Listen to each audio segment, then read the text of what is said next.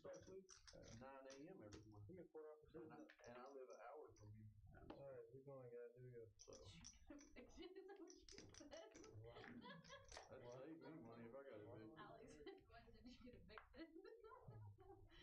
You saw the TV first? Hell no. But yeah, it's in here, right, Lizard? Having second thoughts or something? Yeah, I don't want to play this game anymore. Here we go, guys. First board. Oh, yeah, well, there's a cap, by the way. Yeah, We told him. Oh, so. what's the count? Hold the action, guys. Give me 1 second. One key cap, right? And Queen of Clubs. Hold for this. Alright, first action being on Amy. Amy check and check. Check. Are we drinking tonight? I feel like I played. 75 is the I played bet. a lot better last week when we were drinking. You should start. I think so too. Got a fold and a fold. Ship it. Call Fine. fold and I fold. bluffed Benji with 7 dudes. Yeah, that was crazy. At the end of the stream too, Ace of diamonds on turn. Ace of diamonds. Ace of Nick. spades. This is a deal. You hopping in here after the stream? Scott, SA stands on him. Boy, call. oh my god. Whenever Army drops back fast, You got money on this? of course. When Army drops back to back. Wait, check, check. Flush, nothing. Check, check. I got 120. I got 100 and green. The boy and Glenn gonna chop up the first bomb pot.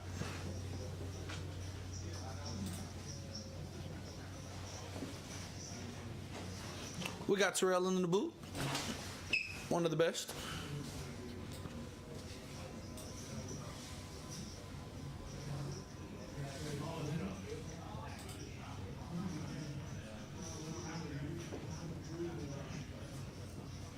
Seinfeld is the new guy in C2.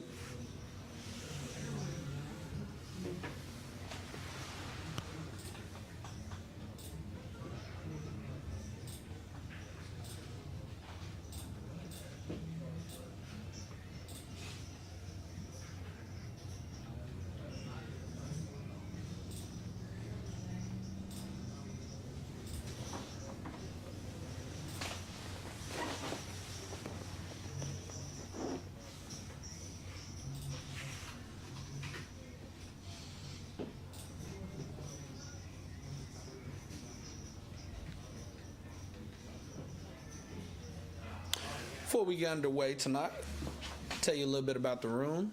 It's a $12 hourly, free food every day, cheap cocktails, fun spot on a Friday night.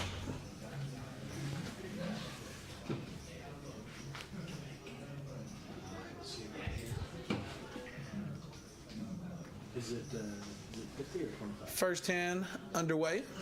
The boy picking up the ace 10.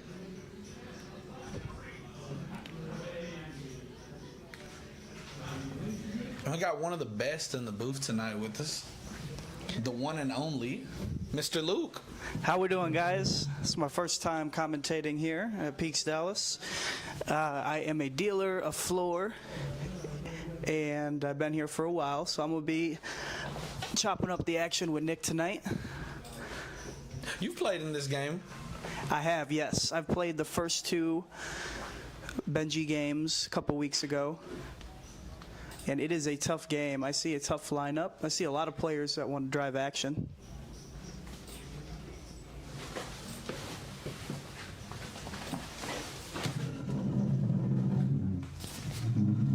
Scott's gonna check that 2 pair.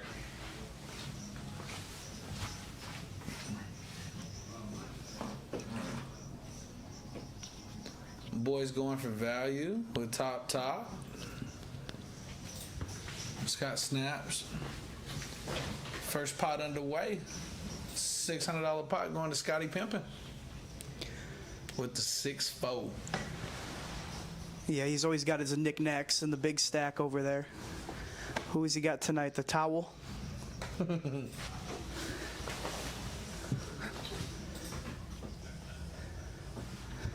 We got Terrell in the box tonight.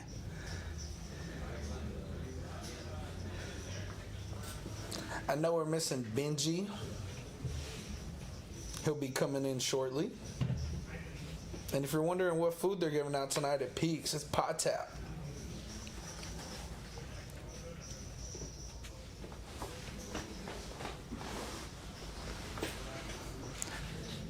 So we got Scott in the 9, Aim in the 8, the boy over there in 7, and we have a newbie in seat 2. Who is that? That is Seinfeld. Seinfeld? Is he one of Benji's friends? I'm not sure.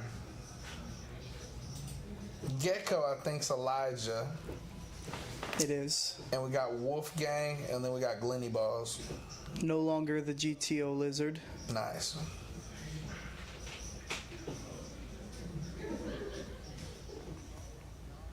No Nick game on yet. Let's see, we'll probably see an open from the boy, a call from Scott.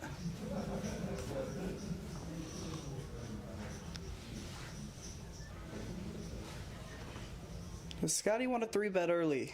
Set the tone with the boy. He's gonna call. Oh, was that Benji? I think Benji's in the 1 hole tonight.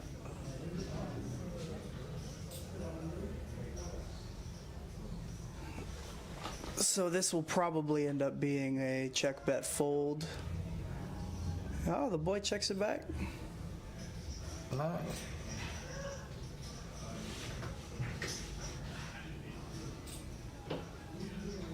Chop it up, chop it up.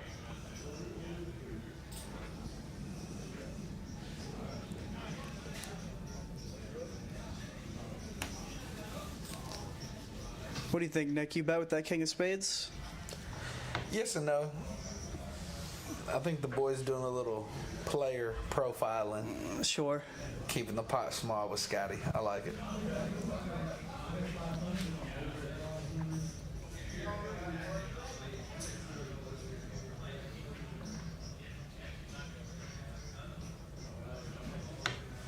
Wolfgang mixed it up last week. He had some big bluffs. Felt like he was bluffing the whole night. Yeah, he had ace king and he got aces to fold. Yeah, he had another one with 7-6 of hearts. He had a gut shot and a heart draw on the turn. Shipped it. Got everybody to fold.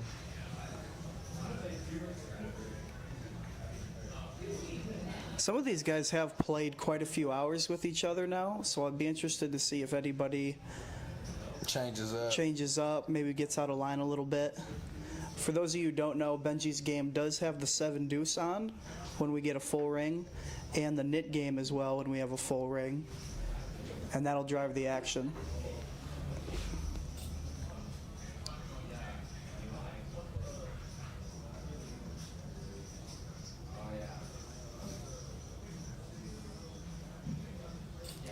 All right, what do we got?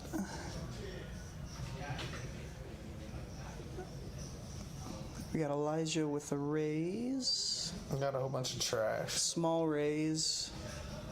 Maybe Benji calls. Let's see. The boy suit is in there.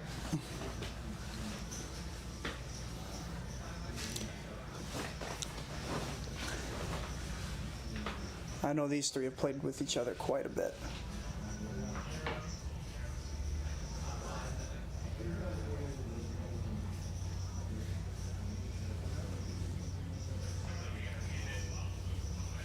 Catch a little piece.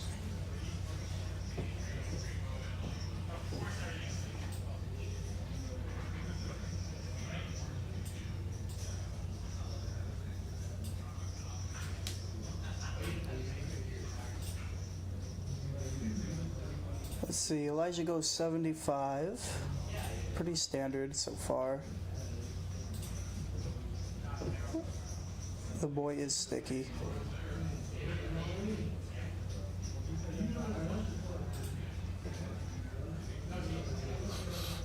This kind of does open the door now for the boy. He's happy to check it back.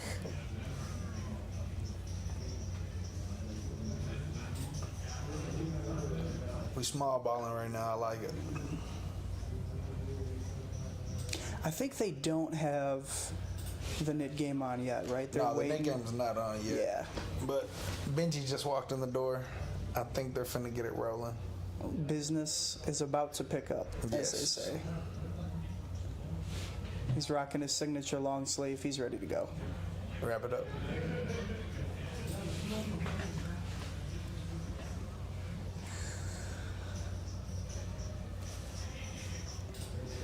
Hey, shout out Red Star Poker in Austin for watching the stream. We were in Austin this past couple days. We came into a little venue. Shout out Ben. They play the stream in Austin, boys. Got it, thank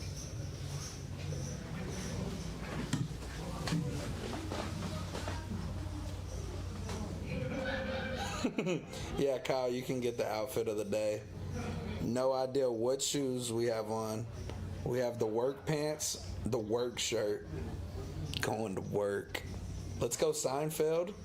Shark. Okay. Teddy CIA says Seinfeld's a shark. That's Benji'S pizza. He looks like it.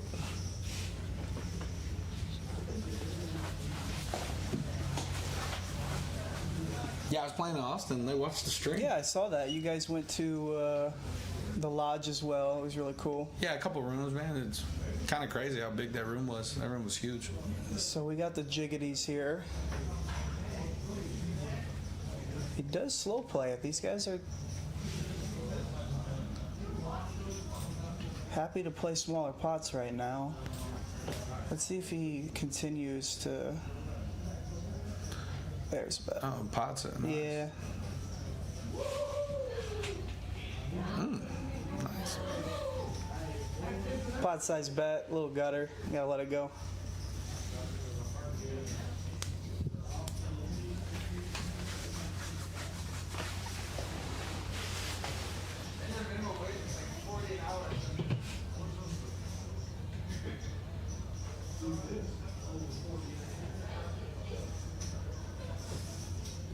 Scott up early.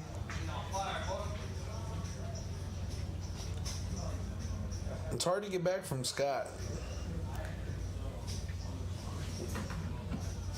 Unless he's stuck. This is true. All right, Geico, king, queen off.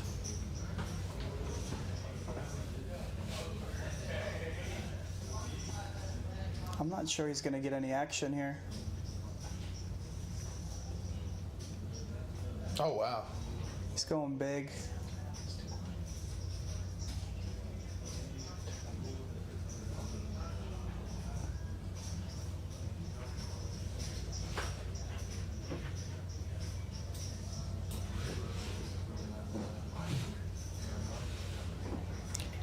Where's old Dan the man tonight? I'm not sure where Dan is. The better half of this poker squad I'm hearing has the sickies. Oof. Dan, I know you're watching at home. We hope you feel better.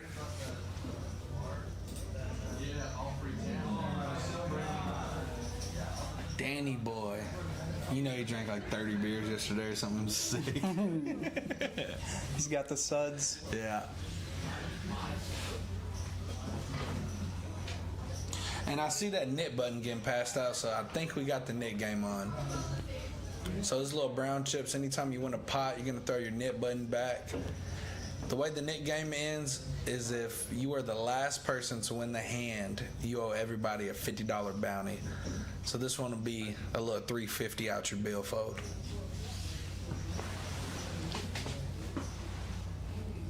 With a combination of 7 deuce, it really does drive the action for this game. Yeah, 7 deuce you get paid 50 from everyone. And it feels like it's always in the back of your mind every bet. Absolutely. Wolfgang's got a decision. Chooses to open. Let's get rid of that knit button. Oh, he flats. The boy will be flat. Yeah, suited ace. Ace wheel. Oh, wow. Amy snaps. I like it. In position. Let's see a couple hearts.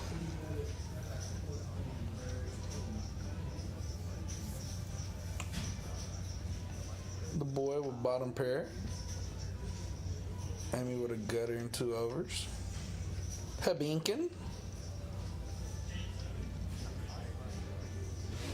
So this is interesting by the boy to check and now bet.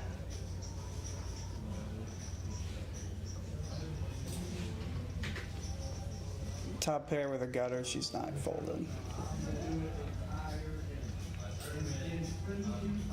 Does the boy try again? No, he's gonna slow down. Nice. Maybe the first one to get rid of that nip button. The sigh of relief. It's a great feeling.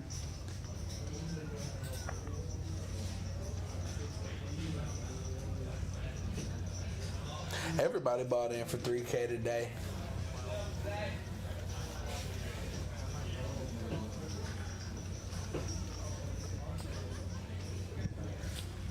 Yeah, the 5-10 game's a 1K min, 3K max.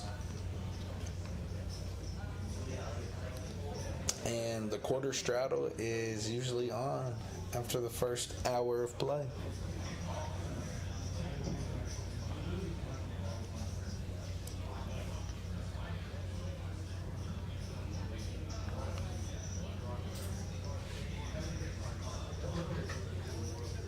All right, let's see what we have. Seinfeld's got the sixes. Glenny got, what's Glenny got? Ace 10 suited. We got Wolfgang with Queen Jack of He's clubs. gonna open the red sixes.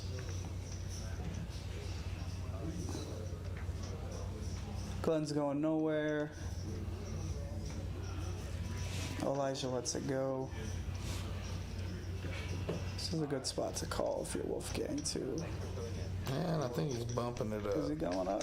Yeah, I think it's a $150. Oh, Ooh. 225, big. He does want to get rid of that nip button.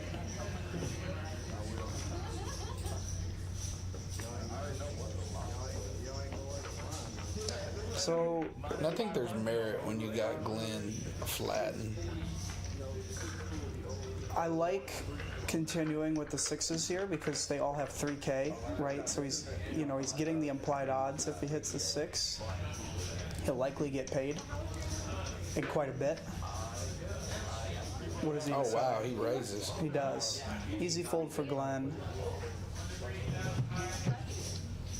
A little 4-bet to 525.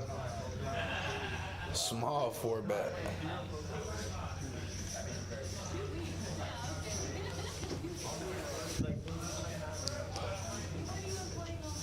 Let's see a flop.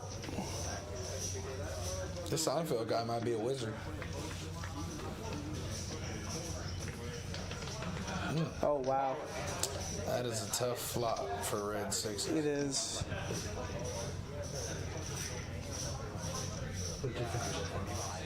Wolfie's going nowhere. Gutty flush draw. Yeah. Wow.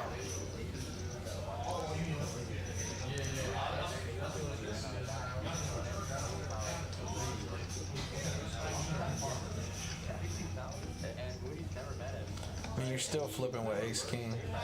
Yeah, if you're Wolfgang, I like probably just calling. If you get raised, you're going to be behind a lot of the time still. You do have queen high with a lot of the draws.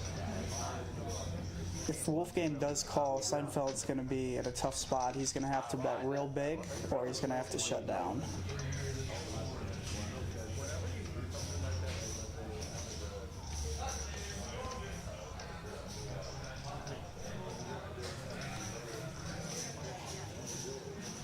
Like the skill game hat too.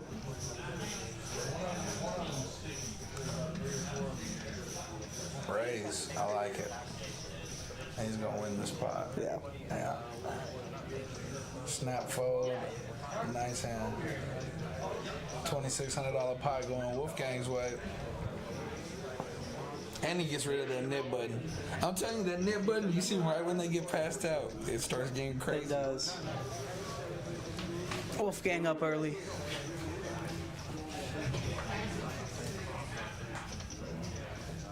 Yeah, the only thing Wolfgang's getting smoked by is a set of tens or aces. Yeah. He's not in bad shape against ace king, ace queen there. Nah. And if he is continuing with kings or queens, he's gonna muck it. Amy with the 7 Dewey? Benji with the ace king.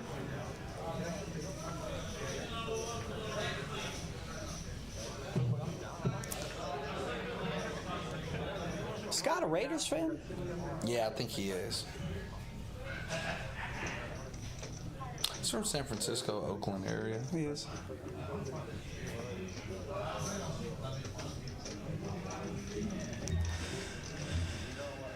Okay, Benji's gonna open big slick. Let's see if Wolfgang decides to three bet Seinfeld, here. Oh, 3-bet to 100, wow. yeah. Wow, this could get weird. It could. Don't put it past Amy. Amy got a good image. Yeah, Okay, yeah, let it go. Wrap it up. Wolfgang's in a good spot here. Both these guys still have their knit button. No way, Benji flats. No. What's the boys stand? If we know Ben, we're going for 4 fizzy. Yeah. 4 fizzy. He might drop a 5-0-0 bomb on him right now. Wham. 530? Oh. 430. Nice guy. Seinfeld's mixing it up so far. I like it.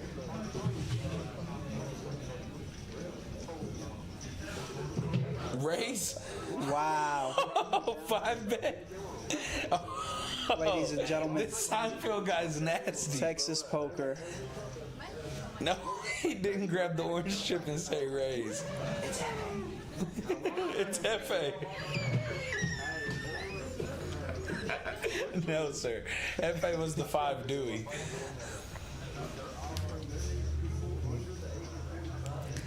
So that leaves Seinfeld with 1.2 back. I'm pretty sure Ben's just gonna go ahead and. Oh, Rip City. Oh, yeah. Benji's never folded. And what's crazy is look at the statistics. Yeah, 42%. no, it's yeah. There must be some folded aces and kings.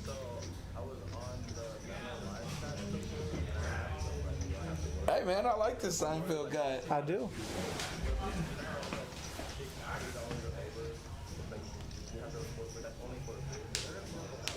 Now, Benji folds, I'll just lose my mind. Yeah. He won't though. He's doing a little posturing, staying balanced with his image. In these bigger games, you gotta stay balanced. Here we go. Freaking robots.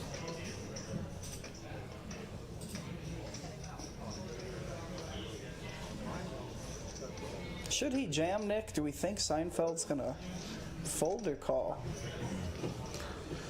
You're never putting Seinfeld on 5-3. He's with the 5-bet. He's saying aces, kings, or queens. Right. Wow, that's what I'm saying. Oh my gosh, Benji, that's what I'm saying. The 5-bet is just never a bluff. That is Wow. sick. Yeah. Teddy CIA, you are indeed right. This is short behavior. There's not a lot of 5-bets in this game. That's what I'm telling you. You don't see them in this game. There's a lot of 4-bets. Snap 5-bet? The snap 5-bet bluff. Nib button's gone. Pick up a big pot early. Show the 5-3, you're getting paid. Like, it's all set up good for Seinfeld. I like it. Benji already's throwing on the straddle for 25. Oh man. Oh yeah. I think I'm seeing some more yellow orange chips come out too. Not the pumpkins.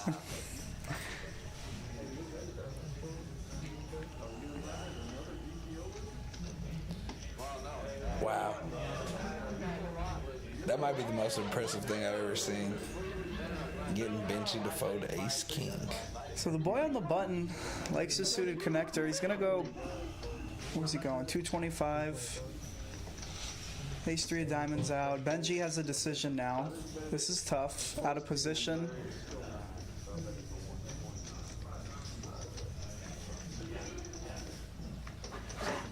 With 2 aggressive players in the pot, I wouldn't be surprised if he folded.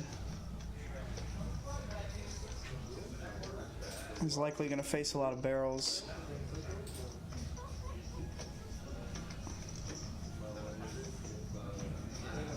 And what do I know? Benji's going 4-bet to 700 with the 9s. That's what I'm saying. These guys are on different levels. King Jack easy fold.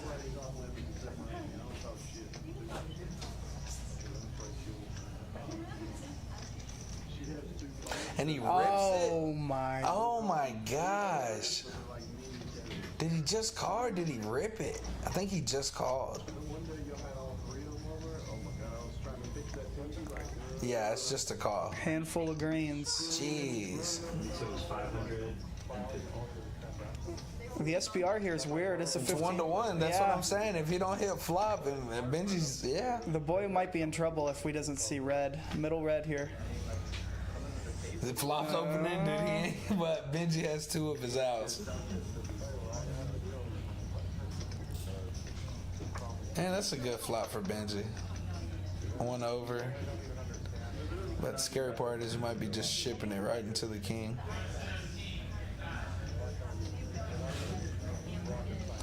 He goes small. Tree 50.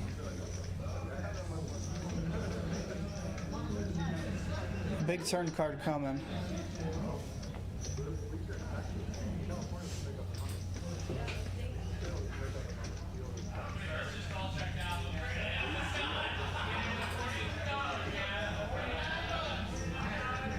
I think this is one Ben is probably gonna go ahead and ship with if he just bets flop like that.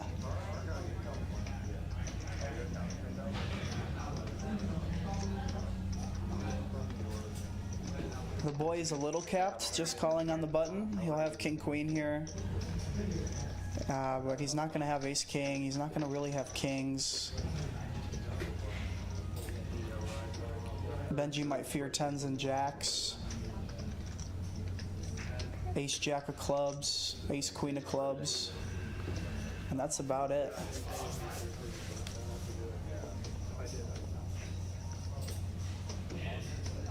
Yep.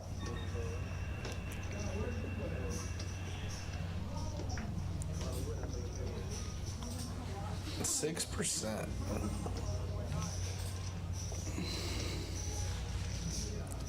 At this point, the boy knows he only beats a bluff. There's still bad rivers as well. Yeah, the clubs are out there.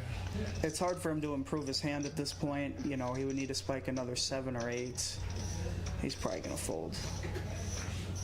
Oh, wow. my gosh. And no, the 7 ain't gonna do it. He needs an 8 and an 8 only. 8 only. I need to open my eyes. I thought he had 6-7. That boy got 8-7. Twice.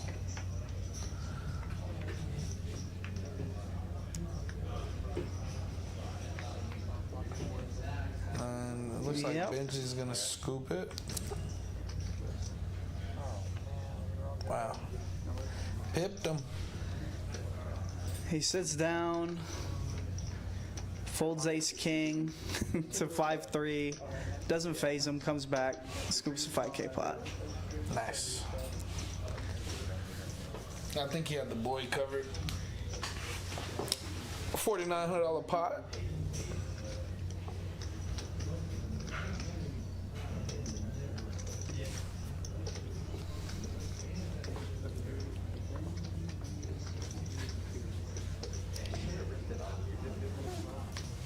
So for that hand for me, when the boy called 700 on the button, his SPR, like we were saying, is getting short. If he doesn't hammer that flop, he's gonna be in bad shape.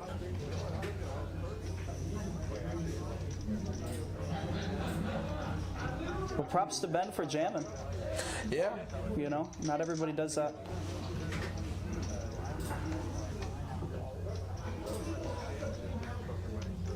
Terrell, best in the business, count it down.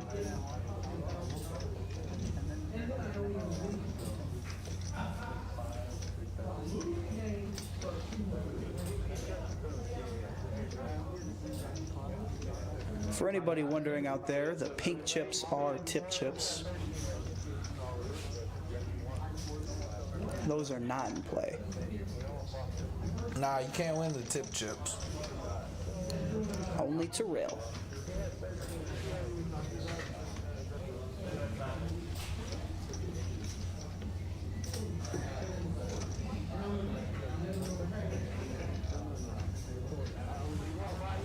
I got Scott and Elijah with nip buttons. We are down to Scott with a nip button, Elijah, and Glenn. Shout out to 28 people in the chat. Give that man his money. Tommy's on there.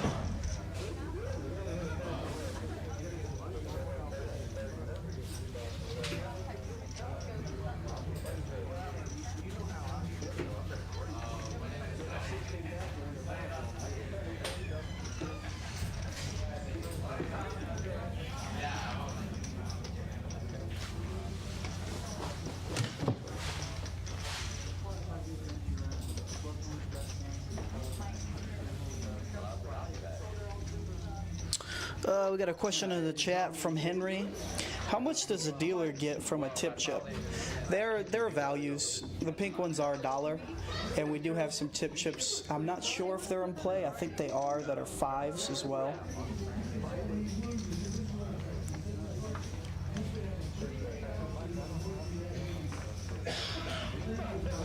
All right, let's see what we got. Wolfgang picks up the Cowboys.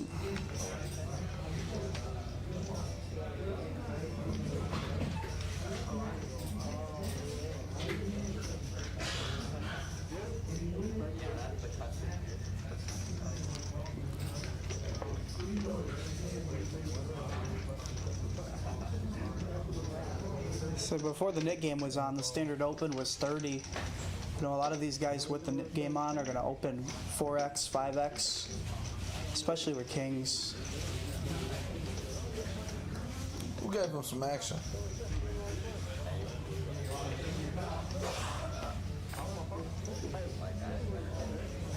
He murdered that flop. Oh, Amy with the black threes. Threes.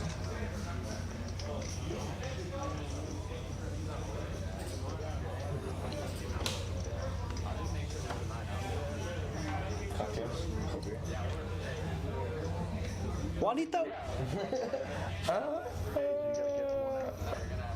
I will take a White Claw, sir. We're gonna White Claw him. Don't roast me, boys.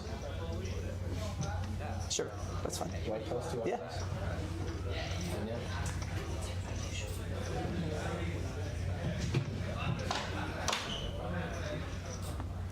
Yeah, we got toasty last week.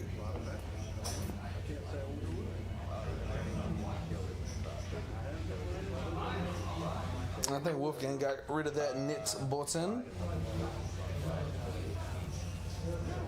Oh, Glenn's got the 7 deuce. Nice. He's gonna go 40. So early versus early, Queen Jack suited.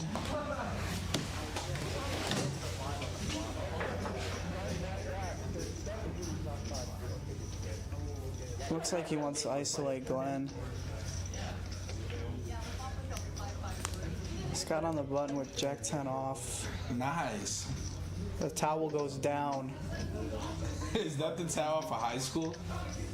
I think that's the towel from South Park, yeah? Oh, is it? Okay, okay. I was thinking the Wiz Khalifa movie, High School. I have seen that one too. They are similar. Scott's gonna flat on the button with Jack 10 off. Glenn doesn't squeeze with the 7 deuce. Bink? Bink? Oh, there's gonna be action on this one. Yeah. Bink? Bink?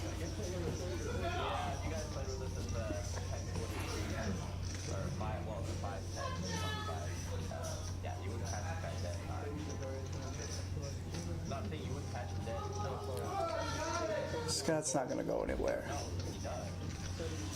I was waiting on the fistful. Oh, Wrap it up, wrap it up, wrap it up. God almighty.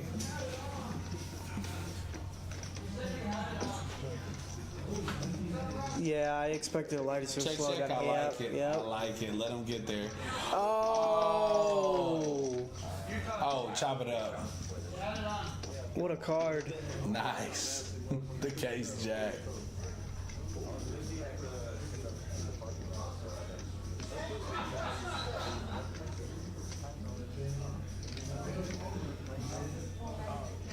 Turn went check, check.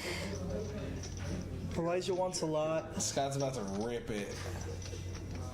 Does Elijah call? Oh no, he just calls you. Are you scared of King Jack? Never. Can't lose your nib button on a chop though. What did he raise? 2,000? Yep. Here it comes. 1,500? Yeah. Now, King Jack's going through Gecko's mind. He's gonna call.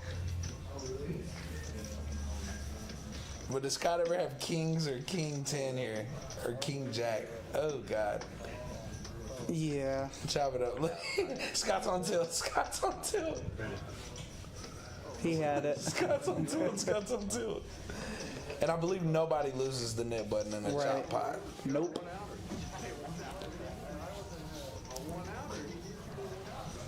Not like this.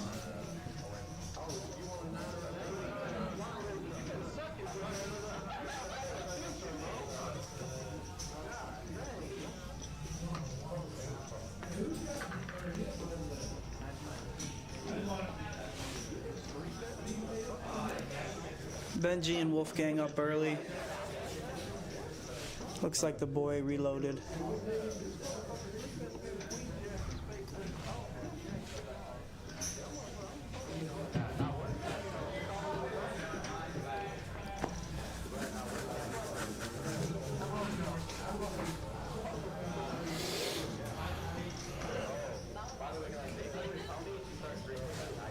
Straddle on.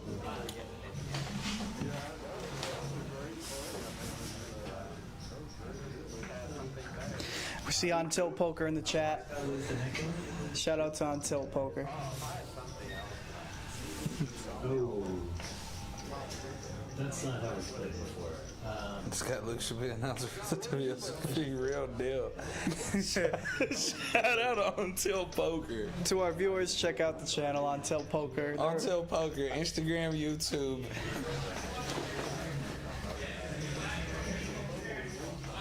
All right, who we got? Low paired board.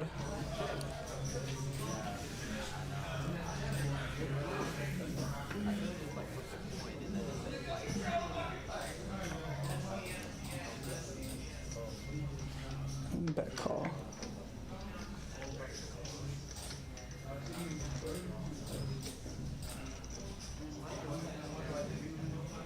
Does Glenn want to check again? Probably.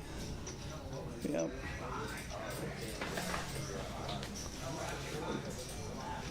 It's pretty hard to call. 2 overs in a gutter. I like it. Gotta make a stand, Glenn. There we go. Oh, There we go, Glenn. Hey, Terrell, hang on for the board. Hang on. Hang on for the board, please. Hang on. check, check. Yeah. Will's gonna do it. There goes Glenn's nip button. I think we're Nice, down nice. to 2. Gecko, the boy. And I think Scotty Pimpin still got one. I think there's 3 of them. So Scott, yes. Elijah, yes. And I think Is that one the for boy. Okay, so we got Yes. Scott, the boy, and Gecko. Alright, I'm ready for action. the boy, Elijah? All right, I'm gonna go tinkle. I'll be right back.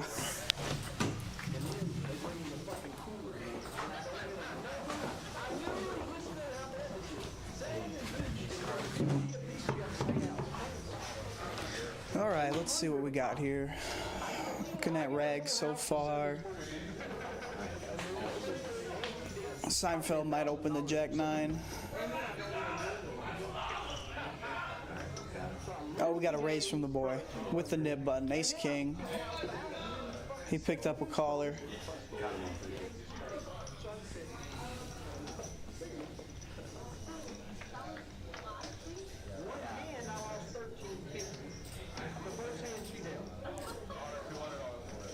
I'm thinking small bet and a fold here. 75 into 190 and a fold, yeah. Pretty standard. There goes the nip button. We're down to 2. That'll be Scott and Elijah.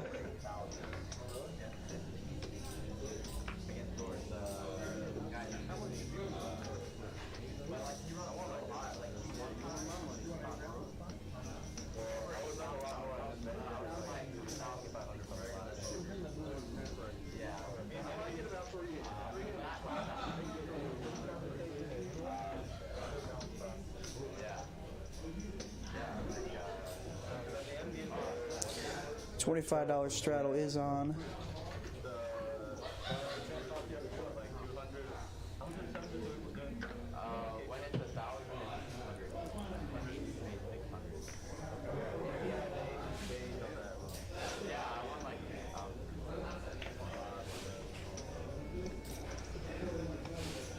Ben lets the king 10 go in middle position.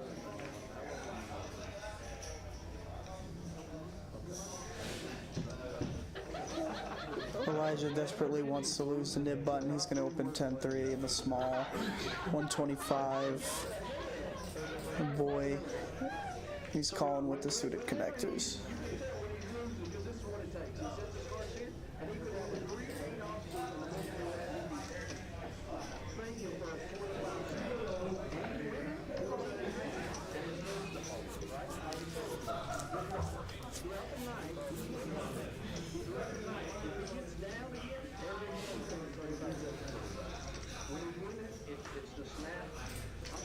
About a third pot bet and a call from the boy. He's got a gutter, got all the back doors. It's a good card for the boy. He's open-ended now. Elijah with the nit button. See if he blasts. He checks.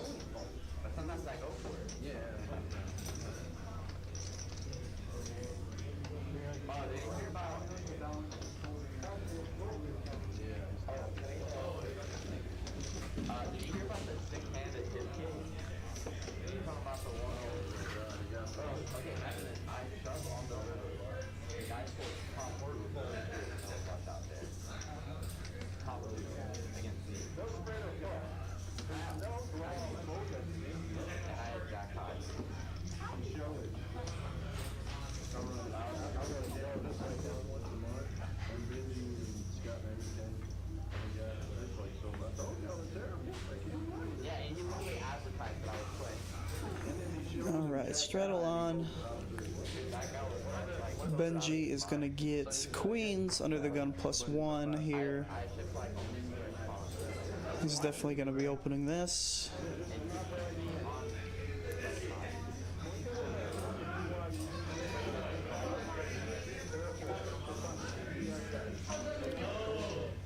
He says 75.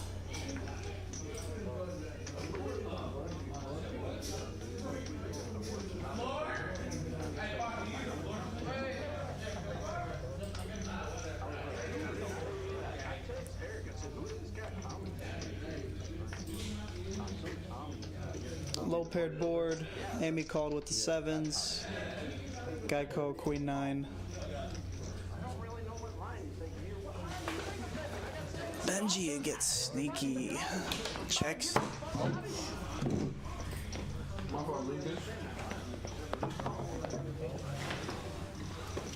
The claws have arrived. Gang.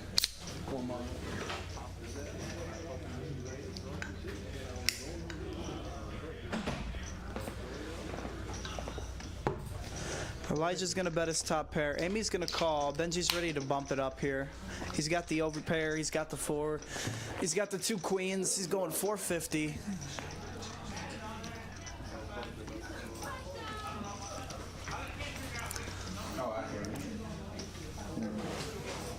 Elijah could think Benji's up to something here. I don't mind this call. Amy, a lot of pressure. Gotta go. We got a big pot developing. Nicky's back. Let's Big do it. pot, Nick. Benji slow played the queens on the flop. Elijah bet. Benji went ahead and raised him. Elijah calls with the queen 9. He's still got top pair. Benji's got a barrel again. Continue this line. Yeah, I think why I like watching this game is because I like seeing their bet sizings. Yeah. They mix them up so much. I'm very interested to see what Benji's plan is to get it all. The pie tap is in the building. Oof. Ooh. Might have to go. You better go because it's going. There's a bet. Looks meaty. Looks 60-70% pot. Looking at 675. Yeah. Hey, that Terrell cuts chips really good. Yeah. God almighty.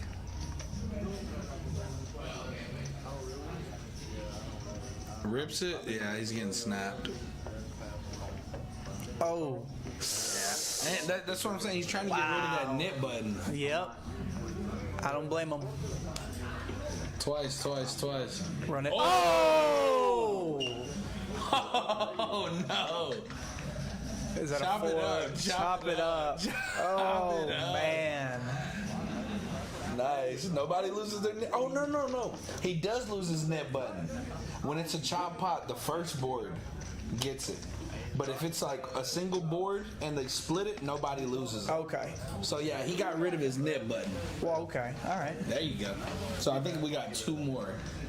Did the boy get rid of it already? No, I think I see Scott getting ready to pay people Oh, yeah, out. Scott's paying people.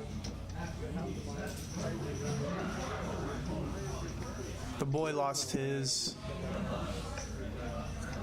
Did he? Yeah, I think Scott's the loser.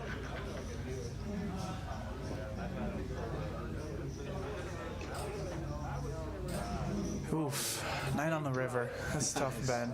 What a life. Hey.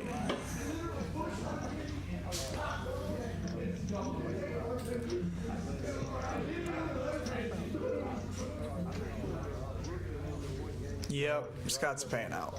Yeah, a little 350.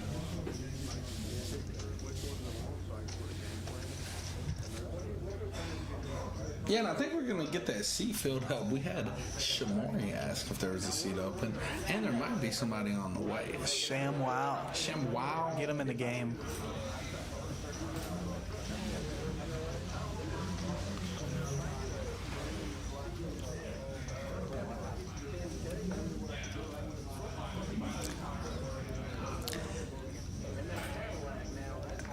I'm curious, are they going to put the knit game right back Dude, on? they snap put it on. They usually, so last week they did a bomb pod after every knit game.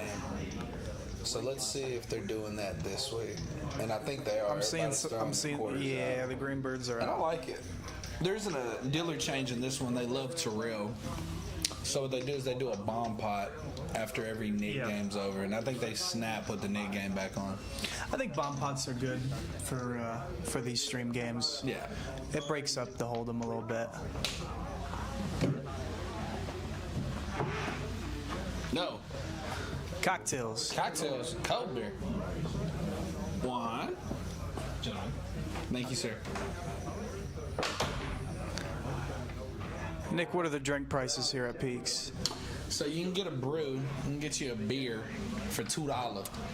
And most of our cocktails, unless you want the fancy stuff, is $4. And the fancy stuff's $5. So everything else is free in the building. I know you come here in pregame on the weekends before you go out. We love the full service bar.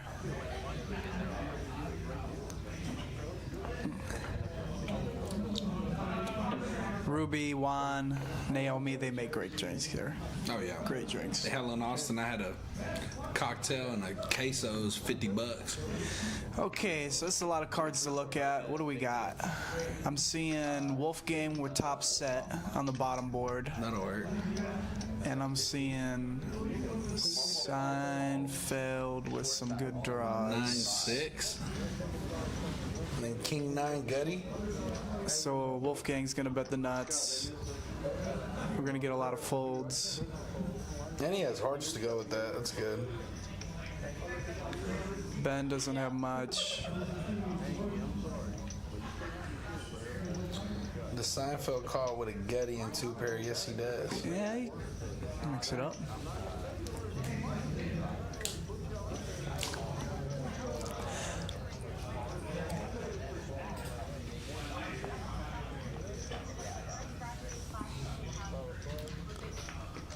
Hearts come in.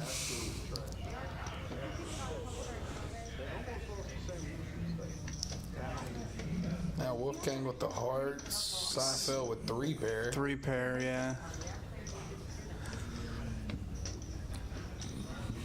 What's Wolfgang got on that other board? A 6? Just has queens on the top board. Oh yeah, Queen's got him.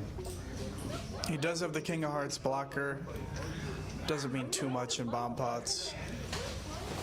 He does bet again. 1,000 cap on the bomb pots for 510. Yeah, he just pots it. And if I'm Seinfeld with 3 pair, I have no made hand right now. Nice. I'm pitching it, yep. $1,100 pot. Throws Terrell, the nickel. We always love to see that. On to the next hand. And the nits. There goes the knit buttons. Yeah, it's a tough game to sit back and knit it up. They want the action.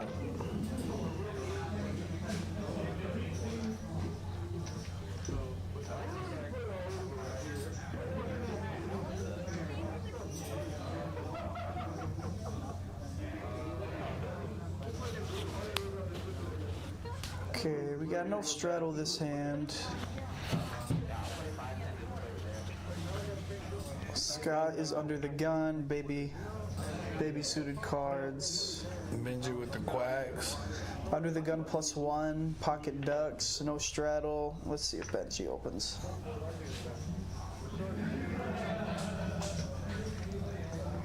Scott's got a chip mountain.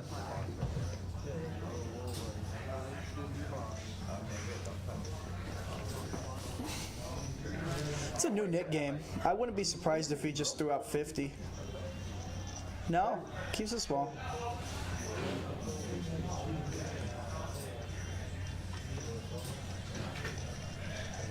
The boy needs some revenge.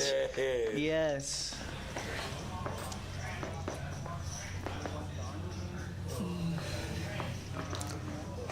Oh, Amy joined. Look at Glenn.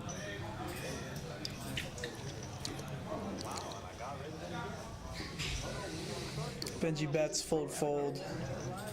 Tough board to bet on, but when you open under the gun +1, you're still going to have a lot of kings, a lot of queens, a lot of strong hands. So we like it.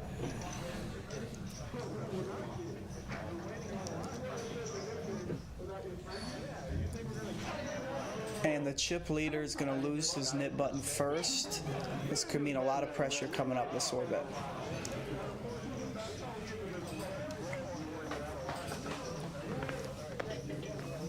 Who we got chip leading? Ben. Benji? Yeah, he doubled through the boy. Nice.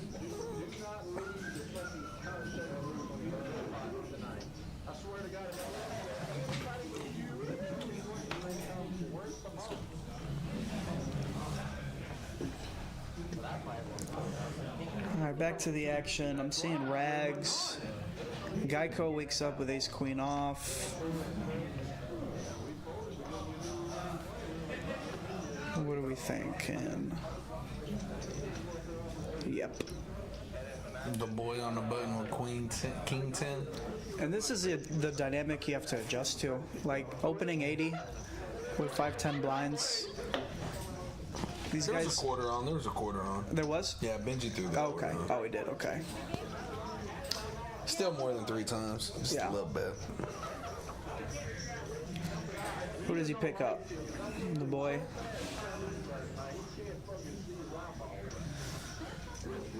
More low-paired boards. We're seeing a lot of them today. lot of kings and tens folded. Looks like the boy got 2 outs. And a check from Elijah.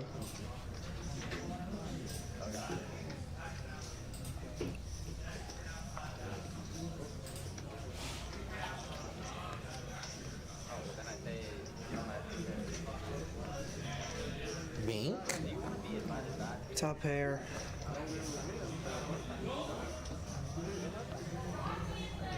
You gotta think the boy's not calling much though.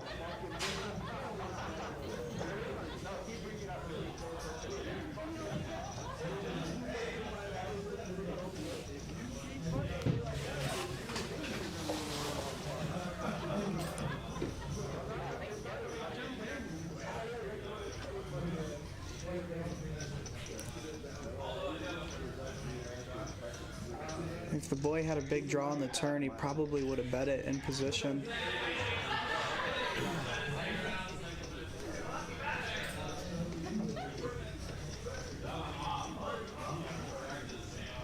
Yeah. Cards go face up after the fold. Let's get rid of that nid button. Yeah, if you forget to turn your hand up while the knit game's going, you do not get rid of your knit button.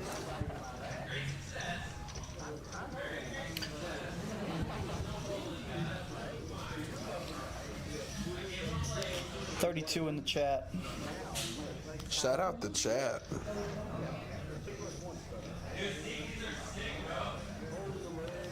Oh, I hear Scott and Jason out there.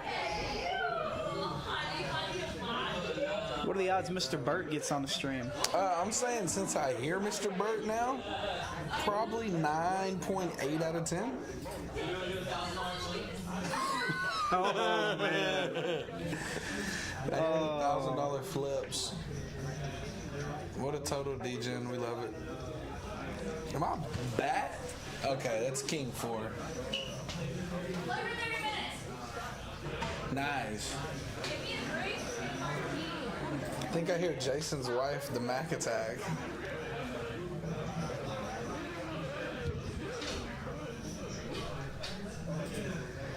Is the limp hot? We limping? Got our limp. Benji figuring out what to do with the 10-9 suited. Oh. Yes. Max Payne for the limps. 200. He loved to take it down here. Out of position. Pick up $100 dead. Nice.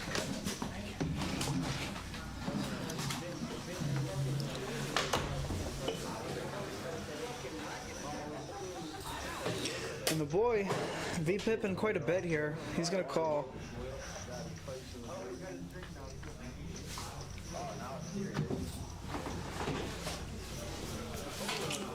Benji, open-ended.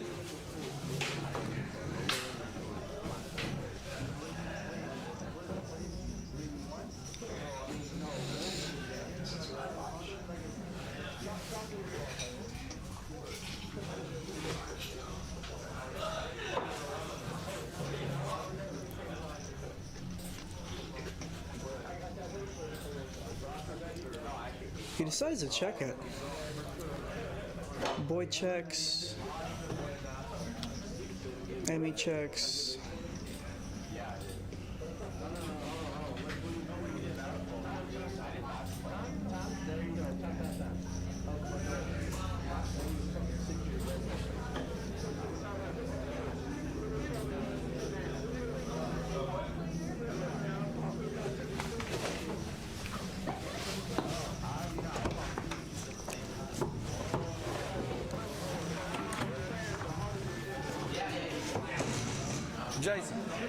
Jason.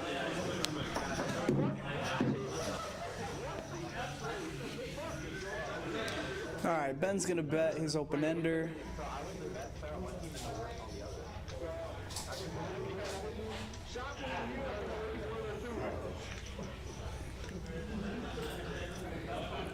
And it looks like he's gonna get a call from the boy.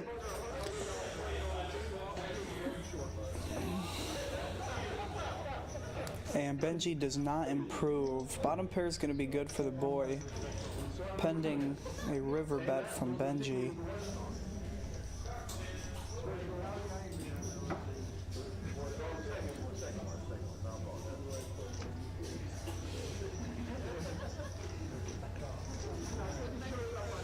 Benji has no showdown value. Goes big. It's looking like 75% pot.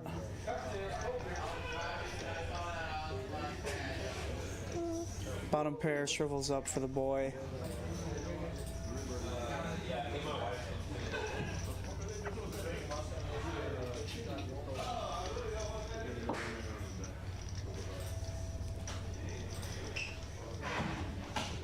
Oh, wow. And the boy's gonna rip. Bottom pair. There's no scenario Ben calls here. This is a soul read by the boy. Very impressive.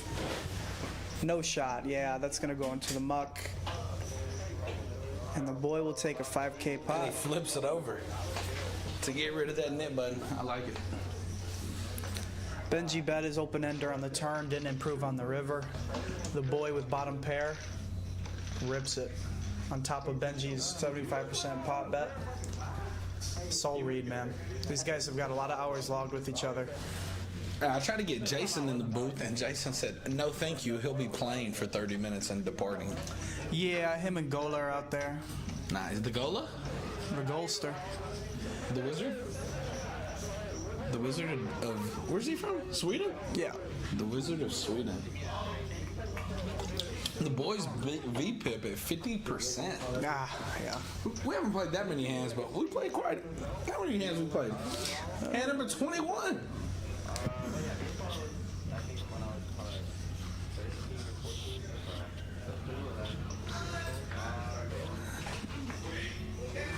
Glenn limps the crabs. Kind of rags going around.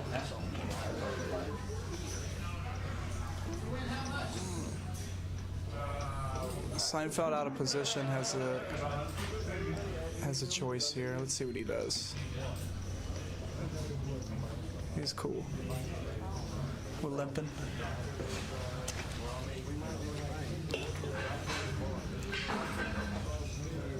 Nice.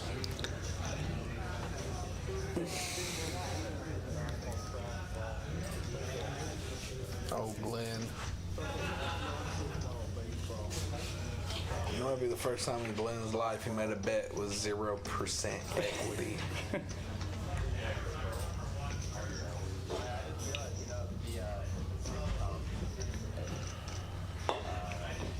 I'm assuming this is gonna go check, bet, fold. Oh, he's gonna play it slow. What's his name? I think Glenn's still checking. Yeah, he's checking. Oh man, Seinfeld checks too. Yeah, Seinfeld was. Glenn had position. And Glenn checked it back. Yeah. All right, we got Amy, Scott, Glenn, and Wolfgang with the net button still.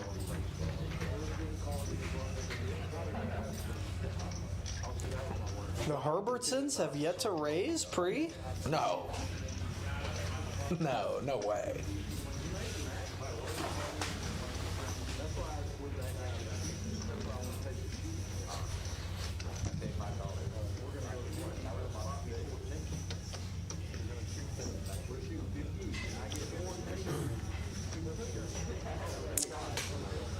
Back to the action.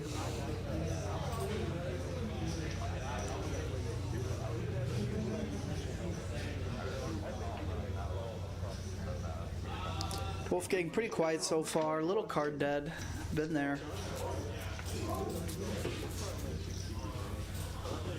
And the boy's gonna keep his VPIP up over 50. Limp the King Dewey. Amy's in there. A lot of limping going on this orbit. No. I think Scotty's bumping it up. Yeah. There we go. 25.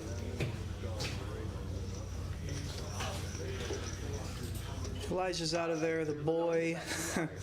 Limp call, 3-bet. Boy! Limp called the 3. Let's see an ace high 2 diamond. Oh, we got the 976. Check, check. I think the boy knows this board favors him, but he's still checking. Oh. Yep. Well, yeah, Yep. the pimpin' ain't folding no more.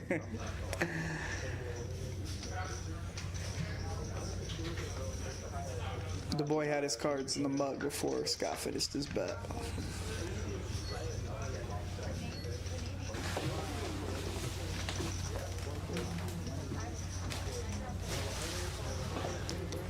For those of you who don't know, watching our stream, we do offer 1-2 every day, starting right around noon here at Peaks. We also offer Congress, bomb pot games as well. Anybody new to poker watching, if you have friends or family that want to come by and try like a 25-cent game, we'd love to host you. We got plenty of tables in the building. We welcome all new people to come to Peaks. We have 3 tables running right now of 1-2. A lot of those will also have dealer choice options where you can add Congress, 5-card high, regular PLO, crazy pineapple. We like to mix it up. We got bomb pots at dealer change. Free food, free snacks, monthly membership $15, hourly $12. And it's a non-for-profit, right? We like to donate our profits to the Children's Hospital here in Dallas. It all goes to the kids.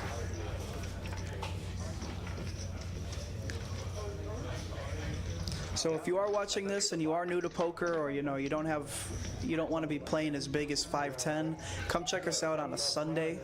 We like to get a smaller game, a 25-cent, 50-cent game going. And it's designed specifically to introduce, maybe your partner or somebody who is brand new to poker, get them around cards. Yeah, this is a very fun spot. And speaking of ladies, this is Scott's lady. That's Jason's girl. I bring my girl here all the time. The owner and his wife are up here playing all the time. It's a very friendly environment to bring the spouse/girlfriend. Yeah. And we're located in the Design District of Dallas, 1231 Wycliffe Avenue. We open most days, we're going to be open at 10 a.m. and we'll close around 3, 4 a.m. The booze do stop around 2.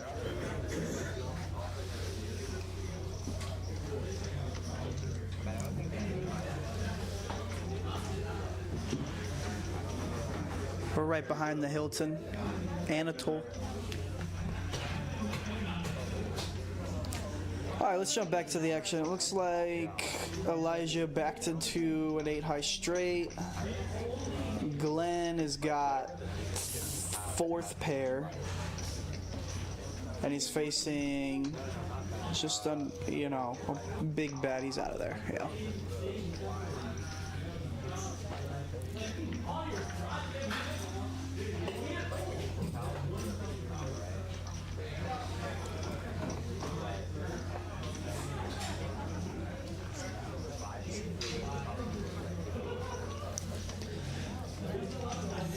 Looks like we got Glenn, Amy, and Wolfgang with knit buttons.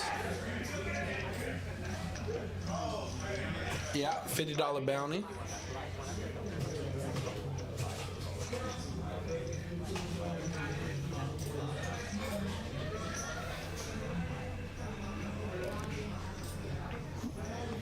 All right, we got some rags for Amy and Scott in early position. Benji's got the 10-4. Seinfeld with the Jack 10. It's gonna raise it up. Wolfgang's still a little bit card dead. The boy folds. Small pot. Headed for Seinfeld.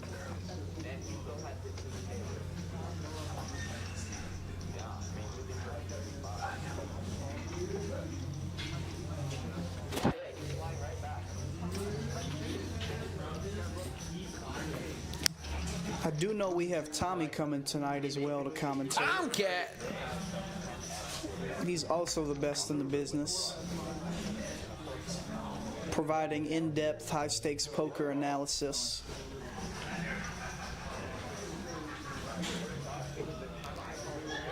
All right, Benji Under the gun +2. Pocket Oh, fours. my boy Eli don't put the hat backwards. It's spooky time.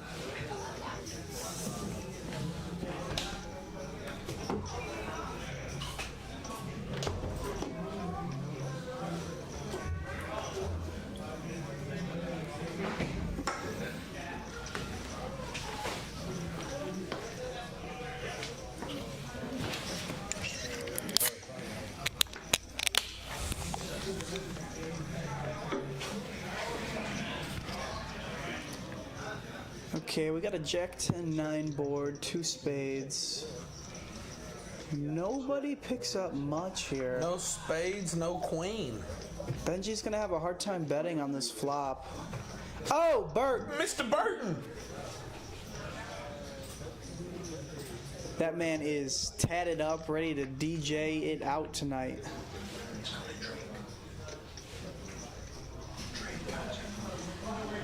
Oh yeah, I'm getting word that this man is not at Komodo tonight. He's going to see Drake. Drizzy Drake at American Airlines tonight. What a life.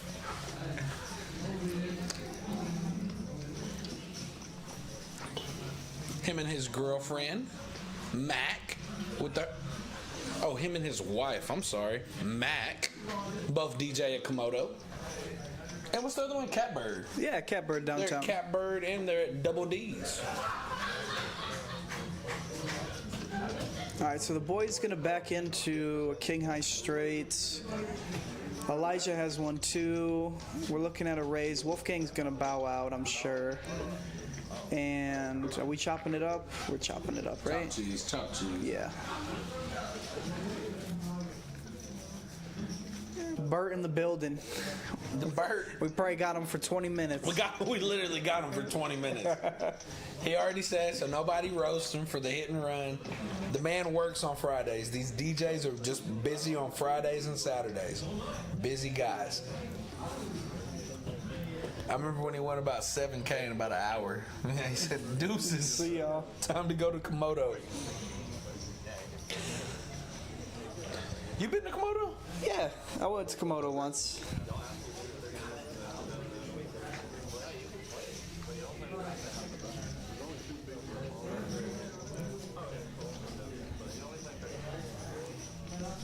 The bird. Oh, God. So fun. Looks like we got the girls in the booth too. In the live stream room. What a life that is. Ready for Drizzy, a little 5'10" before. Just a typical Friday at Peaks. We love it. The poker supporters are here. Looks like an easy bet fold. So we got Wolfgang, Glenny Balls, and Amy with the net buttons left.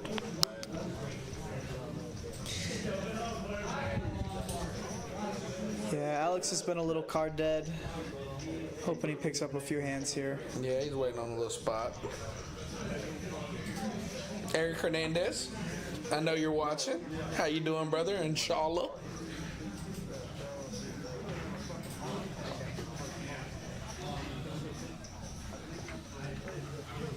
My man's studying. He had a rough week last week. He told me he's getting back in the lab. Yeah. It happens. All right, Scotty Pimpin picking up the 7s, and Amy picking up the 5s.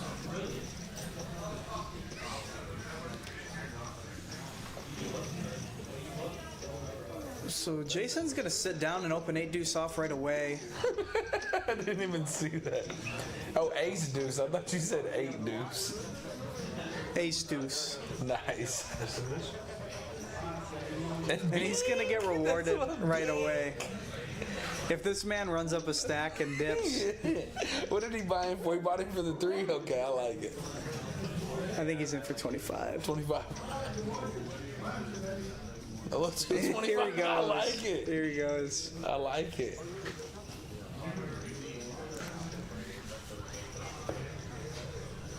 Yeah, the 5s kind of shrivel up there. Scott, 7s, it's tough to continue. Oh, I didn't see I didn't see Ben. Benji flop 2 pairs. Oh, and a heart. Oh, I didn't see this. I didn't see this either. Oh, Ben knows he has an ace too. This could get good. Does he raise him right off the rip, right off jump? I think you realize your equity. Maybe pick up a heart and then raise. Happy to keep in another barrel. No, that's about to be about 850. Oh, he's gonna do it now. No, that's small. Oh no, there's the black chip, 750. This is yeah. Seinfeld out. The bird. Jason's wondering what's going on. Jason's thinking hearts. My girlfriend's to my left. Do I really want to bust first hand? She's watching Jason.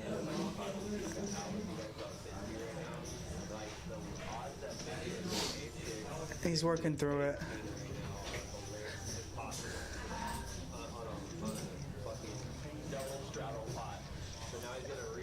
And I will say, Jason is one of the only guys I know who will talk like he's about to fold and then call.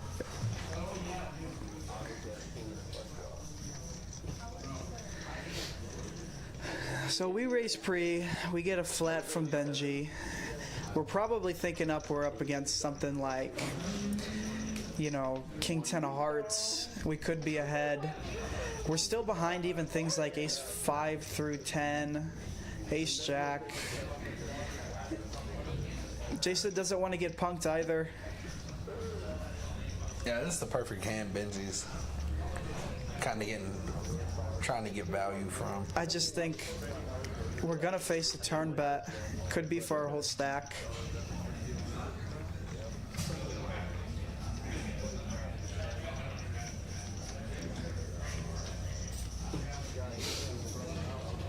I think he's folding. Yeah, he's talking to Wolfgang. Yeah. They're telling each other their favorite Drake album. He's getting it in. He's mucking.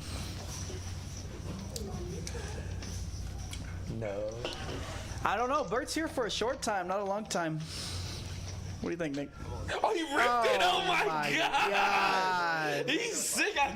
No! Benji snapped him. Oh, Twice. shit. What? First hand?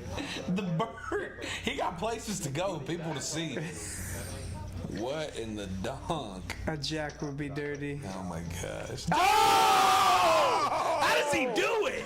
Oh! Oh, they went twice. They did go twice. Jeez. Jack, Jason, you dirty dog. Oh my gosh. I smelt it coming. I just felt like it was coming. Gosh. Jason is just too cool. He's too cool, bro. There's no way you come in and get scooped your first hand. There's no way. And he loses the nib button for top board. Oh my god. Wow. That's bad. Nice hand, Bert. Jack. That's bad.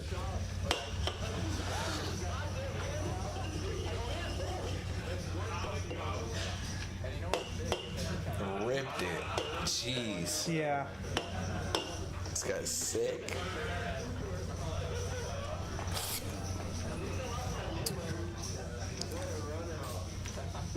I'm pretty sure everybody at this table likes to go twice except for Scott. Yeah, Scott's a one-time guy. And I think that factors into some of the calls we see in all-ins. Yeah. I don't know. Does the boy go twice? The boy will go twice.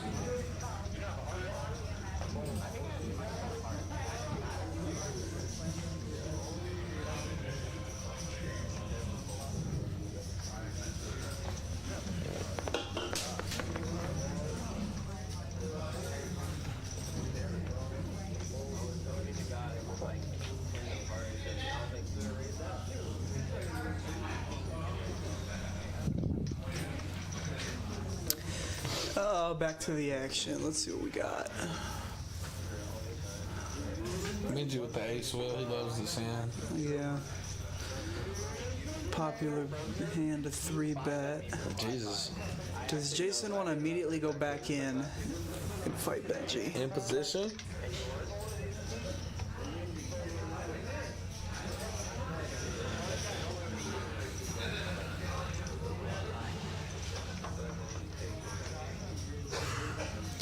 Drizzy Drake in Dallas. Yeah, his OVO playing was seen the other day. I think he did a show last night, too. He did, yeah. I think he's back to back.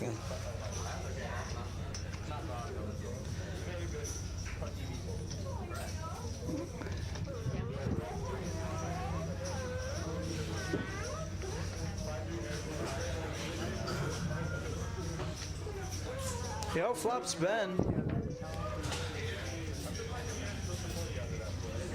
Ben's got no problem checking.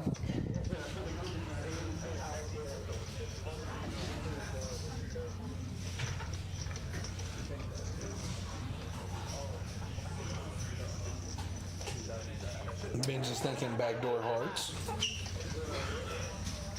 Hadouken? That's a sweat. We got a sweat. Oh! Backdoor Jesus.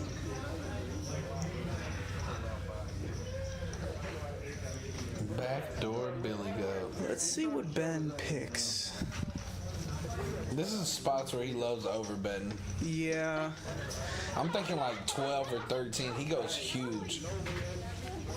And if we're Jason, I think we get okay with getting away too. Yeah, there it is. There's the orange chip. Nice.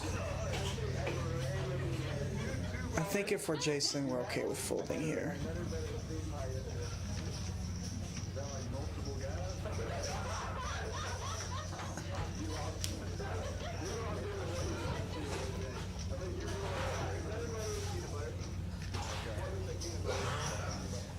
Yeah, you're getting beat by a 9 now, a flush, a 10, a jack.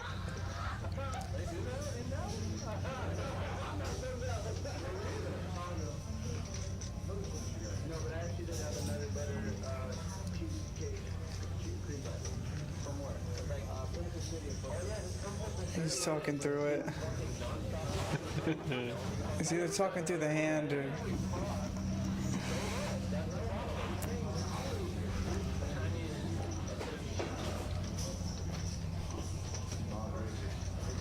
Oh, Brian Zamora in the chat.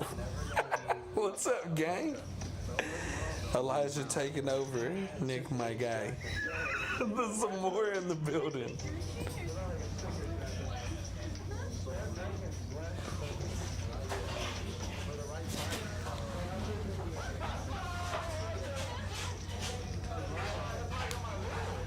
Shout out, Brian. We Shout miss out, you. Brian. Get over here.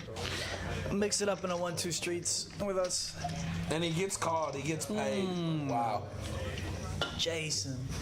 Yeah, that's a bad one, Jason. He ain't gonna like that one when he sees it.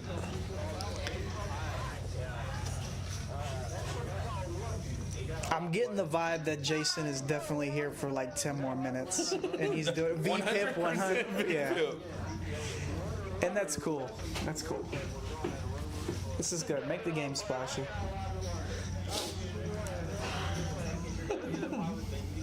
Scott, Amy, and Glenn, 3% pre-flop raise. Went to showdown. Wolfgang 0. Nice. Yeah. You love that. Be up in the game. Never even have to flip your cards over. Would be nice.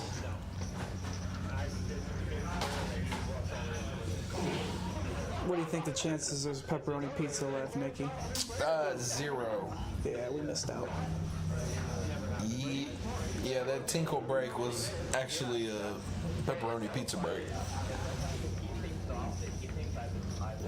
And I think if you look behind Jason, that is the co-owner / full-time owner, Danielle, talking to the Mac. She's a 5'10" player as well, and she's very good. You are right, Nick.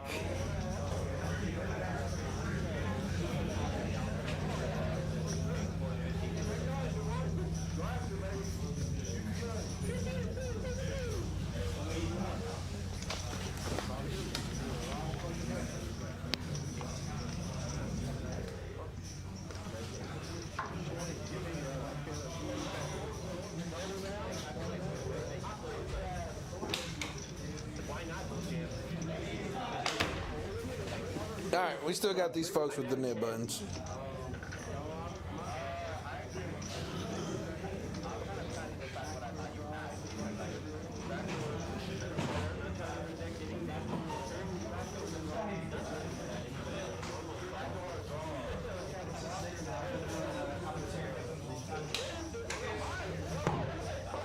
No, we got Mr. Value Bet in the building.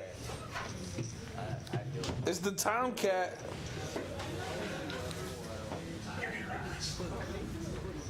Big green tea guy. What's going on, guys? Can you hear me? Yeah, Roger. Breaker. All right. Set the stage for me. Anything exciting happened so far? Jason Burke said he could play for 20 minutes, and he's been in 2 massive pots, and he's played 2 massive pots. All right, let me see here from last. We have. I recognize one new player, Geico. I'm assuming. No, that is Seinfeld.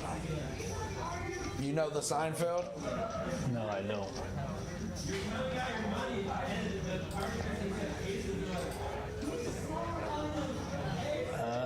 Pretty crazy flop here. It's gonna be interesting. Yeah, open-ended versus Straight flush. straight flush gut draw.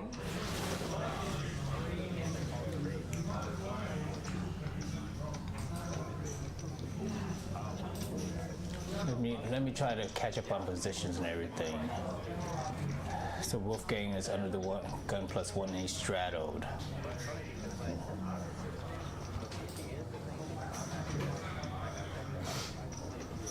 Probably re-raise here? Yeah. So I think Scott probably just gonna call. But he could jam though.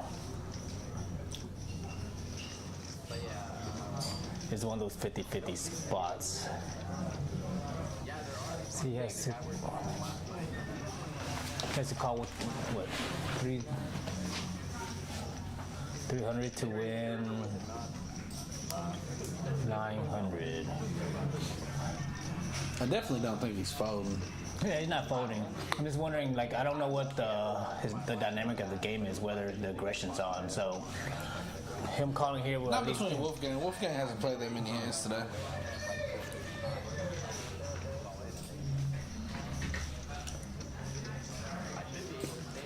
So unfortunately, the paired board usually favors the aggressor in this spot because. So now Scott's draw is pretty weakened because. Yeah, I was backward. Yeah. So I think Wolfgang's probably gonna, but I don't think Scott's gonna give up here. He might not.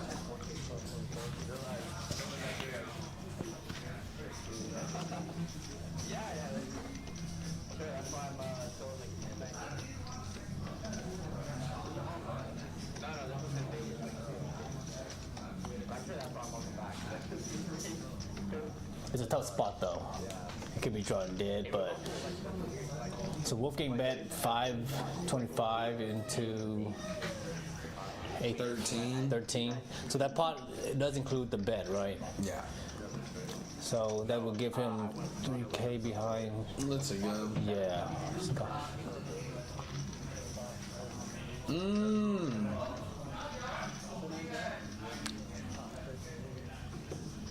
Here's your pre-flop raise. Yeah, I don't recognize Geico or Seinfeld. Geico is Elijah. Elijah, oh, he changed his name. Yeah, he changed from GTO Lizard to Geico. Okay. And then Seinfeld is our new player. He was mixing it up early. He got a 5-bet through with Benji with 5-3 suited.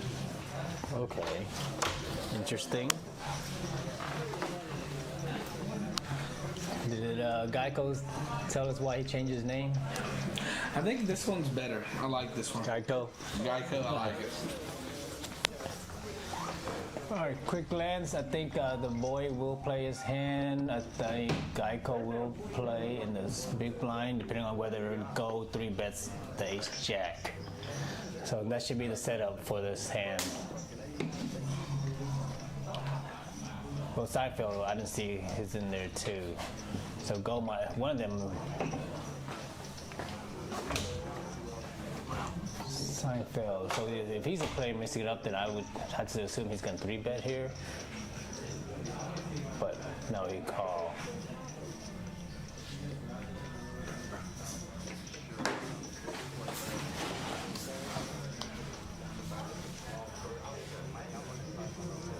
All right, good. We can see a flop, multi-way. This is always interesting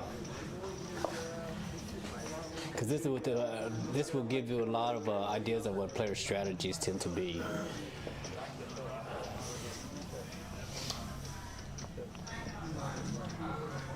I think the boy will bet out. Seinfeld will call.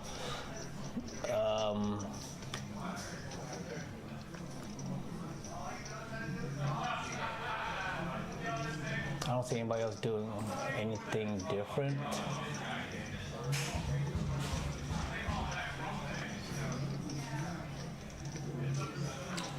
Two pair now for the boy. Takes the part, give the boy 2 pair. Yeah, the board gets a little more So I think he's gonna. scary for tens. Yeah, so I think the boy will probably bet a little bit more than half pot here, and Seinfeld will probably call. Well, he Oh overbets. wow, he bet 7. 6. I don't have a read on Seinfeld yet. I mean, this is a tricky spot, one of those tough spots where you're just bluff catching, and then I think he has to assume that on that board right there, if heart doesn't come out, he's probably gonna see another bullet from the boy. So then this is where you have to decide: do you want to call down and on a blank heart, or maybe consider giving up early? Wow. Flicks on the call.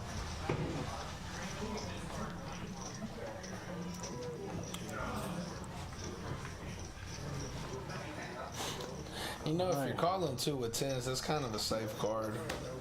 It is. That's the thing. Is a He's tough doing part. a lot of this with 4-5, 7-5, a lot of 5s. And a lot of backdoor hearts as well. A lot of backdoor hearts. There's a lot of 2 pairs too. I mean, not a lot, but. So that's a good card for the boy to shove on, I think, where he might get looked up light. Yeah, Seinfeld got 1,600. So I think the boy will probably just shove here, and Seinfeld Yeah, he rips. most likely will look him up based on what you told me how he played with a 5-bet. Yeah, he 5-bet with 3-5 suited earlier, but Yeah. the chat was saying Seinfeld is a shark.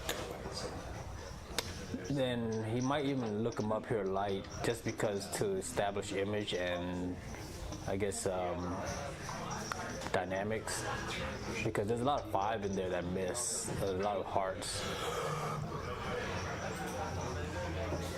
That's what I'm saying. That's a pretty safe card for pocket 10s, the queen of diamonds to come. I mean, that 6 card, the problem with that 6 card is a good bluff card, but it's also a good value card. So it puts you in a tough spot if you start seeing aggression.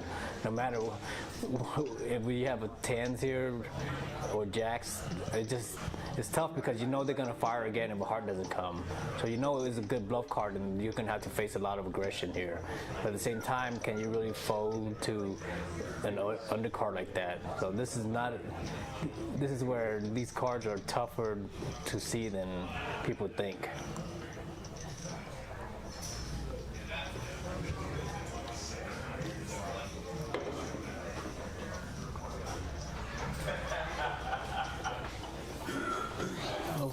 While they're waiting, let me pull up the chat, see if people are starting to chime in and talk with us.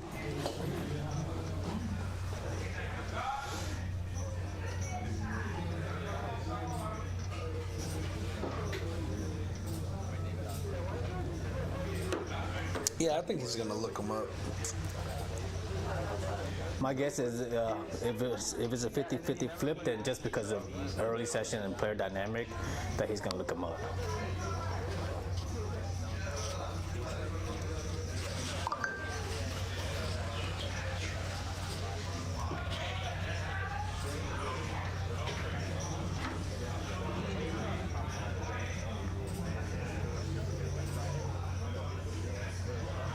So let's see if we can think of some other variable. So the boy did raise pre-flop first. That's something to consider, that this is not a board that hits the pre-flop raiser. So I guess one other thing that Seinfeld could factor in is that if he had some kind of Broadway bet that picked up a backdoor heart, and it's with the queen, so now the queen is a value bet now that the boy could be making here. So that could, Seinfeld might be factoring that in because of the boy's early pre-flop position raise.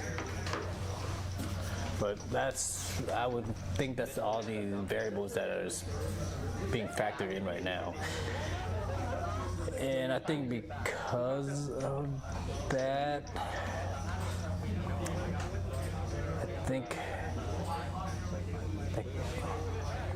Wow, yeah. good fold. I think that queen and the early position raise makes it, that bet could be more for value than it is for bluff.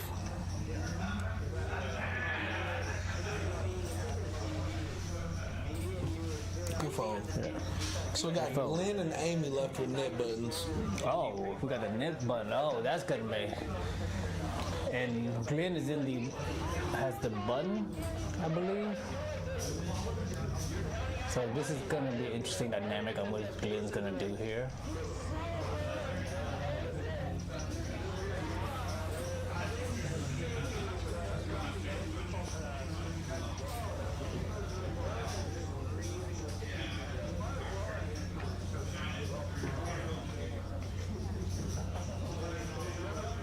Let's see here. So we're probably gonna fold around to Geico. I don't see many strong hands here. The boy might get a little bit. Yeah. Okay. Good. So the boy's playing active. We can see from the King 7.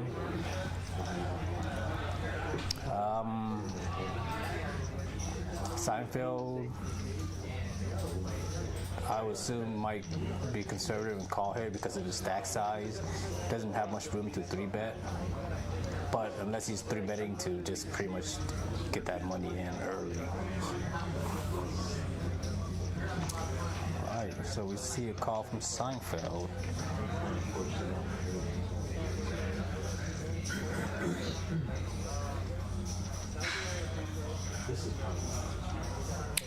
So Elijah's about to make it like 300.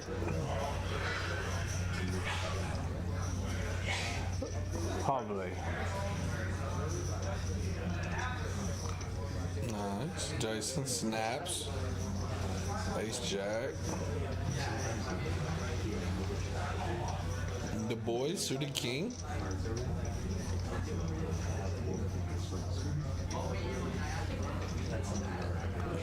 Oh, Seinfeld folds. Nice. So the boy decides to defend his raise, right? Yeah. Flops a straight draw. Good flop for Gecko.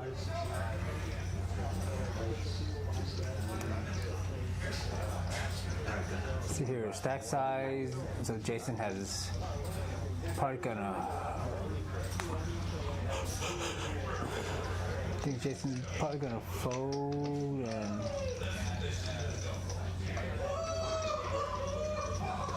I think the boy could make a. So this is one of those spots for the boy where your hand is right there where it's weak enough where you'd rather take the aggression and raise versus calling. He's in position as well, so that might factor in where he might lean towards calling instead. I think if he did have some kind of club, he would at least one club, but he wouldn't be in this hand with just one club. And if he had 2 clubs, he would probably for sure re-raise. So I think I'm going to err that he might at least float one.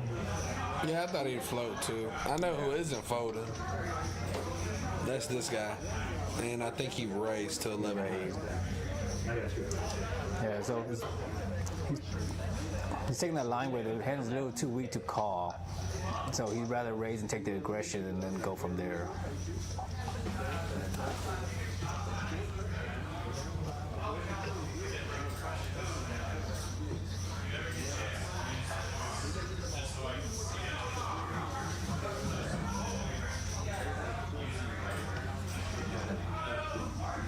That's Brian's more. Seinfeld's the best player of all time. We got love for Seinfeld in the chat.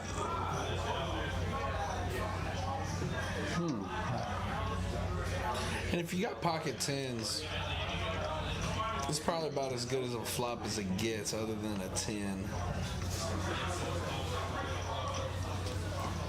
Yeah, the problem is that this is not a good range for the 3-better. It's better range for the caller, because 3-betters tend to 3-bet their suited broadways if they miss this flop, or being like 8s, 9s, and 10s, but then it wouldn't be a decision, this long of a decision.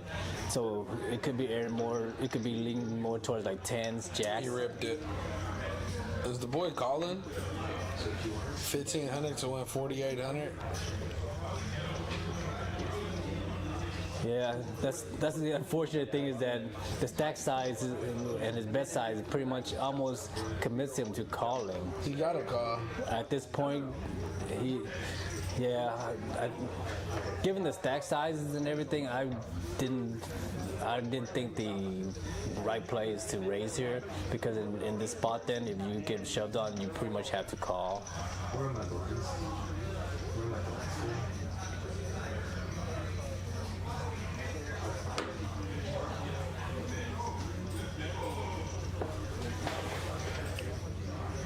So let's go back and evaluate if he could change anything differently. I think he could maybe raise it to 900. That would, I don't know if that would leave him 2.9K behind. I think, no, 1.8. Maybe that 200 would change it a little bit differently, where he could fold. But I think 1.6 to win 4.8. That's 3-1. Yeah, he has to call. Yeah. I think he called. I think they're going twice. Yeah.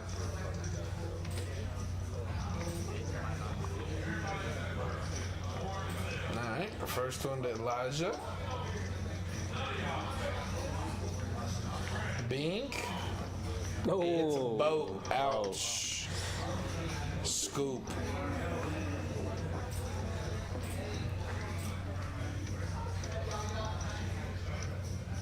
That's one thing about the boy. His chips are never on lockdown. He's trying to get into big pots. But $6,400 pot going a Gecko's way.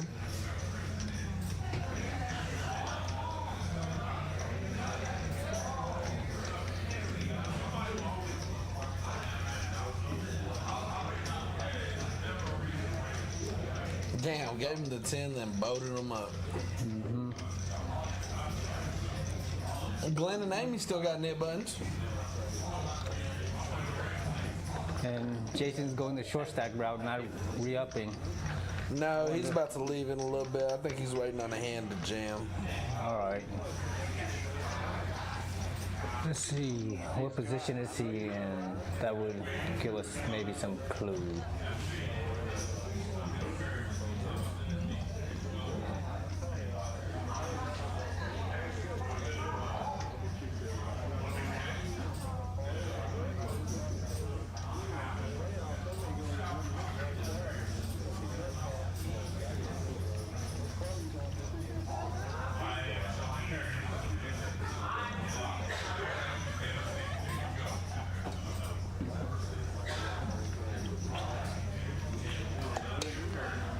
The boy picks up pocket nines.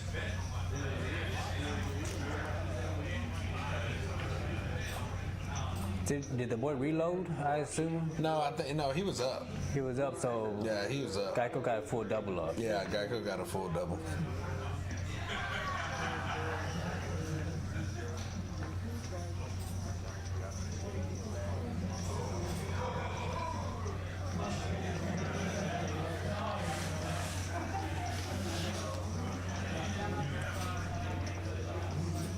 All right, on to the next hand.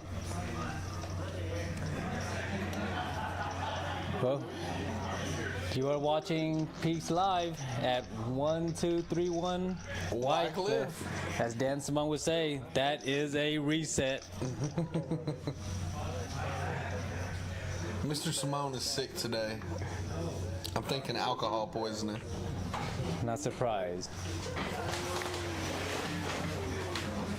So we got Scott with pocket jacks with under the jacks. guns.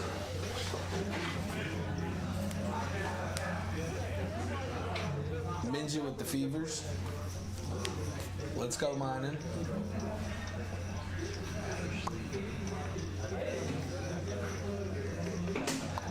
Wolfgang might consider a 3-bet here or fold.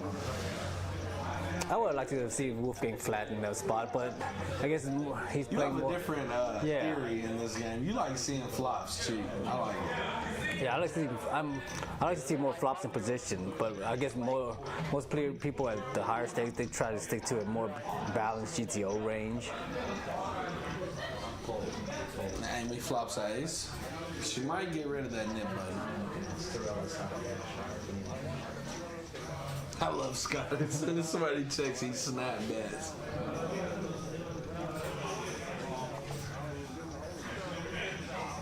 No, Scotty. Jack's no good. Robbing. Good turn. Turn, yeah. Oh, Amy leaves out. I had a feeling Scott's gonna fold this. No, wow, he's not gonna. Oh, no mercy. No. And she has a nip button too. King ball. Oh, that helped her. All right, she got rid of. Oh yeah. She got rid of the nip bun. The nip button's done. All right, Glenn is the loser of the nip bun in this round. Nice. And Glenn got to pay out.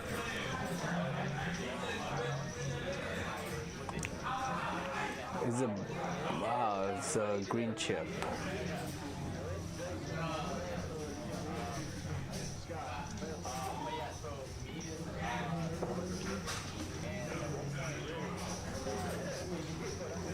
Yeah, total of 400.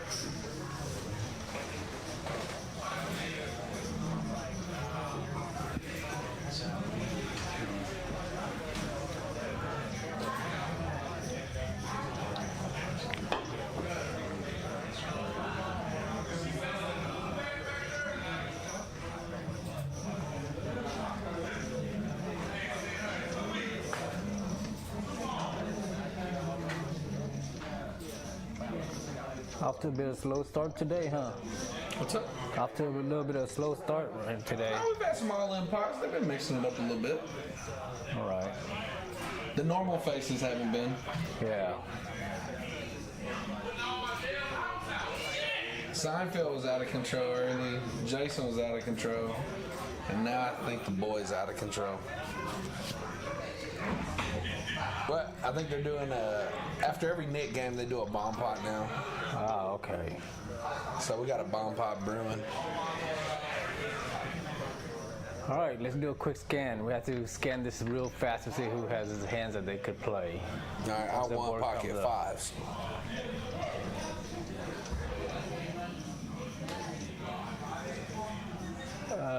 Let's see here. Any pocket queens? Any nutted heart draws? No. So, all right. So, Glenn bets. Let's see what his hands are. Sky got a king high flush draw. So Glenn is betting 2 pair and a flush draw and a gut shot, 2 double gut shot. And I think Scott, I don't see him call. Amy's open-ended. Actually, Scott might call because his pair of jacks, set of jacks could be good on either. It doesn't really make any hands.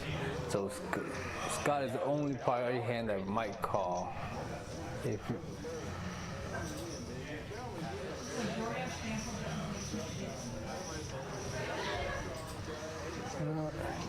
well, everybody folds, so I think goes to Glenn. I didn't see anybody else call. No, I think somebody else call. I'd like to see who else called. There's the jack. There's a jack that Scott, if Scott called, would that look pretty good. So we got go. So go with the one that bet. Yeah. I'm just trying to see what the other players called with.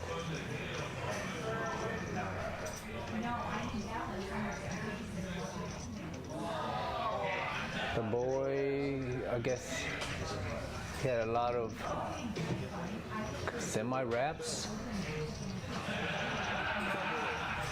I think the boys called a little What bit. did Jason win with? Ace 9? Yeah, I think the boy and Jason was a little bit too optimistic. Jason just calling with the open-ended straight draw, but the 7 or the 6 would pretty much kind of give him the. What did he special win straight. with? Ace high? I'm not seeing that.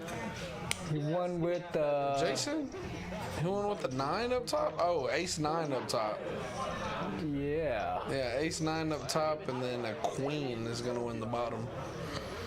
Queen Queen 6. 6. Yeah, Jason's Jason's, and the boy, Ace and the 9. boy were a little bit optimistic. Hey. They got it. Yeah, he got it. So can't say it was wrong call.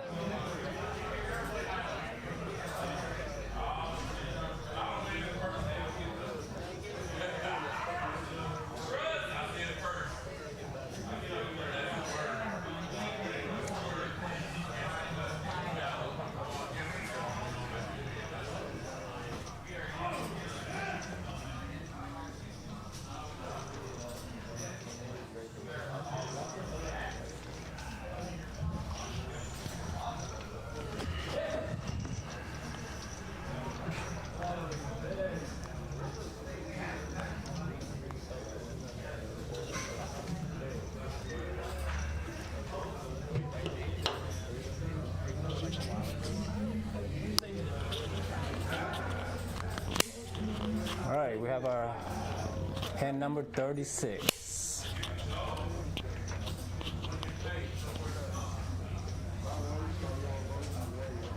Let's see if Seinfeld decides if this will tell you what Seinfeld is looking to do now. Queen Jacks, all right. Benji 9-10 suited, 3 bets 130.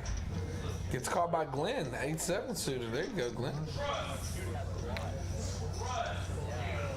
So Scott raised King 10 offsuit to under the gun, and I guess Scott just want to play some poker. I like it. Because a hand like that will get you in trouble a lot of time. Because if you get 3 bet, or you folding, you raising under the gun and folding. Bink. Bink.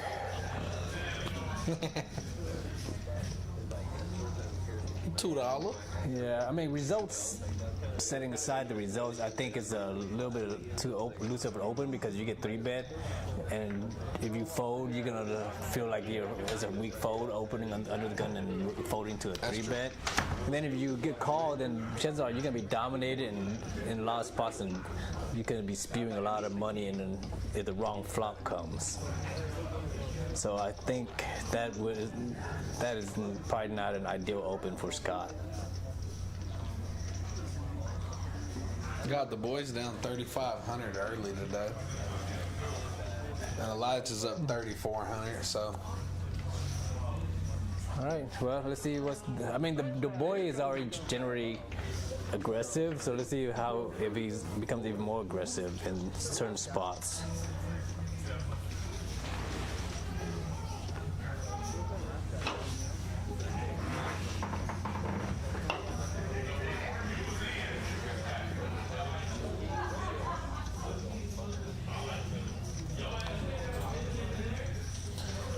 Yeah, I think Glenn's a little tilted too. Glenn just caught a 3 bet with 7-8, now he's calling a 3 bet with 10-7. And the boy raising with 9-6 offsuit. Yeah, there's some tilted devils at this one. Nice. Yeah, the boy's he's gonna bet the whole way. Yeah, he's already made his mind up. And Glenn's gonna call.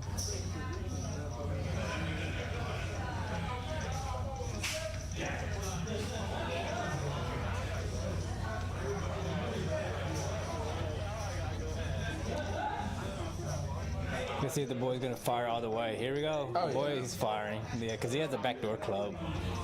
And that's a good card to bluff. Oh yeah, Glenn. Glenn gave the face. Yeah. That's why Glenn don't play 10-7. That's what I'm saying, Glenn. Yeah. Get a hand. The boy made his mind up though pre-flop. He wanted that hand.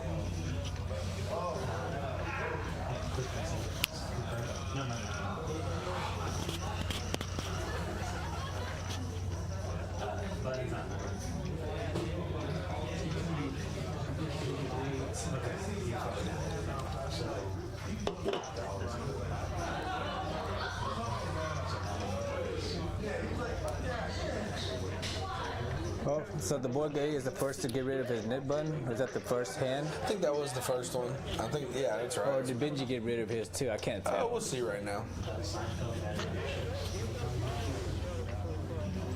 Shout out to 24 people watching.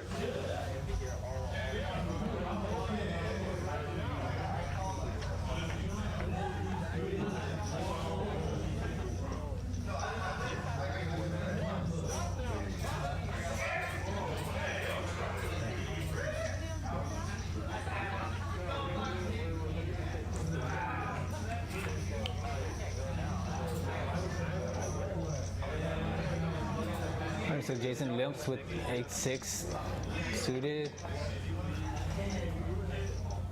See if anybody does anything. Benji folds. I think it's small blind.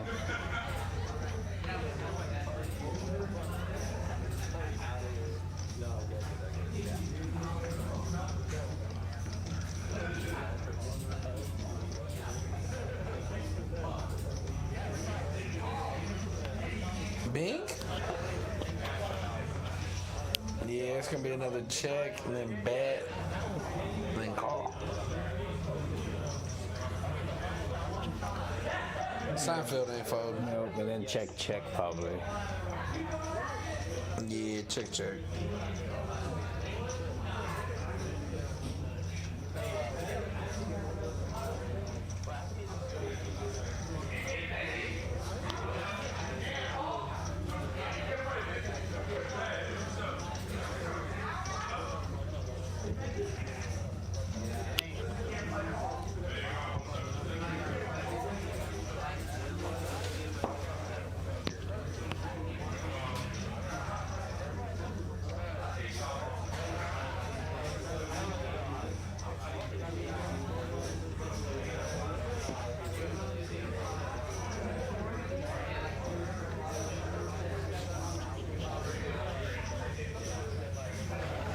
All right, hand number 39. The boy with the ace queen.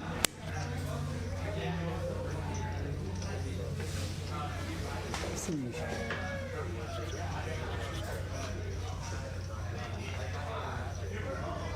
Geico raises, the boy calls.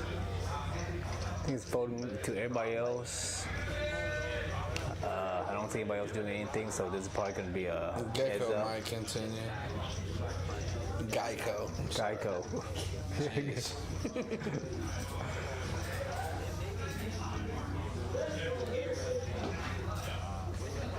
Might even 4-bet. Wouldn't even surprise me to 4-bet. I'm gonna guess he's probably gonna try. He just throws in the call.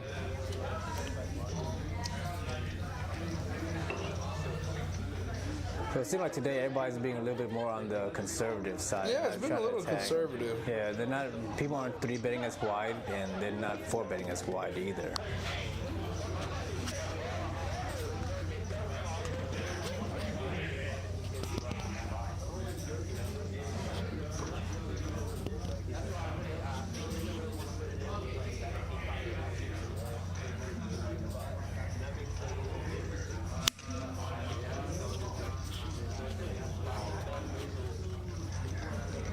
I'm not sure. Yeah, I mean, I think he has a. If he had a, You don't have back doors or nothing. Yeah. You can hit the ace and still be bad. if he had, I think a spade on the flop, he would probably continue. But that's just not a good idea of flop to continue. Very impressed with Elijah's play today.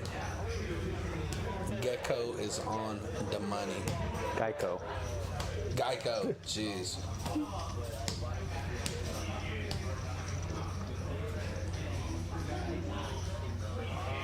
Yeah, Scott and Amy been a little quiet today. Well, Scott made that boat earlier and got rivered. He got rivered. No. He had Jack 10. It was Jack, King, 10-10. And Gecko had Ace Jack, River Jack. Chop it up.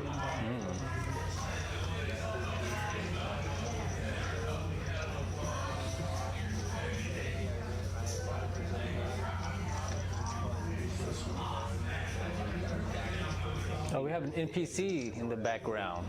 What is NPC? Non-performing character for video games. Oh, nice. Is that Mackenzie? Yeah, that's Mac. That's Mac. the Mac attack.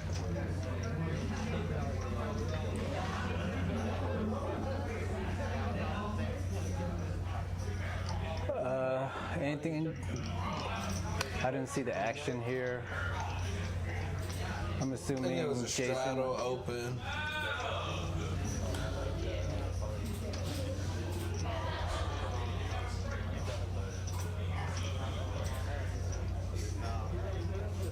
Nice. Jason gets rid of that nib button. Oh, does he turn his cards up?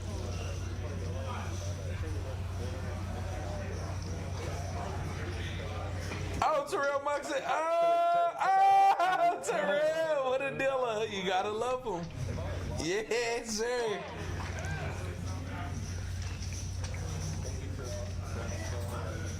That was close. Yeah. So you got to show. You got to Yeah, you gotta show your hand to get rid of that nib button.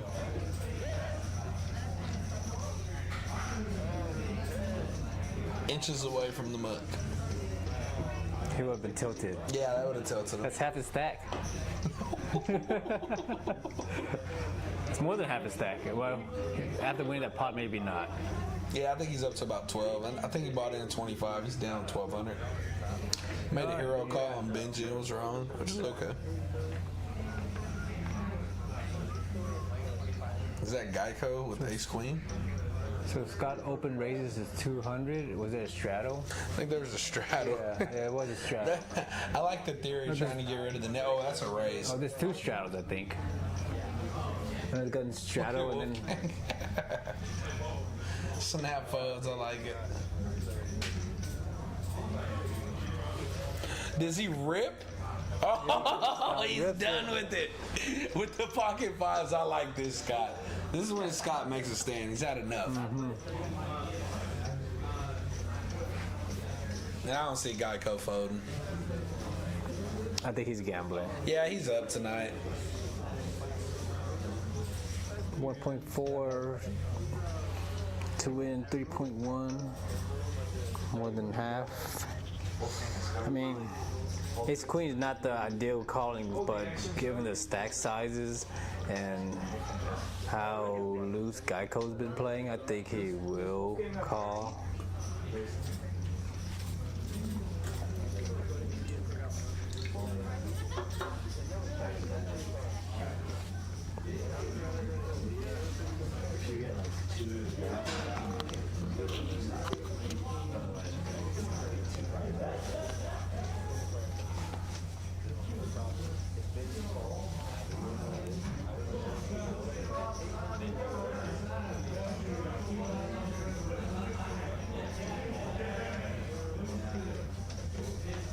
I mean, he's never putting Scott on fives, but it is a tough call. Well, the thing is, so he had to factor in that Scott might jam on here, and if he's taking this long, that means that he was 3-betting without a plan. And I think in general, like with these stack sizes, you could say are a little bit shallow, and when you're 3-betting in these spots, you kind of have to know. Oh, he puts in the call. Yeah. So Yeah, you can't 3-bet fold there. Yeah, you not- ain't got enough behind. So Scott doesn't have enough behind. And I know Scott, he goes once. And I think they're going once.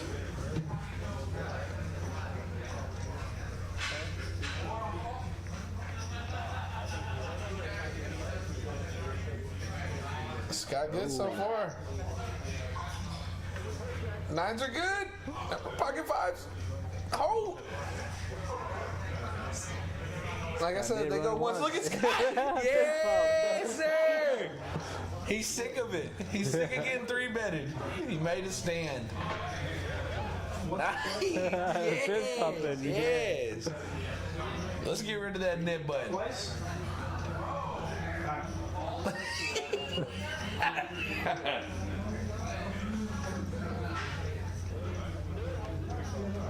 Show him those fives, Scotty. $4,500 pot going Scott's way. A little misstep from Gecko. Geico. Well, I mean, it's not really a misstep. I think it's just if he's gonna 3-bet there, like if he should have a plan to whether to 3-bet to. That's a big fold. 3-bet though. He went from 2 to 8. Then if he was gonna, then his plan, if he's gonna fold, then maybe he should side differently than if he was to call. But really, in those spots, once you 3-bet, you should have a plan whether you're gonna fold or call already. And of course, the way he sized it is almost you have to call there, I think. Yeah. The Pimpin gets rid of the net button.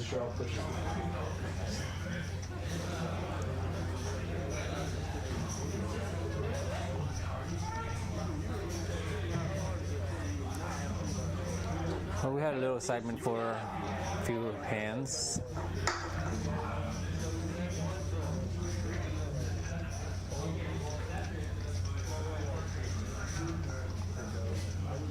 I think the problem right now is the stack size is a little bit too shallow, and when people start playing 3-betting or 4-betting, you pretty much have standard moves at that point. There's really no. Yeah, because when they throw that quarter straddle on, everybody got about 100 big blinds. Yeah. 125 big blinds. So you're right. When the 4-bet starts happening, they're throwing in 20% of their stack.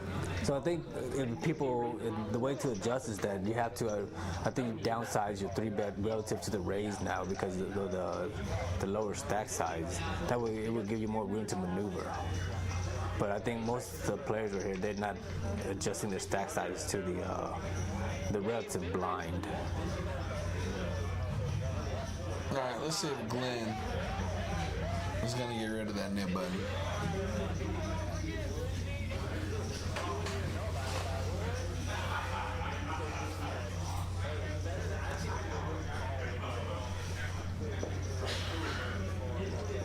No, you're not gonna be able to get this one through.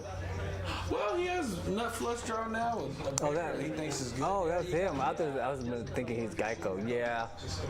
You got to continue with the buck. Yeah, he'll get it because even if Geico calls, but Geico's out of position, so it'll check through and Glenn will probably win. Is Wolfgang drinking a liquid marijuana? Oh, I think Paul got him to drink a liquid marijuana. You dirty dog. All right, so probably just gonna go check. Yeah. Unless Elijah overbets 2x. No, I don't see them. Good hand, Glenn. Good hand, Glenn. And gets rid of that net button. Okay. Ladies, master set.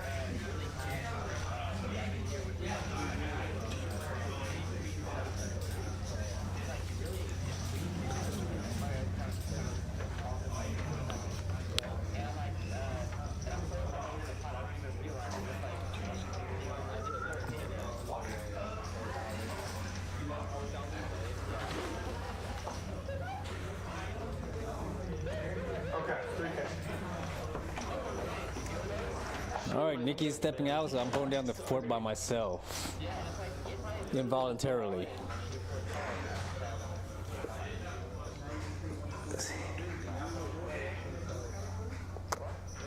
Right off the bat, I think Scott will. All right, Scott will limp here, and there could be a chance Scott will limp re-raise. We kind of discussed this in the previous thing, but I don't think he's ready for it. He's going to do it here.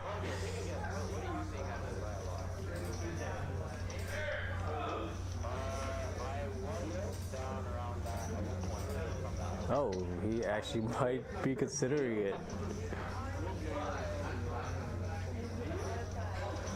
Oh, that would have been funny. It would have been nice if we saw Scott limp re-raise there.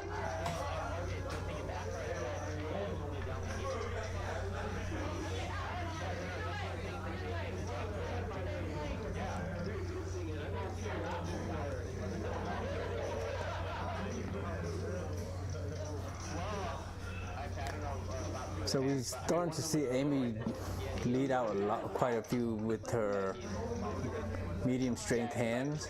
So if players are watching these videos and picking up on it, then they could start exploiting her leads by just putting pressure on there, and then this is up to Amy if she knows that they know, and then whether she's gonna call them down or not if they start taking advantage of her lead. So this is where mind game comes in, and if she knows that, then she'll probably adjust her leads, her donk bet to be more stronger. So just some strategies talk right there.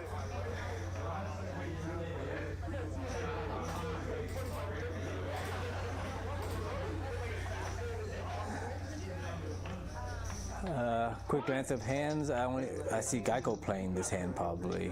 Other than that, I don't see many hands that are going to mix it in. So Geico does raise.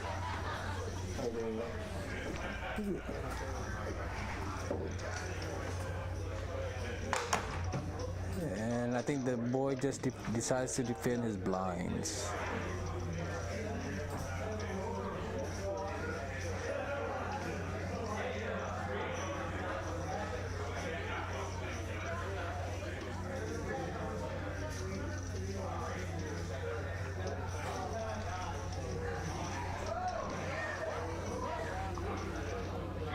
Standard C-bet and fold, nothing interesting.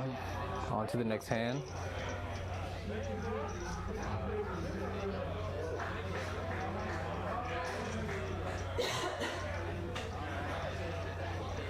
So if the boy wins the 7 deuce, you have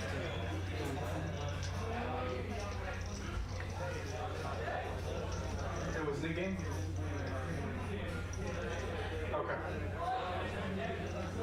Oh, okay. Thank you. All right, quick glance of hands again. Let's see. Seinfeld, go, Geico. We're gonna see Wolfgang will probably be the first to open. And the cutoff.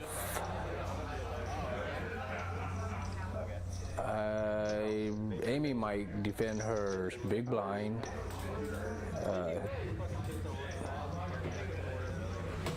But finally, we're starting to see some action from Benji. He opens early with 10-3, I think. So, oh, Seinfeld, we didn't see him have a hand. Queens, under the gun +2. So, there's Wolfgang 3-bet here. I mean 4-bet, and see here.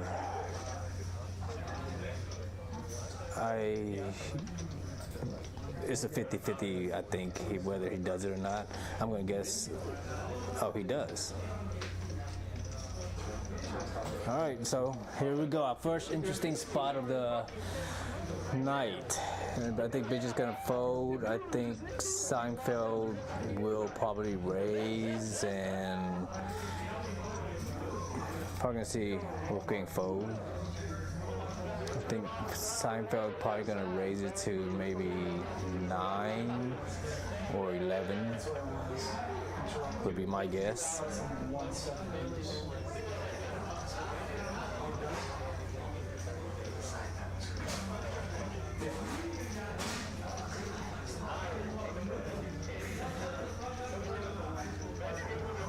What did he raise to?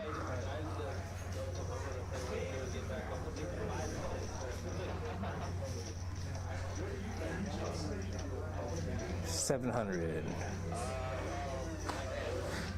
That's actually a pretty good size because sizing down due to his stack size will give him a lot of room to maneuver post flop, especially if he's, for example, 4-betting bluffing here. So I do like that size. Scott? On Scott? And we're getting jams and we're getting called, and we're gonna flip here.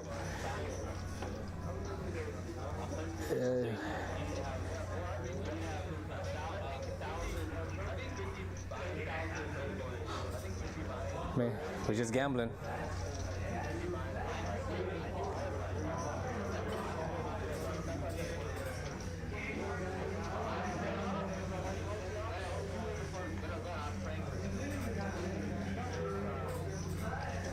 Wolfgang hits a 5, but that's unfortunate because so now none of the clubs came out yet, so Wolfgang could hope for a club flop here. And I think he's gone. Double up with Seinfeld and loose play, and unfortunately Wolfgang just found a spot he had to gamble and decided he wanted to.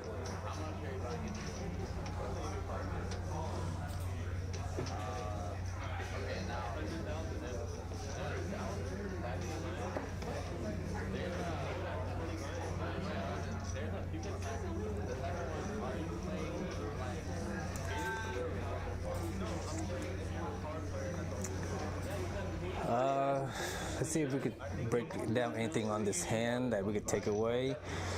I think this is just standard aggressive poker that you see a lot from high stakes. Ace blocker.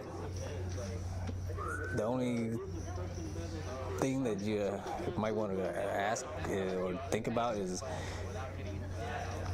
Seinfeld doesn't look like he's bluffing here in this spot. So if Seinfeld's not bluffing, then is Wolfgang calling off that light? Does he have a different read, or he's just gambling, trying to hope his 3 hours, one of his 3 hours is good? And if I were to guess, I'm thinking that Wolfgang just felt like gambling and hope he hits his 3 outer.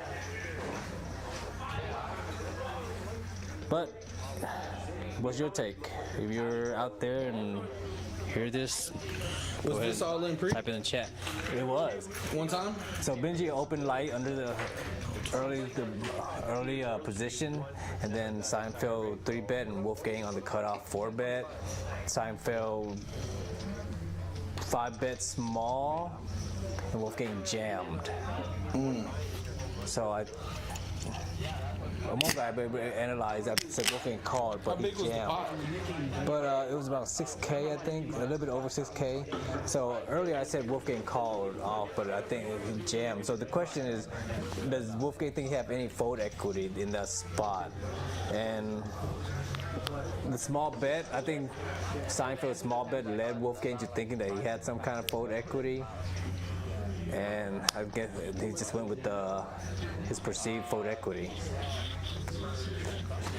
That's it. I think that's the best I could break that down to. On to the next hand. Weird. I like it. Give us a reset. Comments. Let me see the comments. It's been moved. Oh, they done moved the comments on us? Oh, hell. Give us a reset. We're at Peaks Dallas live. 1231 Wycliffe. Free food, free snacks, free waters. Hell, they got sparkling water in there.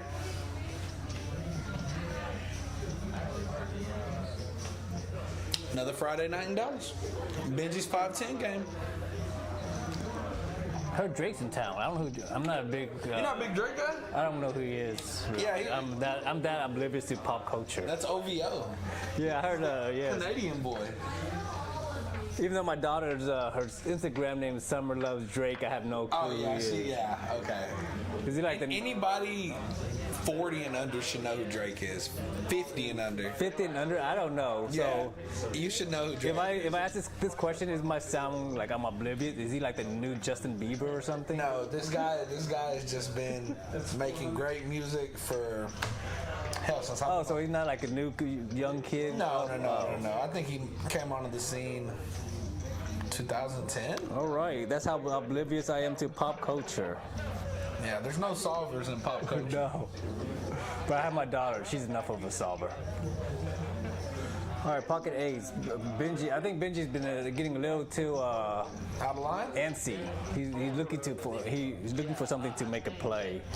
So I think this is a hand where Benji's gonna go apply a lot of aggression. The boy hits top pair, and Benji has his eights disguised. These two devils just might get crazy. I think this pot's gonna get for the hand that we see right now. The pot probably gonna get bigger than this Hell, I should didn't in even general. notice Amy. Amy got a gut shot with backdoor. and She's got a lot of over. equity.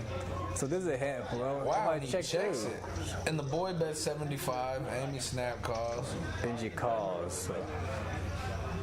I don't know how the pre-flop action went, but I would have thought. I know. Wow, the boy got 2 pair now. And you still feel good if you're pocket eights here. Yeah. He's under repped. He limped, and then he just called the boy. And he never putting the boy on nine. Benji actually limped under the gun with 8s. Yeah. I never So saw I'm saying that. he limped. That's why the pots are really small. So these players are definitely making They're different mixing it adjustments. up. That's what I'm saying. They're mixing it up. Everybody is. Glenn's playing 10-7 suited. So the aggressive players are being more conservative, and the conservative players are starting to be more aggressive. Yeah. All And right. Wolfgang last 2 weeks has been playing pretty crazy too. Yeah, I like him. that ace-5 shoved. So did the boy And check? 8 still feels good on this board. Nah, yeah, the check back, yeah.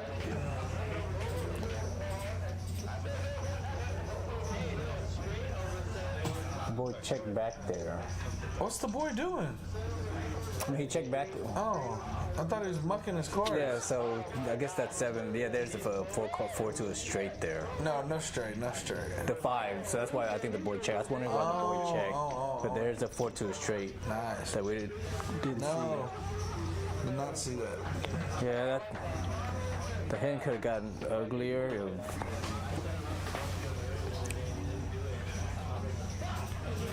I think if Benji raised pre-flop, that hand could have gotten really ugly.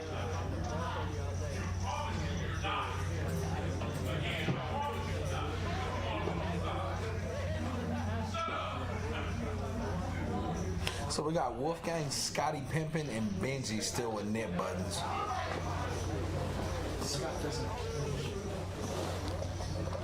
And yeah, Scott won that all-in pot earlier. He got rid of his knit button.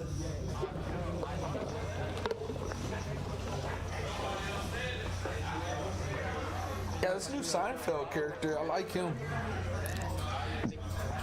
He been mixing it up.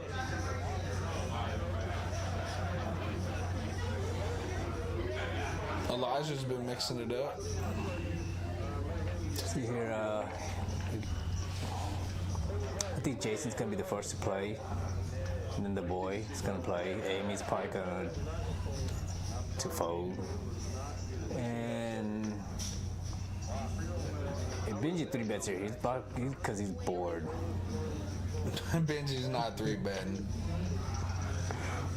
Stop it. If Benji 3-bets, you're disgusting. I did. Nah, he was pissed he had to fold. Yeah, you can tell he's like really trying to find something to play. 8-5 for Seinfeld. He got 6K in his stack. I know he added on. No, he went that double up with the queens against Wolfgang's ace-5 shoved. Seinfeld flops a gutty, and Jason flops top pair. Backdoor diamonds. I'm thinking Seinfeld's gonna see a turn. Could we raise here? Good. I think if he's gonna play, he might re-raise because Jason's stack's too small for him to have any implied odds. So he's better taking the aggression, and then based on the turn, what kind of card comes on the turn. So I'd say like a re-raise of 250 will put the pressure on Jason. Yeah, I think if he was to continue, I think a re-raise would have been better for sure. Yeah, if he did re-raise, it would have been funny. Oh, that's a crazy yeah, like turn. the diamonds and the gut shot and giving Jason 2 pair, the money would have gone in. The table paid him 50. Oh, what did the table pay him 54? I think he paid out everybody for the 7 deuce game.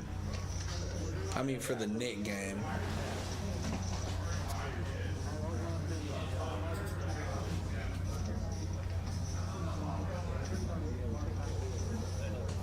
So who has the knit button left? There's 2 of them. It's Benji and Wolfgang. I think it's right? Wolfgang. Yeah, and Benji. Oh, it's, yeah, Wolfgang and Benji. It shows Scott has it on there, but I'm assuming that's an error because he won the first he won hand. the first one. So Scott's on the button. Let's see if he's 3-bets this hand. Geico raises. I talked a little bit of strategy with Scott before he played this game. So a lot of my reads might be different because of our conversation. So he calls on the imposition with King Jack, a hand that most people, the charts, aka the charts, would tell you to raise.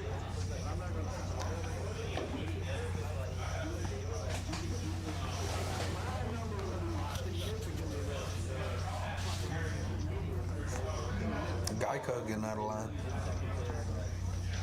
It said Wolfgang 3-bet, but I think he did. it said he 3-bet to 90 though, so I don't know what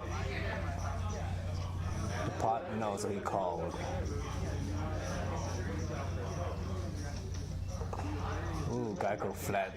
Oh wow. Geico hit They trip. both have king. Interesting.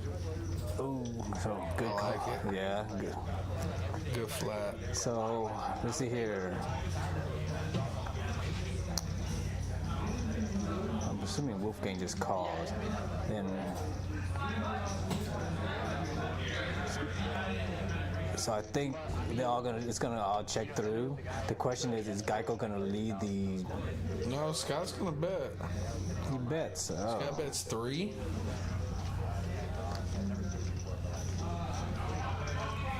Four. Was there a big game loser? Let's see here in this spot.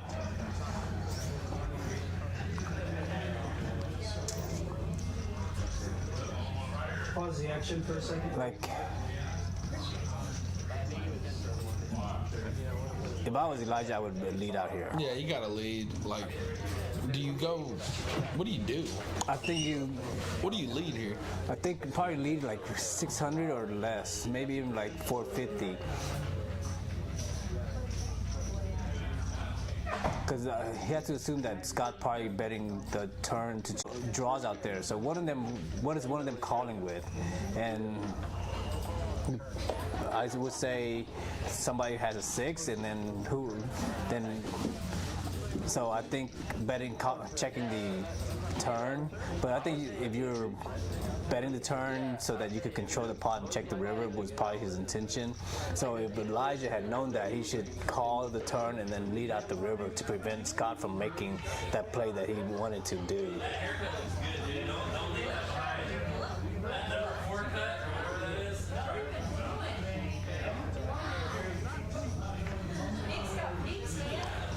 Yeah, the only other different play is that Elijah could have re-raised a turn. I don't know if he's that confident in his kicker. So I think the optimal play was to call and evaluate the turn, but I think leading out on the river is the optimal play. Geico picks up jacks, and Jason is raising it up.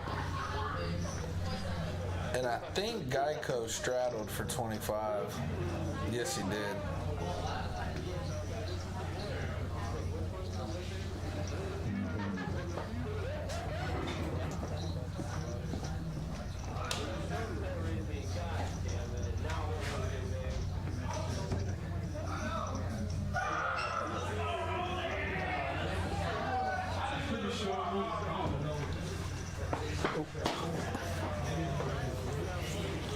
Geico's gonna 3-bet big.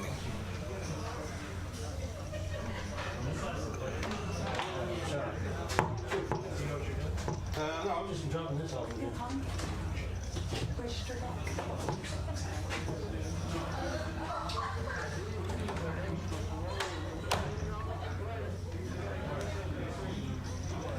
And Jason's wondering right now, Should I jam and go do home? I jam and go to hit the club? Go see Drake? They're going to see Drake. Oh, speaking of the devil. Is it Drake time?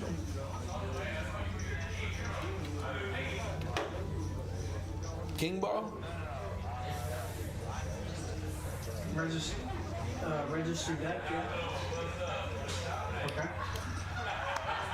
I don't think he's gonna call or shove or anything. I think he's just folding. Alright, So. playing card registration. Remove all playing cards and player ID cards from the table before proceeding.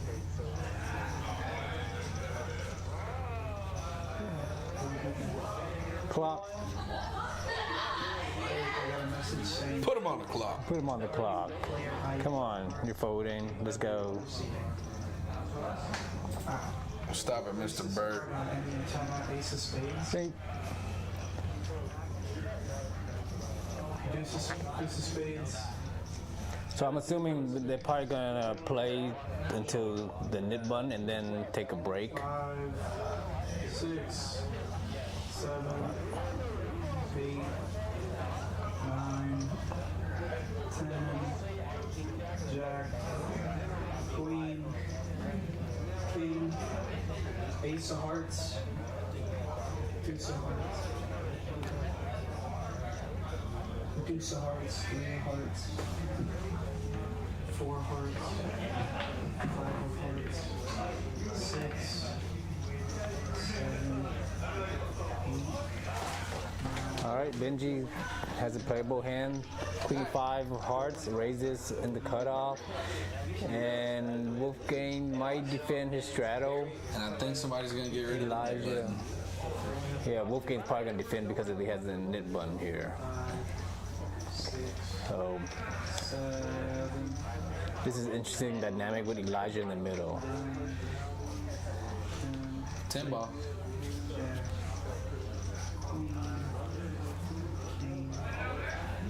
Ace of clubs, Ace of clubs, I think Benji's probably gonna. I mean, I'll pick up a lot of back doors. Yeah. Having the queen and heart. A lot of good turns. Jack, Queen,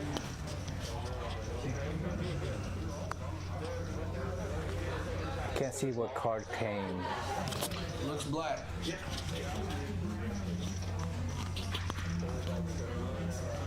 Wolfgang fires 225.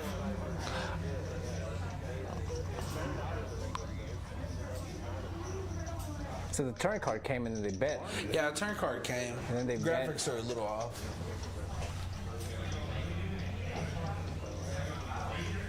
So the turn card came, Benji bet 75. No, turn card came, Elijah checked. Wolfgang bets 225. Now it's on Benji. Okay.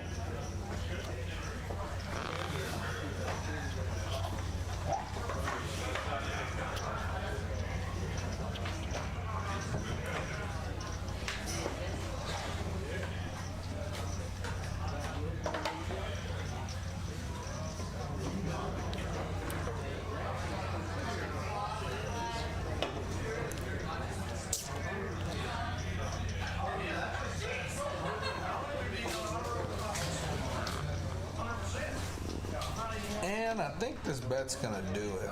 I think so. Like, it's hard for Benji to make this play. With Benji knows if he folds, more likely he's paying. Oh! Oh, all right. He put in the raise.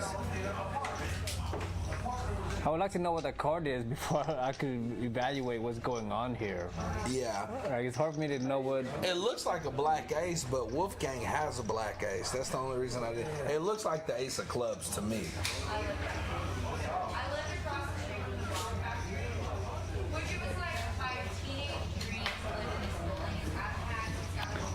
Somebody tell me what card that is so I can. I think it's the ace of clubs. If he calls, it's the ace of clubs. If it isn't, yeah. I mean, if it is an ace, then it's a good card for Benji's bet because he has one blocker to the straight.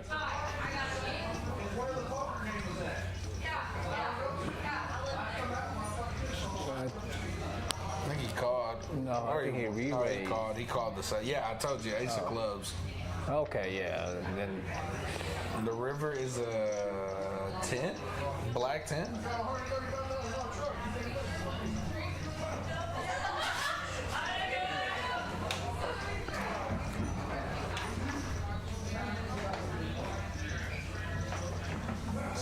Alright, so this has to be the part of the last hand before the break, since one of them is gonna get rid of the nit button.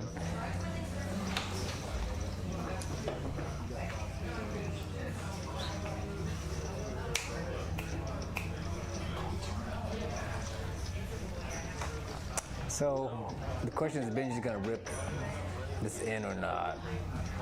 And the stack sizes tell me that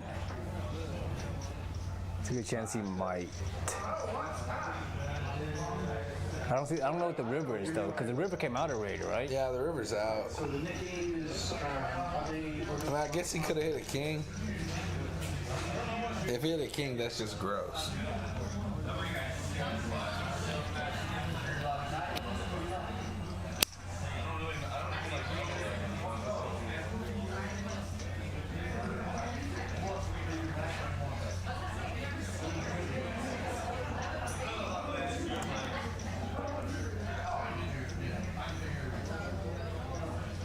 Yeah, really at this point, it's, so Benji checks, he gives up.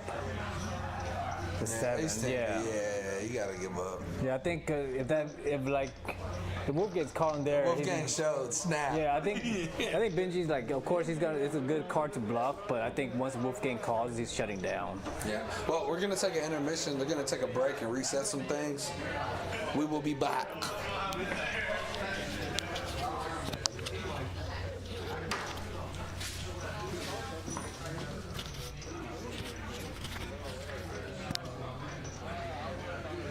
I wish I had a value hand right now. It would be nice. But I know I get paid for sure, but. He had one queen in his hand. He was like, I have one queen. Maybe that'd be kind of awesome to have a straight.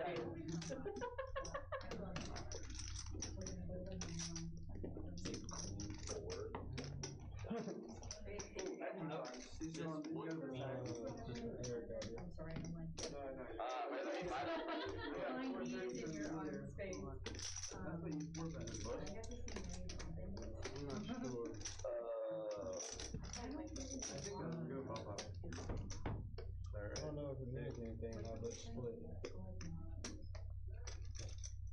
In case you might have known. Okay. Alright guys, brief intermission. Let's split it, Benji. You ready? Motherfucker, use the bathroom, get yourself a drink. While we're on break? Yeah, I'll put it. Yeah, let's go.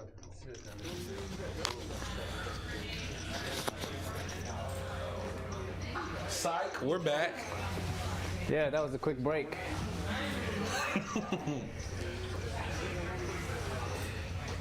Wanted to go grab me some Friday night pie tap, but it's good food, and I think it's gonna be gone by the time I'm out there.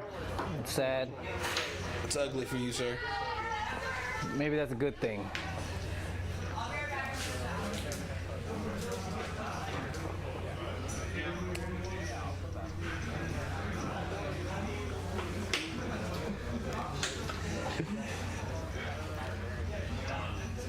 So, while we take this little intermission, if y'all want to say anything in the chat, we can talk. Your audio is picking up Nat from another room and not the main poker room. Thank you, Teddy CIA. Appreciate that.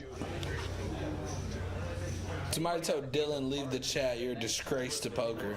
That is very mean, Jai. Oh, that's Jai. What up, Jai? Jai played week 1. Yeah, keep up the talk. Talk with us. Yeah, let's just go off. Let's just talk about. Yeah. Here, I got something we can talk about. So, I went to Austin a couple days ago. Yeah. I realized Dallas poker's a lot bigger than Austin poker. Maybe it's a peaks thing.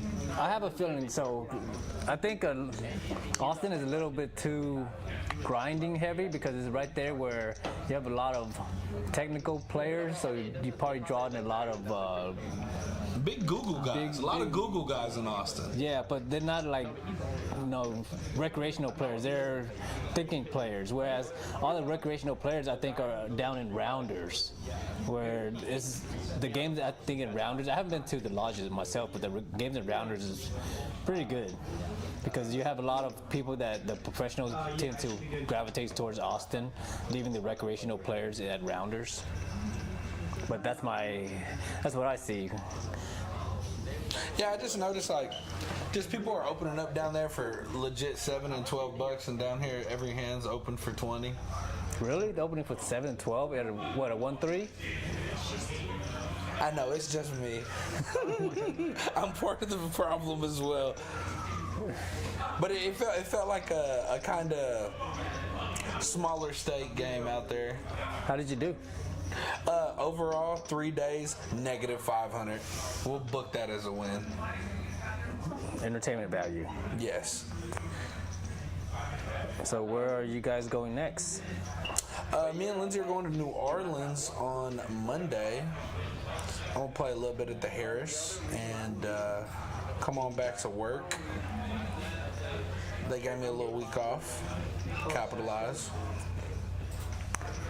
Well, one thing I guess we do want the viewers' feedback on is what kind of games would they like us to start? Other games would they like us to start streaming? Yeah, if y'all had to watch another stream game, what would y'all want? Is everybody looking for maybe a lower stake, like 1-3 or 2-5 with a smaller buy-in? So games, or maybe a deeper game like a 1-2 with $2,000 buy-in. Because the games, having a 1-2 game would definitely have a different dynamic with players that are more recreational. Yeah. Let me tell y'all our member-themed games. So on Monday at 7 p.m., we have Monday Night Football. We got the NFL Network here, and it's Scott's 2-5 Congress game. Buy-in $500, capped out at $3K. Grimaldi's Pizza, the best in town. Tuesday, we got this game. It's Benji's game, but it's not on stream, and these boys get out of line. It's 5-10, 1K, 3K cap. Chick-fil-A will be served. Wednesday, we got Garrett's game. That's that 1-2-5 no limit Texoma. If you don't know what Texoma is, you get 6 cards. You put 4 in a PLO. You put 2 in a hold'em. There's 1 board. Half the pot goes to the winning hold'em hand. Half the pot goes to the winning Omaha hand. Then we got a 10-20 mix coming soon. This day is my favorite day to come because of the food. It is Son of a Butcher. Very Wednesday? good. Wednesday. Oh, yeah. Put it on the calendar. Thursday, 7 p.m. That's David A's game. Yes, David Alexander. Yes, Indian Dave. It's his game. 1-2 Congress PLO. 200 to 1,000. Taco City Emas. Very good. And if you're playing at that game, the tab's free. You come, all the drinks are free. If you're playing at David's game, the main game, anything at the bar is free. Then we'll go on to Friday. That's today. That's Benji's game. We got Pie Tap. Saturday, coming soon, we got a 2-5 fight night. Oh my God. Yep. Boss man knows I like the fights, and he hasn't missed one. If it's boxing or if it's UFC. And if it's both, we just put them on 2 TVs. Shout out Earl Spence. God bless him. That is going to be 1 round of DC. So there's basically going to be a button on the table, and it's going to be going the opposite way of the dealer's button. And when those 2 buttons meet, we're going to play a fun game. PLO, Congress, Pineapple, whatever you want. And we do that once per orbit. And the buy-in to that game is going to be 500 to 2,000. It's going to be Taco City Emas as well. And then Sunday's a big game. Big day in the room. We got Kip's game. That is a 1-2-5, 1 PLO pour round. And it's 200 to 1,000. Then we got OFC. That's open face Chinese. Any Chinese players in town? Come to Peaks, we got you. $3 a point. It's also Son of a Butcher. Tommy just might be in the building. But if you're in the mood to just come in and have a drink, there is more than just poker. We got ping pong, foosball, shuffleboard, board games, chess, and a full bar. Arcade games will be coming soon. And I think they got cornhole. You ever been cornhole? Have I been cornhole? No, I'm playing. That was bad.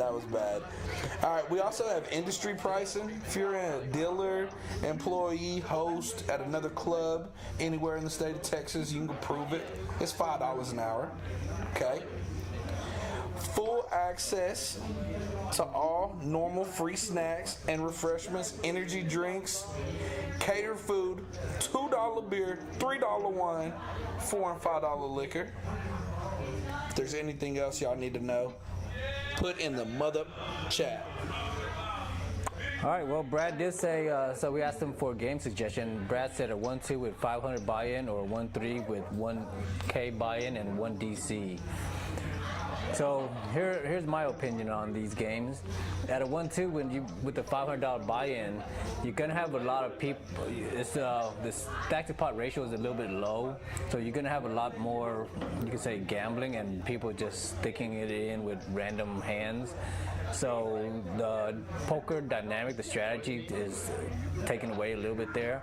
I think a 1-2 with a $1,000 buy-in would force people to play more strategic.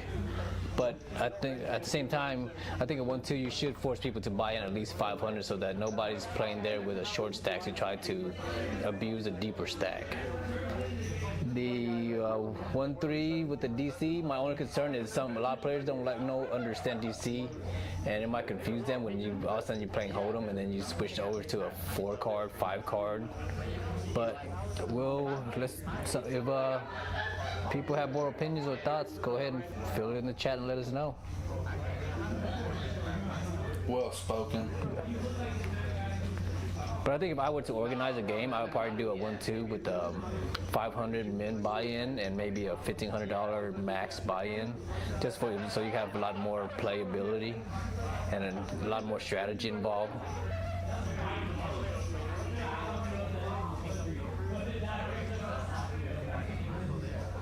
All right, let's talk some more peaks. Let's talk about the dealers, the owners, the staff, some of the best. Talking about Terrell. We're talking about the floors. We're talking about the bartenders. We're talking about the host. Everybody here is very helpful. If you need assistance, go up and ask anybody. And yeah, the only other better thing is the members. Everybody's friendly. Everybody's buddies.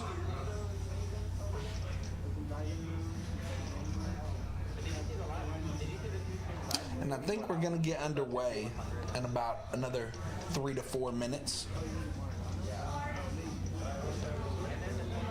Tommy in the booth. How you doing, guys? It's Friday night. Standard Friday night. I just came back from volleyball, coaching volleyball, girls volleyball now, so I'm a girls volleyball coach now. We love that. Yep. Busy Friday, going from coaching volleyball to coaching degenerates on the live stream. There we go. Yeah. Did you see the other wizard in the building? The Gola? Gola, yeah. The Gola, the 1-2. Hey, hide your money. I think right now, with the games going around town, Peaks 1-2 is probably the funnest game around town in terms of just the stack size, the action, and the players. I think unfortunately the 2-5 here has become very grinder heavy, and you have to pretty much game select. And unfortunately, now a lot of the recreational players are starting to gravitate towards Omaha. I think Las Colinas is starting to have quite a few Omaha games.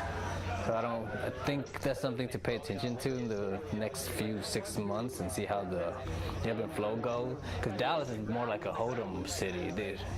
Yeah, if you like deep stack 1-2, Peaks is definitely the place for you. And you Omaha grinders, we play that here. We just play it once a hand, once a orbit.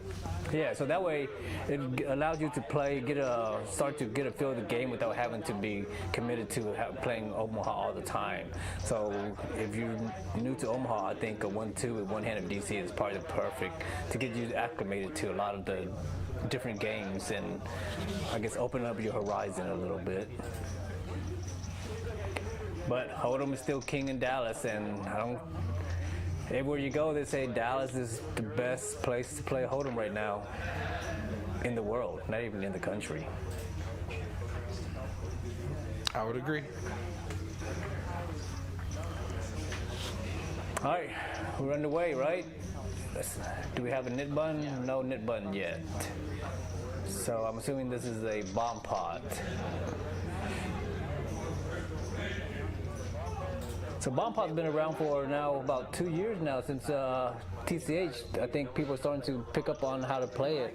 It was back then when bomb pots first came out, you saw massive 3K, 4K, 8K pots all the time. And I think people are starting to adjust, and after everybody's getting traumatized by getting scooped, people are starting to be conservative now. Yeah, that's why you gotta love Peaks. All the bomb pots here are capped. So at 1-2, you come in, we do a bomb pot every dealer change, we cap it at $100. So that means after you put in your $5 ante, after $100, there's no more bets. And at 5-10, they cap it at $1,000. And I believe at Kip's game at the 1-2-5, they cap it at $200.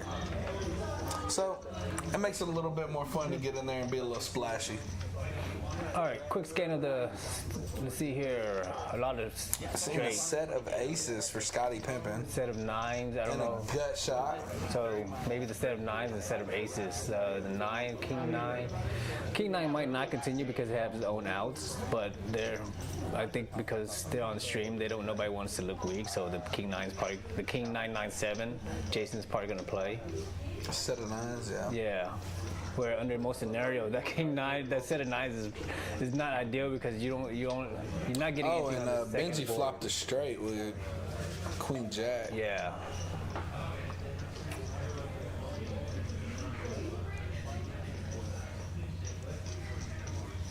So I think we'll have Scott, we'll have Benji, and I think Jason's gonna make a crying call, even though it's really not optimal because was he hoping for the board to pair King 10? He could be drawing dead to bigger boats. That's a bad card. So I think Jason could have folded there.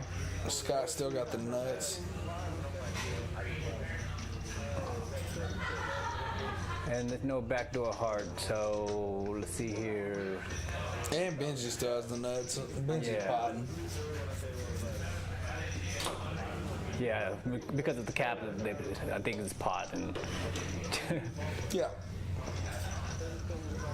this is not the way Jason wants to go out. No, not at the bomb pot. Yeah, all right. Oh, no, good fold, Yeah. good fold. And I think it's an auto chop. And Jason would have had quads. That's bad. Yeah. Bad fold, Jason. You play bad. He had 4%. And it comes.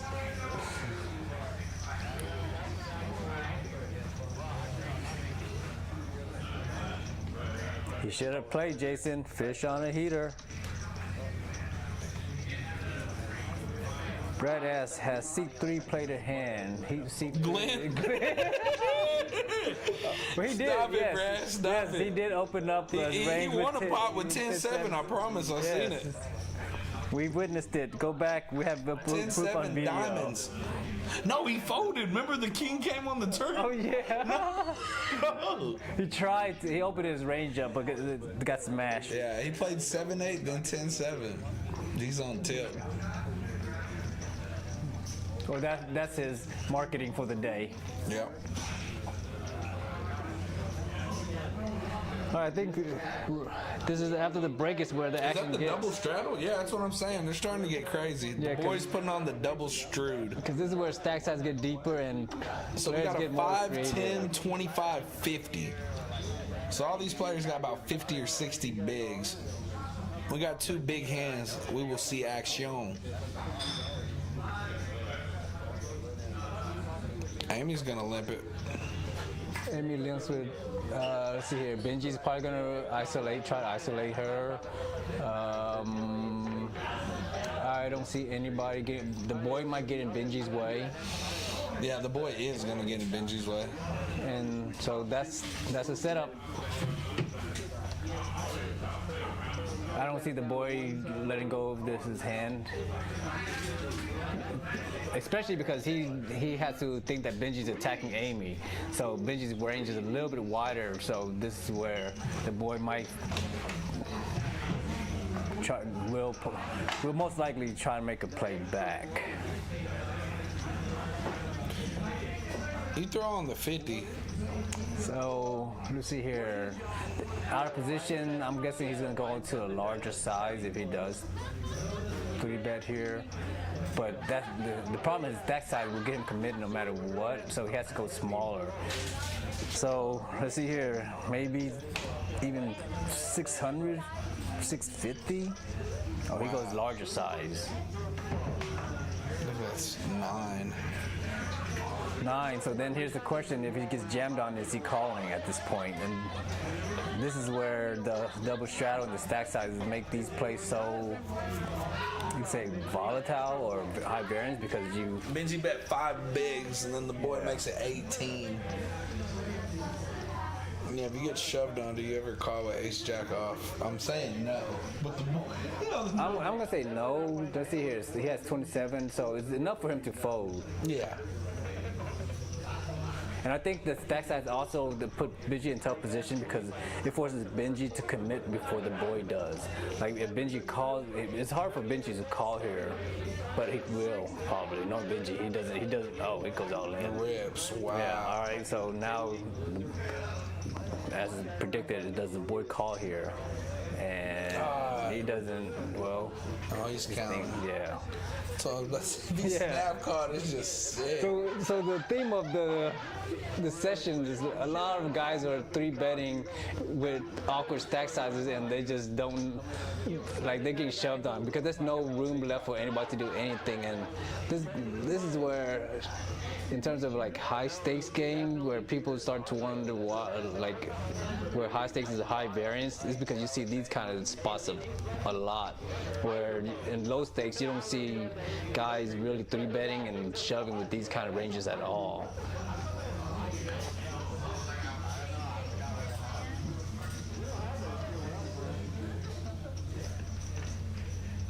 I don't know if he's gonna call. I think his stack size is deep enough where he probably has to lay it down.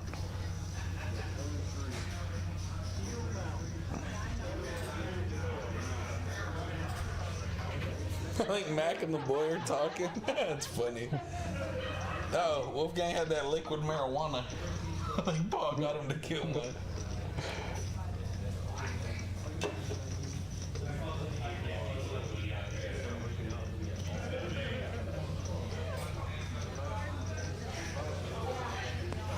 All right, we have some response in the chat. Call the Glenn game and not the knit game. The what? Oh, the Glenn game. That's funny. Call it go.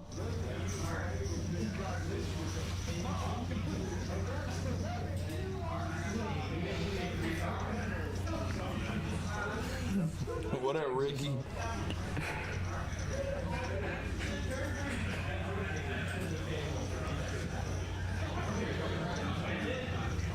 It's a tough spot though, because Benji would also rip, 9s, 10s, ace king, ace queen, kings, Pocket 5s. I know, that's what I'm saying. It's tough. So that's where, of course, these players have to kind of think about that already. And like, I think these are spots that are the way we're seeing so often now is like almost should be standard. What the guys should know what to do. Are you folding? Are you snap folding? I think his stack size, it was probably. If I were to make this play, I would already plan to fold already, given the stack size. Like, yeah, Benji's ranges could be wide here, and so it becomes a 50-50 flip. So then, before I even made a 3-bet, am I flipping here? So if I were to say yes, I would probably fold. I would probably err more towards 3-betting on the smaller end, and then maybe because with the stack size so deep, it causes Benji to have a call. But wow, and he folds. Yeah, but because he bets so. He shows it, gets rid of the nip button. Wow. Yeah, I think his 3-bet being a little bit on the bigger side gave Benji made it easier for Benji to shove.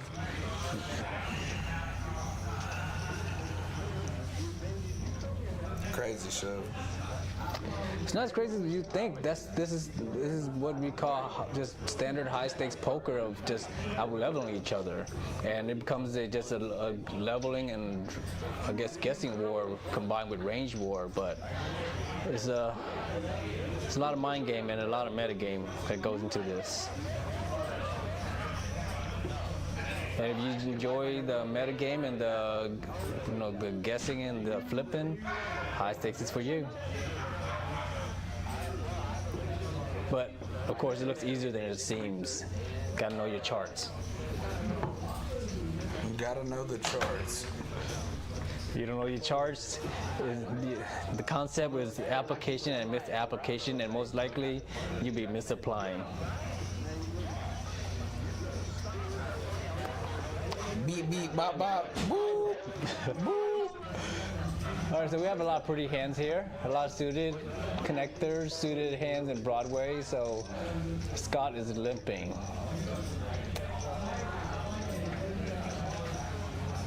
And of course, if you noticed in the last previous the video, we did discuss the limp war. The limping has a strategy now, and we're starting to see a few players limp from early position. Even Benji limped. Which is crazy, yeah. Right?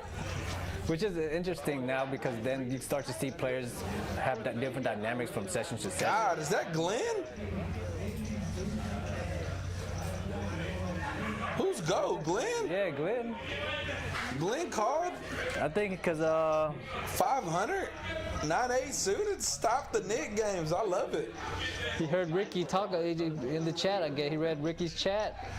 He's defending himself now. I think he's about to shove on Wolfgang. Let's see here. Yeah. Nah. Wolfgang. So. Nice.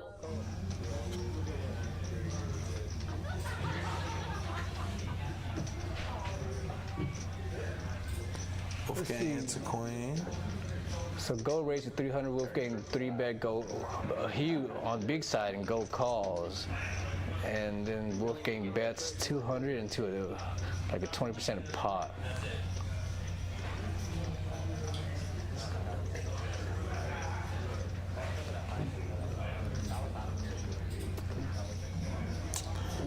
He's counting.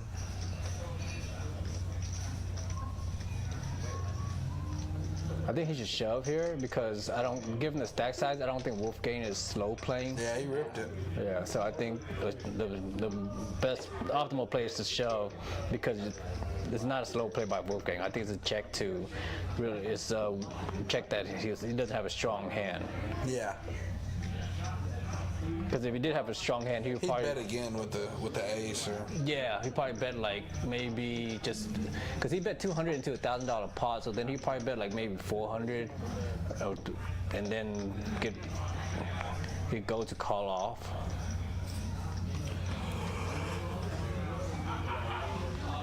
So I think.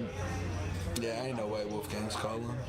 The only thing he might call is because he doesn't have any hearts, so he's thinking that maybe he unblocks all the heart draws. And he's played with Glenn a lot, though. He knows Glenn. This is about as out of line as I ever seen. Yeah, that's the problem. Is like Glenn is using his image now. It's like Glenn is like the best he's hoping for is Glenn to have just a blank flush draw. Everything else is really you don't beat much at this point.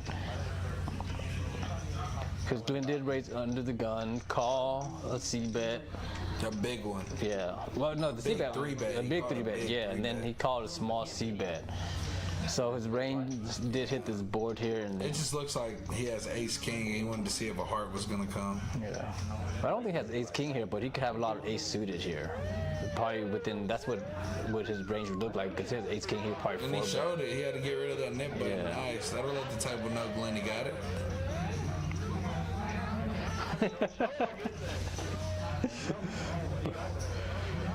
Well, Brad say it was a mistake. Glenn accidentally put money in the middle pot. Well, he actually did it twice, a double mistake. He called in, he raised and called 3-bet. So, no, let's not assume that it was not a mistake.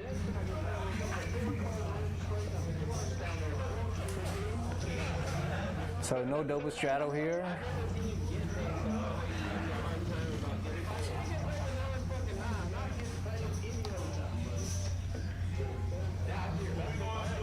Here,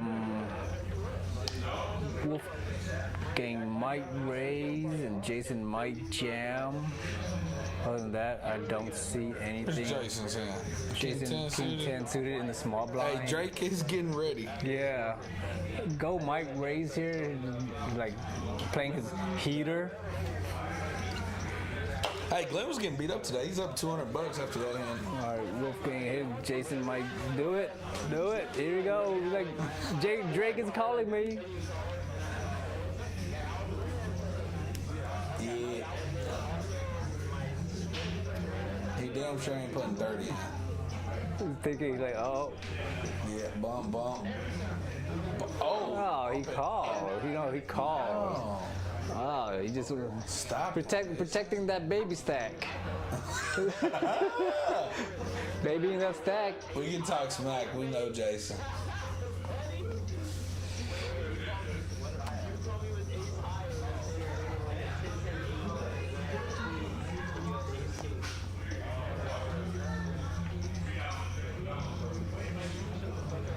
Go.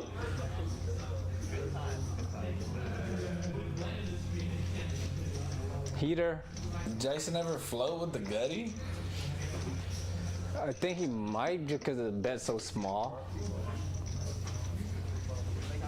Like this is a flop that if he's calling, he's not gonna let go to one bet.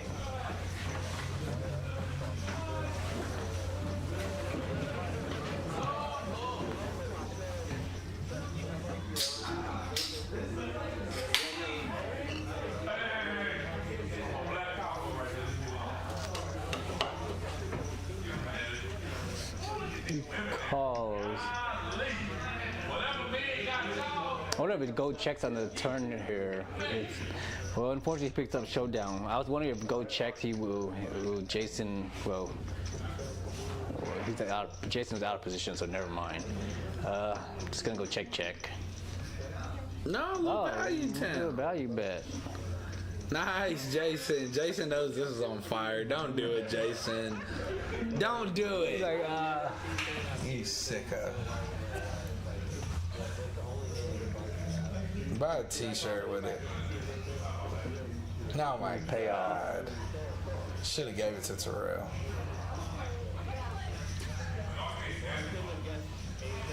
should have jammed all in pre-flop. Would have picked it up.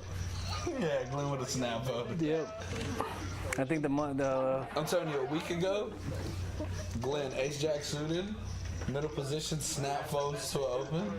Scott, the same ace-jack suited, next hand, middle position, snap folds. Boom, Glenn, ace-jack offsuit, snap fold. We looked, they were playing good that day. Everybody's trying to play according to the charts. I like it. All right. Big winners, Benji up 2K, Seinfeld up 1,500, the boy down 35, Jason down 19, and Wolfgang down 15. Everybody else in the green a little bit. Got a whole bunch of net buttons still out. Seinfeld since early has been kind of quiet. Yeah, he has been kind of quiet. Benji's Elijah since that all-in's been kind of quiet as well.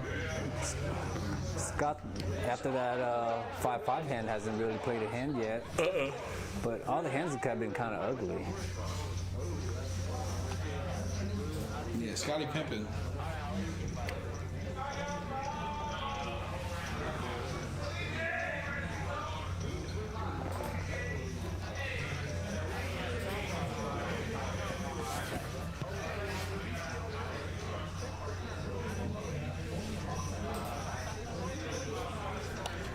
Is the boy coming back?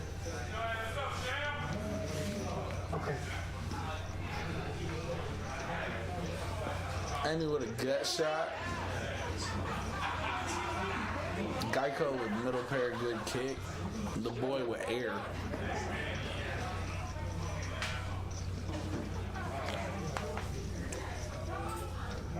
So we've seen Amy let out twice after calling, so I wonder if she's going to call here and then lead out again. and that's been her ammo. Call lead out. That's her bluffs. I like it.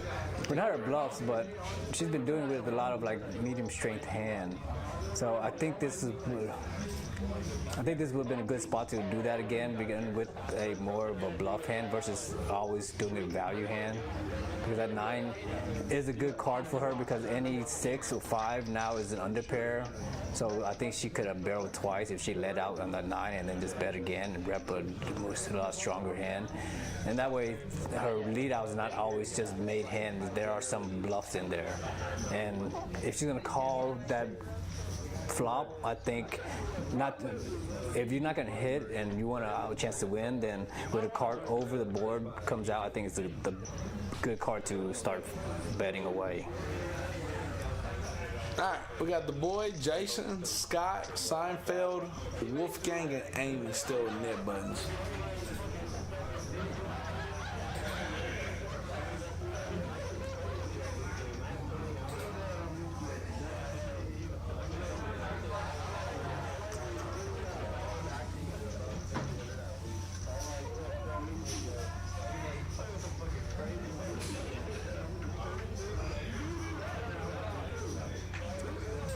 No, Scotty with a premium. Seinfeld ain't played a hand in a minute. Wolfgang with the 7 deuce. All right, so we're gonna Seinfeld raise. I think $25 straddle. Wolfgang's probably gonna try a 3-bet here to get, and then Scott's going to Wolfgang's not slam dunk. Mm-hmm. Yeah, Wolfgang 3 bets is gonna get spooky. It's an auto 3-bet. No, like nobody here is supposed to not trying to play that 7 deuce. 200. It goes a little small. Mm-hmm.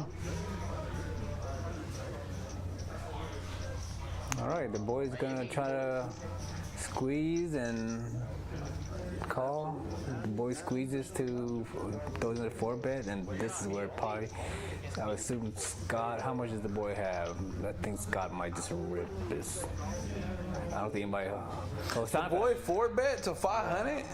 I think Seinfeld. He's gonna flat the 4. Yeah. If I was Scott, I would have made it to like 900. Does Seinfeld set mine because he has everybody covered, or I don't think no so. way? The problem with Scott is that he could lose his hand if both of them don't flop anything. So I was Scott being out of position. I would take the initiative, and given that the boys 4-bet is so small, it gives Scott a lot of room to 5-bet small as well, to like 500, and it would look really strong versus calling.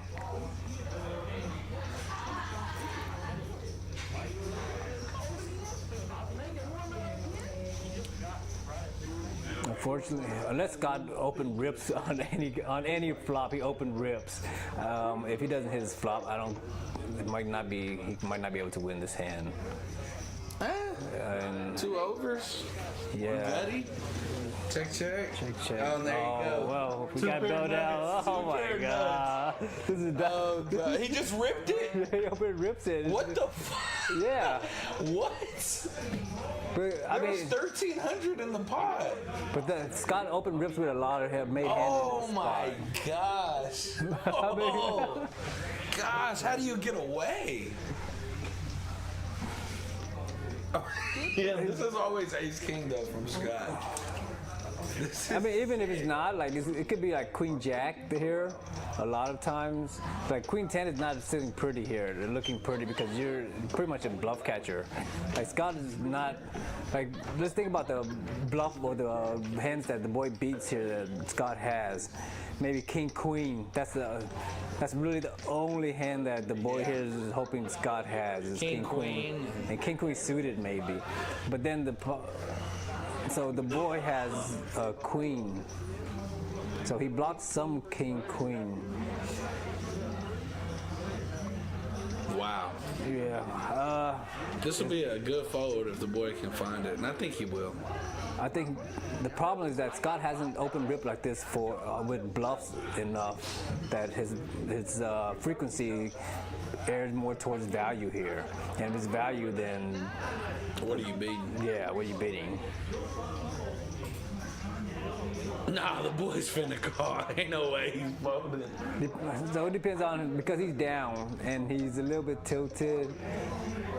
But I don't know what his I don't. He might not be tilted, but he has lost a couple. But yeah, I think he's calling. Well, tilted is in like you're more willing to gamble and you're willing to take a little bit more negative EV lines just to kind of catch up. And when Scott calls your 4-bet, you got to put him on Ace King, Ace Queen, or Queens. Or Queens. Not King. So King. Like really, King Queen is the only hand that you beat here. Yeah, this is pretty gross. Yeah.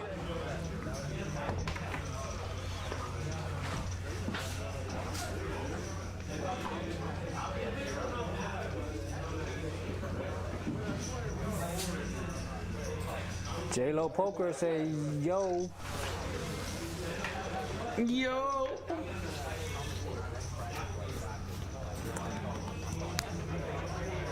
If it's my guess, I'm gonna guess the boy is disciplined enough that the boy's calling. He's maybe that I would bet my, like if I was to go flip a coin, I would flip on that he's folding side. But it's a coin flip. It's not like this is the easy decision or would know. It's just I think the boy is slightly disciplined enough to know that Scott's range here is full of value. I just can't believe Scott open ripped it.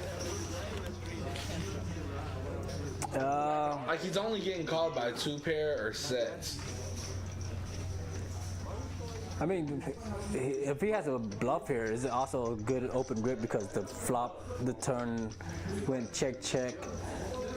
Gosh, but here's the thing is that Scott has to the boy 4-bet, but there's a lot of Ace King in his range there, and for Scott to open rip when that Queen completes a lot of Ace King means Scott's really not scared.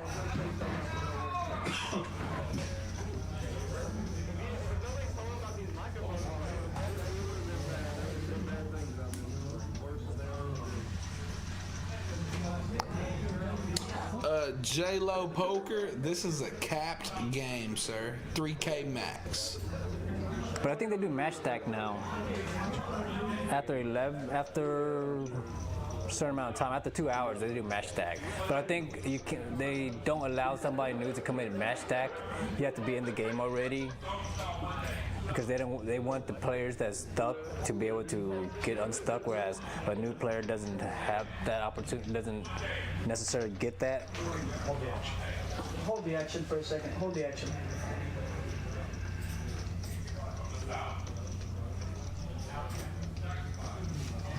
How much is the in for?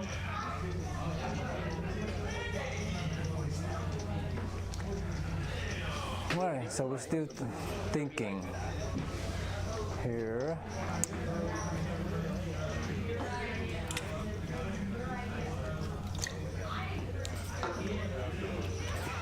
Oh, he calls. So once. Rip it. Ship it. Nice. Good open rip by Scott. I mean, that's really $400 pot. Really, if Scott wants max value to get paid, I think that is the best play because the flop would check, and if he checks the flop and the boy, I guess the boy bets, he could rip it, but I mean the boy could he could also let the boy rep Ace King. It's a non-standard play. I don't know if there's a way to break this down more than it's just non-standard, and it worked. I think I don't know if the boy would have c-bet the turn and then call a rip or not, because if so, then really it would play out the same way no matter what. Yeah, big pot for Scott. Well, there is one factor though that. Like that queen makes the boy's range really strong, and for Scott to rip there, that means that he's more full of value than he is for a bluff. So because of that, if I was the boy, I would factor that in to me folding, since Scott's range is more weighted towards value. But that would be my guess.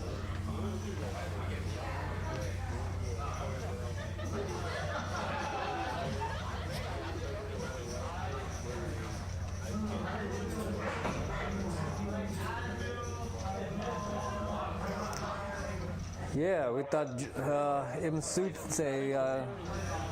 thought Jason was going to the Drake. Well, he still got $645 left. He got a baby. Got a baby that's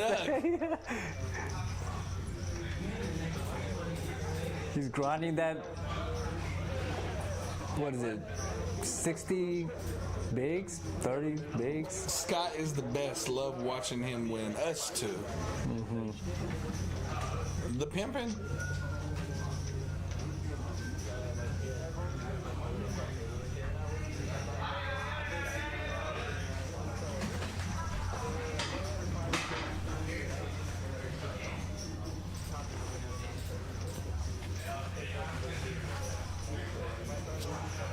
Jason flops 2 pair. Benji, king jack. Jason's gonna get in finally. Yeah, somebody. He gonna be getting this little. He check. He check. He's probably gonna get cooler and get sent to watch Drake.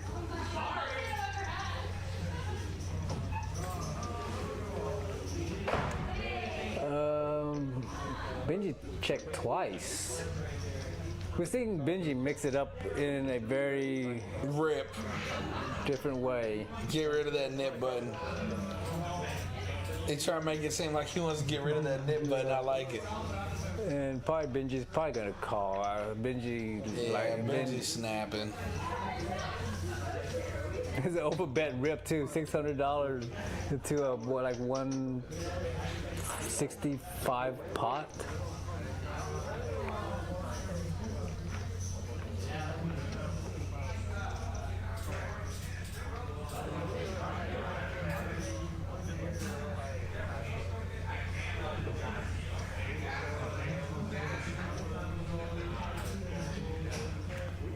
I assume Benji called, right? Yeah, he did.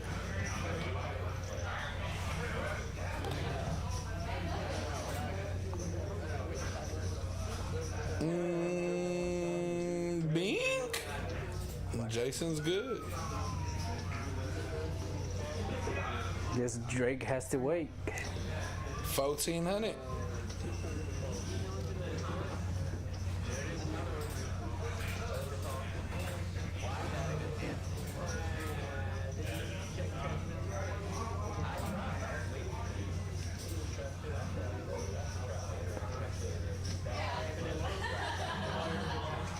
That's actually a pretty big, significant win for Jason because for him to only risk 600 and then he protects his 400 with the mid bun, he actually wins, a double up and saves himself $400. That's probably why he couldn't leave because he had the knit bun. Yeah. And he didn't want to pay that 400. So he'd rather wait to rip that 600 in. Yeah, you got Seinfeld, Amy, and Wolfgang with knit buttons left. Scotty Pimpin, big winner tonight. He's up 4,100. Geico up 16, Seinfeld up 14. So Amy has the button, which gives her a better chance to win get rid of her knit bun. Let's see where Seinfeld's at. Let's see, he's the big blind, and Wolfgang is middle position. So that's a setup for this next hand.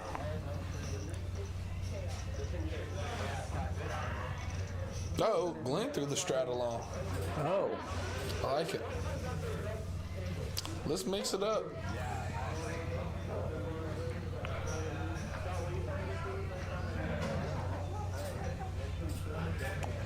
Nope, Amy's not gonna get rid of her bun. Seinfeld, no. Just by looking at these hands.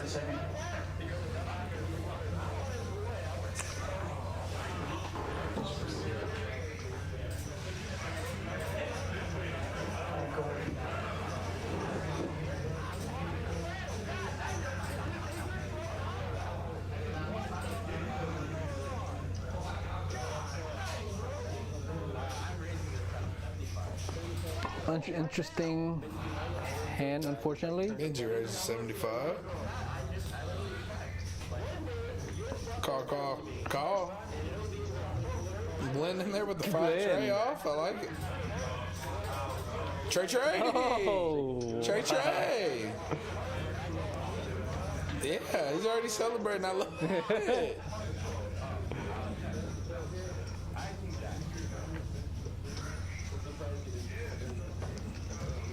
He's probably gonna call here to disguise, nothing else different. So Benji bet.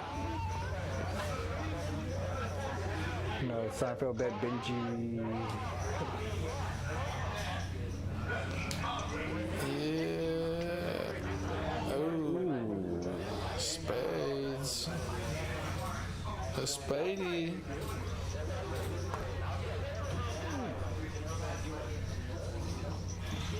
I'm gonna continue telling the story.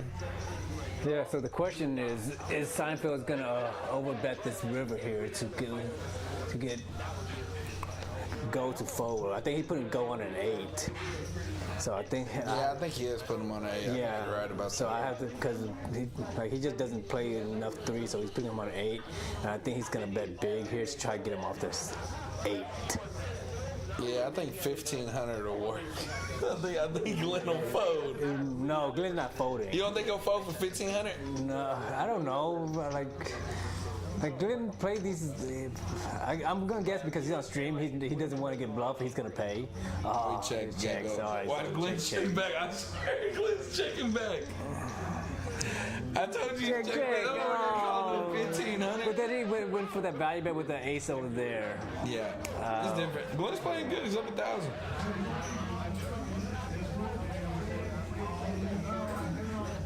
Yeah, I think Seinfeld. I'd like to see Seinfeld overbet there and see what. Yeah, except I don't think it would have gone through. And I'm gonna. I think the size depends. I think anything under a G, no way. Yeah, because I think a lot of time when like the backdoor flush draw and a miss, some players try not to. Hey, Miss Patty, let's go, Scott.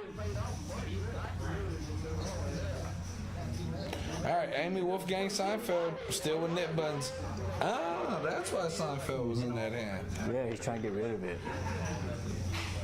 And I think he just didn't want to pull the last trigger because the last thing you want to do is give money to Glenn because you're probably not gonna get it back.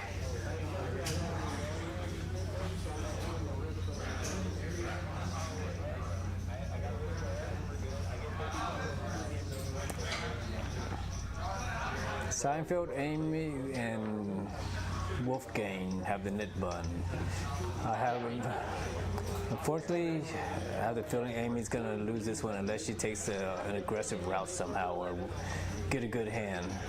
I was gonna say that earlier, but I didn't want to say that. I feel like Amy's losing this one as well. Yeah. Because the blinds are coming around her, which puts her out of position, and it's harder to win with aggression out of position. The boy, he's back. I think the boy's down 6K tonight. Yeah.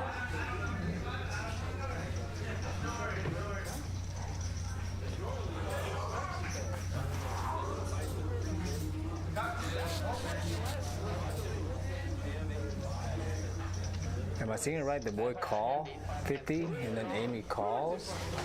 I think so. I think Wolf double straddled, and I think the boy limped, and I think Amy limped. Definitely not standard. Everybody's loving that limp now, huh? The limp? Everybody loves the limp. Limping, pimping. Next week we're gonna see people gonna start limp re-raising. Limp re-raise? Mm-hmm. Take it back to the 1-2 street. The classic 1-2 donkey move. Yep. Limp shadow.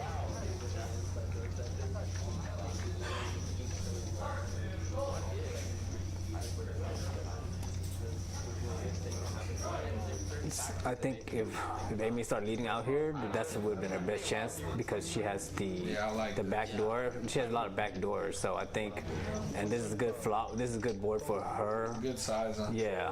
Jason folded. So good lead out by Amy. The boy's sticky though. He knows Amy doesn't have a lot of nines, and she's only doing this with a pocket pair. So I'm saying the boy ain't going nowhere yet. Who else is making? I think Wolfgang called too. No, did he? So I think hopefully it's Spain. Oh, good card for Amy to come out now though. Yeah. Yeah. So 590, I think she bet like You gotta 350, 300. How much she bet? 250. 250. Good size. And she'll get through. She wins it. We were wrong. Oh, the boy. I'm telling you, the boy's sticky. Oh, I'm telling you, he don't believe her. Well, I think he's helped putting on a 9 and hope it's Straight flush? Oh, the problem is the boy's trying to play for the flush with the ace of spades. So if Amy bets here, the boy's probably gonna Well, try. I think Amy's in position. The boy's Okay, first. so the boy's probably definitely the boy was playing for that spade draw. That's why he didn't let go. Wow, he has and to- Amy's just like, this is the dream scenario, right? Oh, I have the nuts here. How do I get max value? She rips it all in. And of course the boy can't do anything. Straight flush alert. Got the nip bun. Hey, Perfect. they're mixing it up tonight. God And almighty. That leading out on the flop was definitely the play that win her the pot. So, well played, Amy. Amy's played one hand. She's up $2,000. And so remember how we were saying that Amy's lead out tends to be a lot of value, and she needs to incorporate some bluffs into there. So that was a good hand where she incorporated the bluffs. Great play. Scott and Amy up piles. I like it. Scott up 38. Amy up 2K. You watching this later, Amy? Go, girl.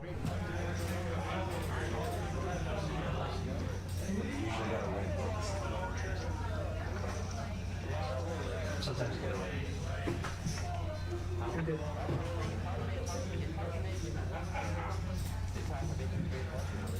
So now Scotty Pimpin? Benji has, all right. Let's see here. Benji will play. Scott will play. This is what I would like Scott to limp re-raise here. Come on, Scott. Do the limp re-raise. Raise to 100. It's okay. Because I discussed with some hands with Scott about limp and re-raise, and these were the spots that I would have part of limp re-raise. And Benji's gonna make it 325. It would have been perfect right here for it too. It would have been fun to see how it would have played out if Scott limp re-raised Benji here. But he's my guess. Let's see if he's.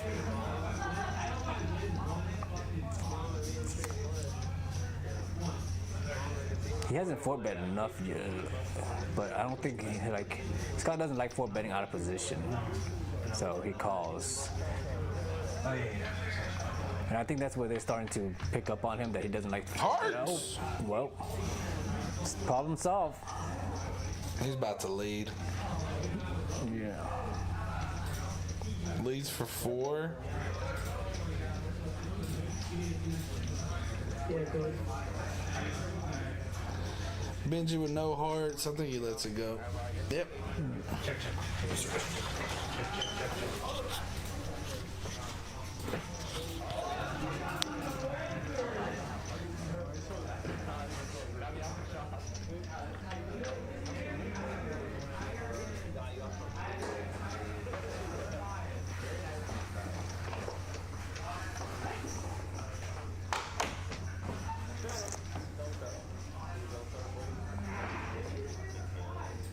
All right, Wolfgang in the big blind with the knit button, and Seinfeld is in the cutoff with the knit button. So those are the players that we want to observe.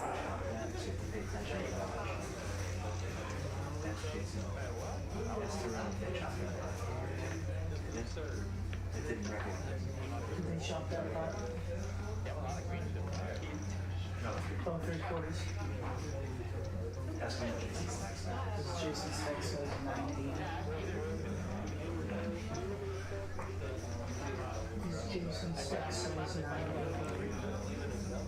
All right, let's see. Let's look for Wolfgang. Well, there you go, Ace King with Seinfeld. So Seinfeld's 5. So we will see a little bit of a head-up clash here.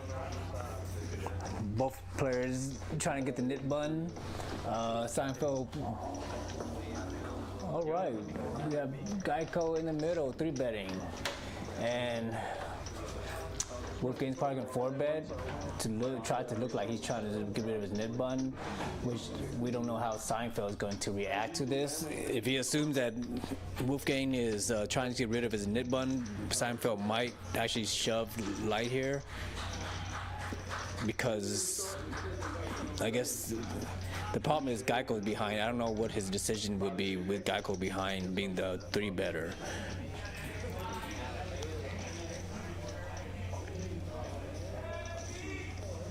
So interesting spot for Seinfeld. I think if Geico was, if the stack size were different, I think it would give him a shoving opportunity, but I think there's a little bit too, well, given the 3-bet's 900 on the large side, it might give him just enough room to, whether the pot's deep enough. No, he folds. So Wolfgang gets rid of the nit button, and Seinfeld is the loser of the nit game in this round.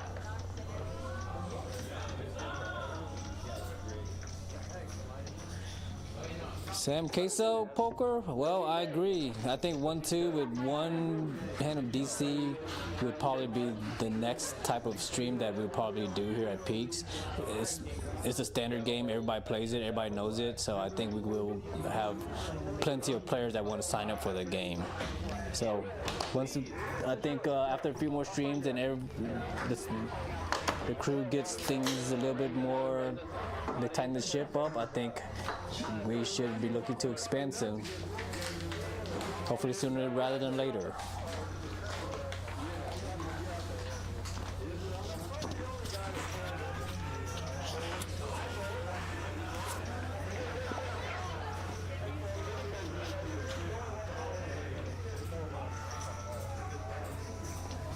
All right, well, pretty interesting hand here. No nit button factor, so it's gonna be standard poker. I think we don't know what Seinfeld's gonna do here.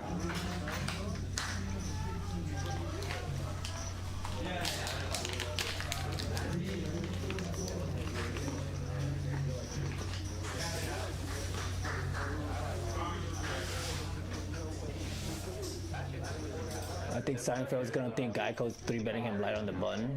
I think he might defend here. No, not so. He's playing disciplined poker. Keep that in mind as when we get to different spots and see what his reactions are. And Nick would take over for a minute while I'll be right back. That green tea getting to you, boy? Yep.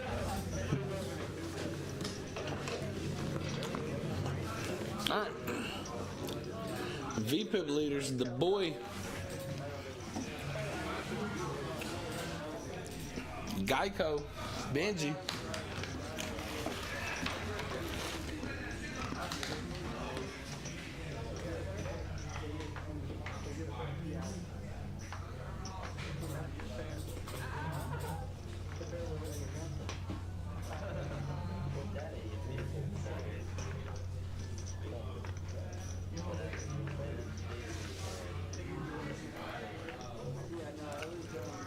Benji's gonna open in the +2 with ace queen.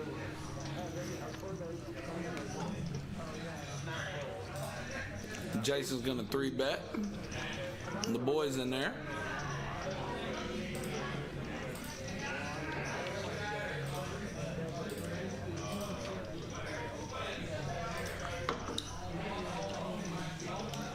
And Benji's gonna flat. I like it. Let's play one. Jack 7 deuce.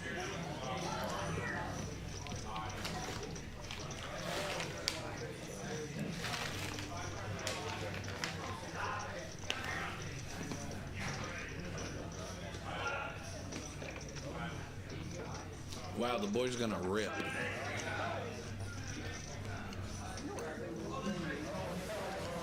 Let's get rid of that nib button. I like it.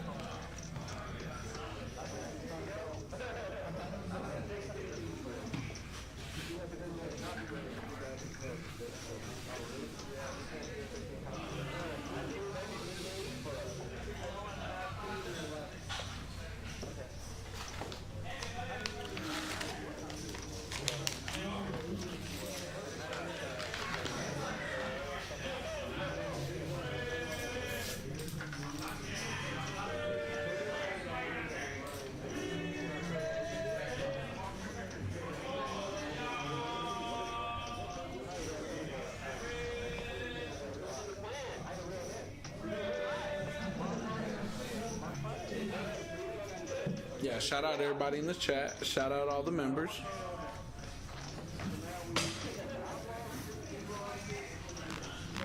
Scotty Pimpin and Amy just taking over. The damn table's leaning, all the chips are on that side.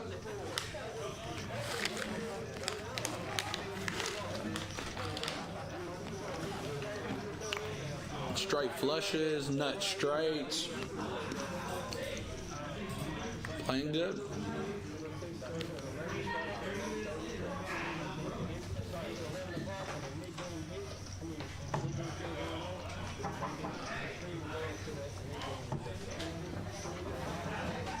Jesus, did I drink all these, Luke? One of these yours? Cool. Jeez Louise, man.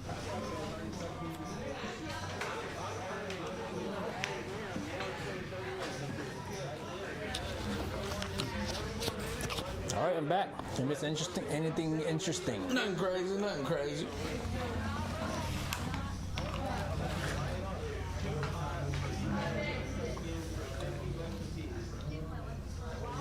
Oh, the Nick game's over. Now we're bomb potting it.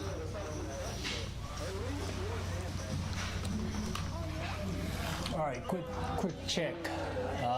Any king jack? There's a king jack straight. Any 3 to 4. So king jack will probably play it. Set of 5s might. I don't see anything else really sticking around.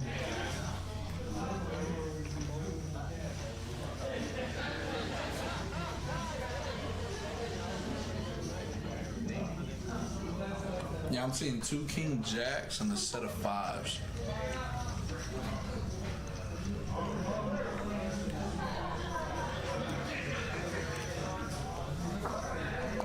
King jack has a diamond, so. Then Jason has diamonds as well, yeah.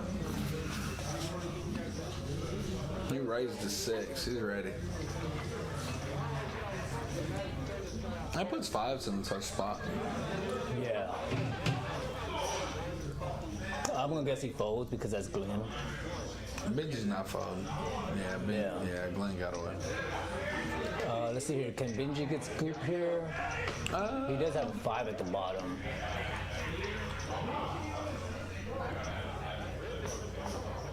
Yeah, I don't think Jason. Oh well. Jason can get scooped. Yeah, he could get. He could get that quartered. He's getting quartered at the moment. Unless he hits his diamond at the top.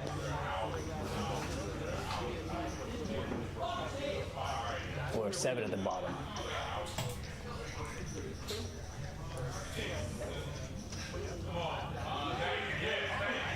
Nope, you got 3 quartered. Yeah. Yep. A little quartering going on. So getting quarters when you two split one pot and he wins the other pot. You get 25% back. And Benji collects 75%.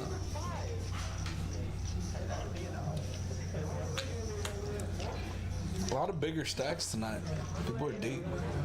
And the boy choosing not to reload.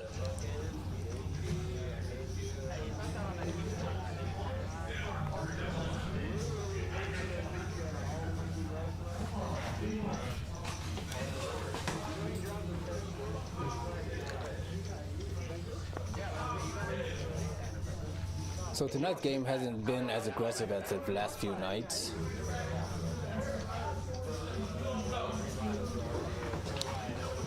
I'm wondering if it's because the last few games people are 3-betting so much that now people are over adjusting to getting 3-bet more.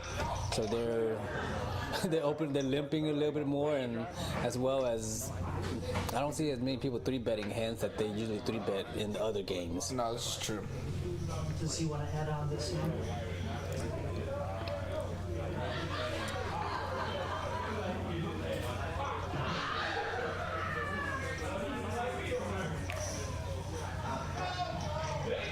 Jason with ace king, probably looking to shove. Seinfeld opens. But And he just flats? I think Seinfeld raised and he 3-bets. Oh, 75?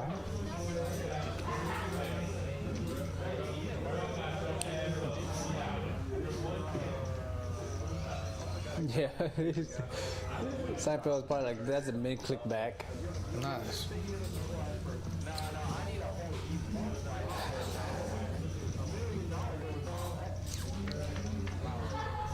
And Jason's probably gonna rip for everything here. I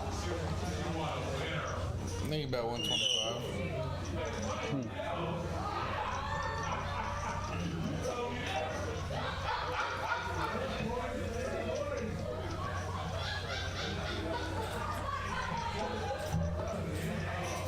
Same thing. He takes it down.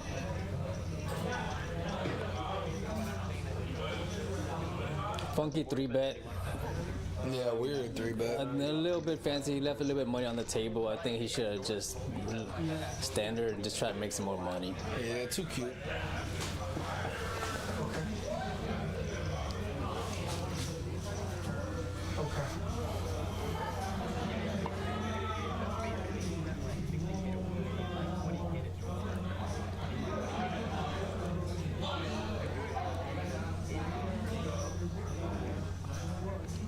All right, quick glance at the hands.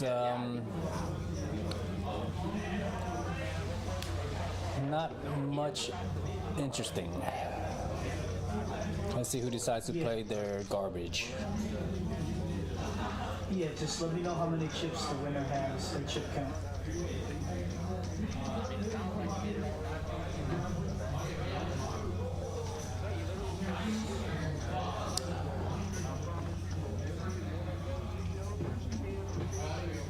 Seinfeld raised on the gun +1, and Geico defends in under the gun +3.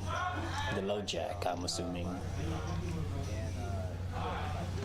Oh, we do have the nip button back on. It's true. Jack good.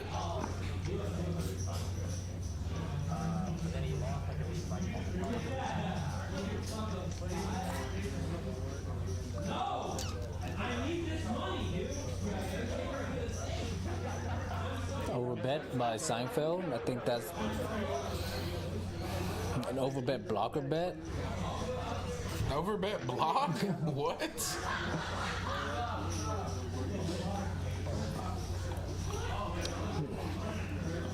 When are we gonna see you on stream, sir? When value bet does well.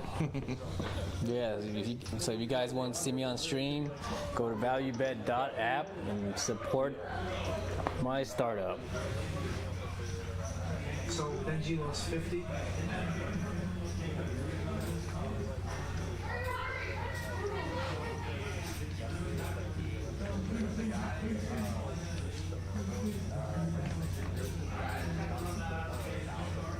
And Jason's leaving this in. Oh, Geico picking up the kings. Raise and Jason calls. All right. Go ahead, Joe. Are they in the middle of the game? How long are we playing? Okay. All right, go ahead.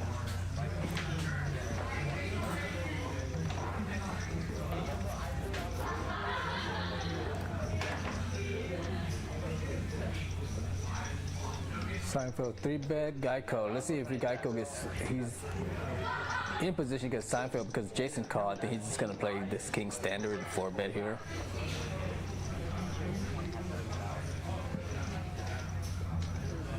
That's what I'm saying. Seinfeld does some tricky stuff at weird spots. Yeah.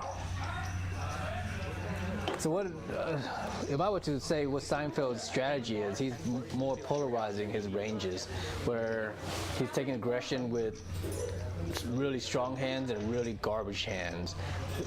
Whereas if you were going more linear, you wouldn't be doing it with garbage hands. You're just doing it with a lot of your top X hands. So Seinfeld's strategy is polarizing. Pause the action for a second, Joe. And unfortunately, he picked a bad spot, and it's probably just gonna posture fold. But I could be wrong here.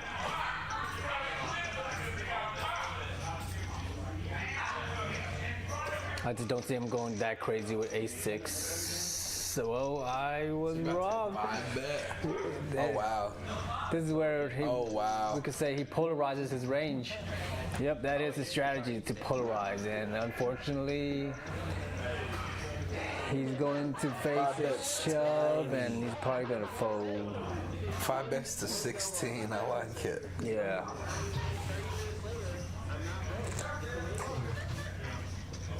Elijah might just call here. Elijah just might call. And then maybe see a non-ace flop and let Seinfeld. Because if he calls here, the pot would be pretty much, he has one pot, he has about the stack. He has one pot size. His stack is the same thing as the pot. Yeah, trying to get that out. He ripped it. So he did rip it. 43. Thank you.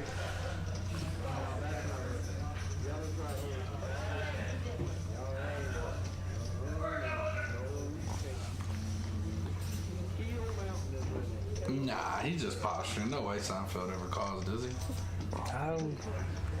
I don't think so. I think that he was just polarized. He just takes this line with really garbage hands and try to win it, and then the rest of his aggression is really strong hands. Because we didn't see him take this line with, you could say, the medium strong hand.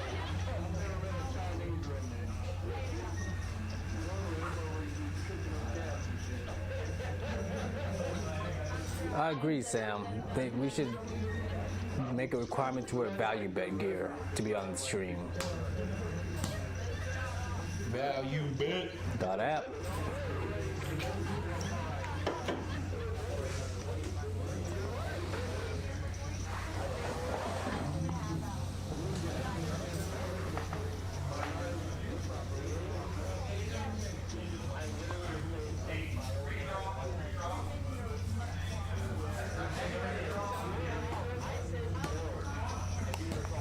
Seinfeld just might call, which would be insane. Yeah, I'll be super shocked.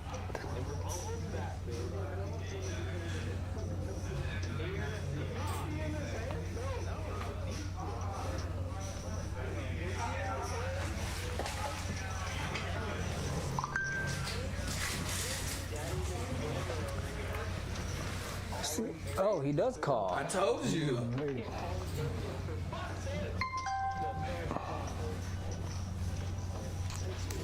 We're seeing some unorthodox poker tonight. Yeah, there is some gambling going on at Peaks Dallas Live. Good fly. Oh, they're running it once, I think. Yep. That'll do. Wow, $8,700 pot going Elijah's way. Good hand, buddy. Bad timing for Seinfeld. Yeah, I'm not sure about the call off, but yeah. I'm not a 5'10" pro. Probably thinking he was getting 3-1 on the call.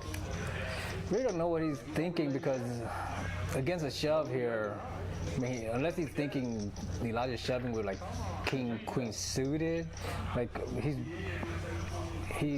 3 outs to a pair if Elijah's shoving any decent pair. And he's dominated by a lot of Ace King. Looking for a 6, yeah. I don't know. So I guess he's playing for that 3-outer. Against a pair, he has his ace. Against the Ace King, he has his 6. And that's what they call gambling. Well, Sam, if you want an explanation, my guess is he's gambling for his 3-outers. He's thinking if Elijah has a big pair, I got my 3 aces. If I'm up against Ace King, I got my 3 6s. And that's enough to gamble, I guess.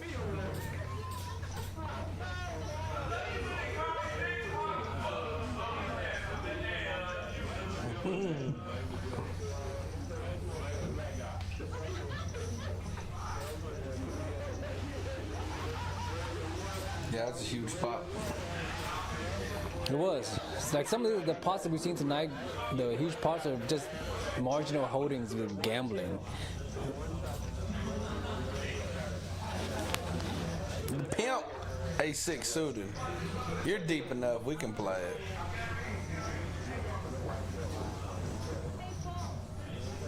Oh wow, Glenn has a straight.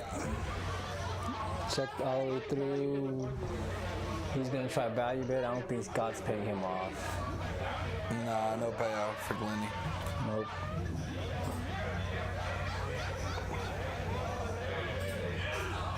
Get rid of the nit button, I think. No, I don't think there's no nit game on right now. Oh, okay. Yeah, I don't see anybody with the nit button anymore. Oh, oh.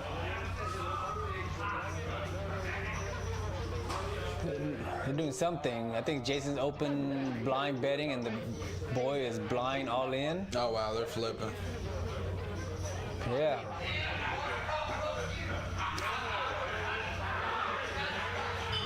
So We got a little flipperooski on the stream.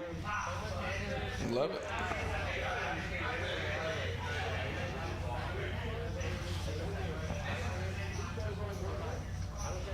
one time. That's what the boys say. Rip it one time.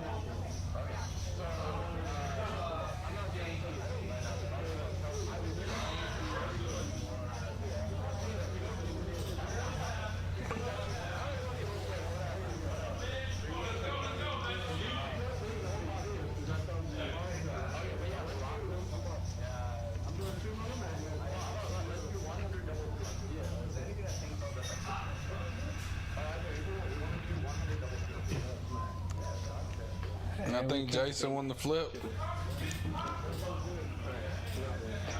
Nope. Oh no. No. No, Jason did win. The boy gave it. Yeah, Jason did win. Nice.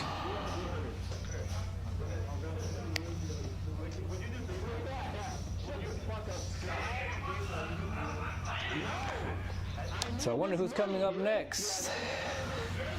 I think Jason got even.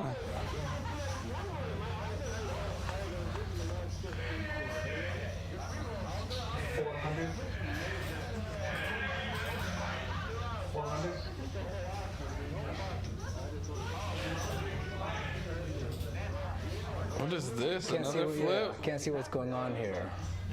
I guess Benji and Jason's flipping now. Is that a $50 flip? Not the $50 flip. I'm guessing Jason's maybe flipping to break even or something. Jeez, and he got there. Runner, go. And now he's probably leaving. Yeah, Drake's calling. That's nice.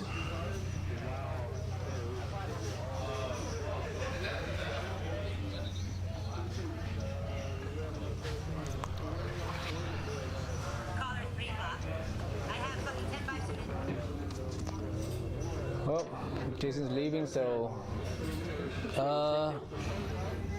nothing interesting left. Think of something interesting to talk about, Nick. We can talk about Cowboys? Yeah, we can talk about the Cowboys. Oh well, if you're a bookmaker in Dallas, Sunday's gonna be a rough day because I'm gonna have a feeling everybody and the mom and the grandma is gonna be betting the Cowboys because it's a lock. I mean, you watch. That's Tommy's lock of the week, the Cowboys. I mean, you watch ESPN, right? Boys. Yeah, who would be betting the Jets? If somebody's had the cojones, they would probably bet. There's probably a lot of value on the Jets. If I was to bet with my brains, I would bet the Jets, but then I would be called stupid. So your heart's telling you Cowboys? like the price, like everything's priced in already. It's just the problem is at the beginning of the year, the bookmakers just don't have a good feeling of the players. So at the beginning of the year is where a lot of sports betting players tend to win from week 1 to week 5, where the lines aren't as accurate. But once you get to week 5 is when you start seeing the bookies start smashing the players. Nice. So unfortunately, this week is probably going to be another rough time for the books, and maybe a good time for the Cowboys. I don't even know what the lines for the Cowboy game is right now. I'm probably guessing like maybe 2 touchdowns. Oh, Lord Hefe in the building? Good God Almighty! The donation station. The station. Word is, off stream a few weeks ago, him and Snoop Dogg got into a $15,000 pot, and it went Snoopy's way. That's just what I heard. $25 straddle on from Wolfgang. This game has got out of the muck. Hefe got a haircut. Looking sharp. Got his black on. It's spooky. Him and Amy love playing pots together too.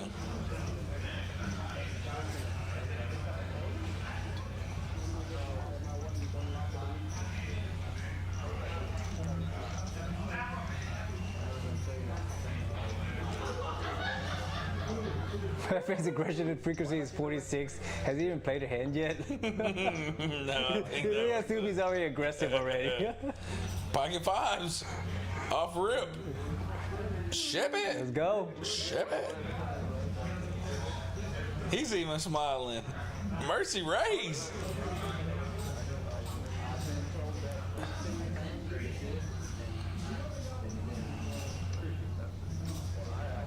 Little $30 open. That's what I tell you. Hefe and Amy. She gonna play this ace queen a little sneaky and just call the open. Benji's definitely playing a little bit conservative today. I think that queen 10 offsuit hand he had. Wolfgang getting there with some trash. I like it. I think Benji, under normal circumstances, would 3-bet that queen 10 off, but I think he feels like he's running bad, and players are starting to pick up on his aggression and using it against him. So now he has to tone his aggression a little bit back. Amy not letting go of her ace queen yet. Wolfgang is getting tricky. He's looking for some kind of bad turn card. Yeah, I think Wolfgang's looking for some low cards around below the 9 that he can make a play on.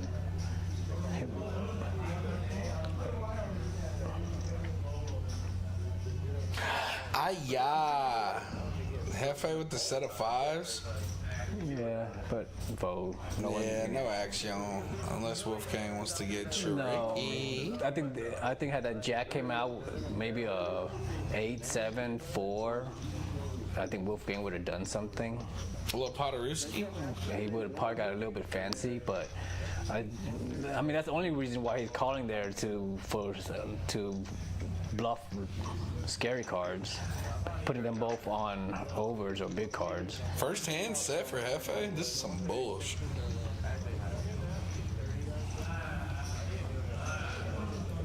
So, I mean, that was pretty interesting. Wolfgang down, Seinfeld down, and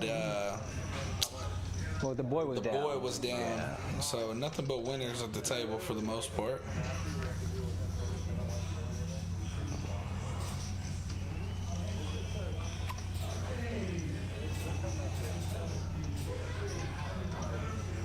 Seinfeld reloaded, I guess, and now he's probably gonna play the 8 King 8 would be my guess. All right, he does play it. Geico might 3.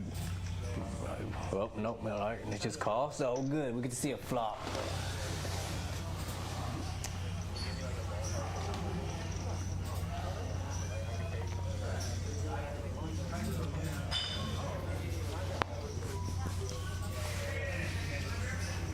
Everybody's got a lot of back doors. Backdoor Satan. So, I don't see Geico's not going to fold to the $30 bet with some back doors. I was wrong. Never mind.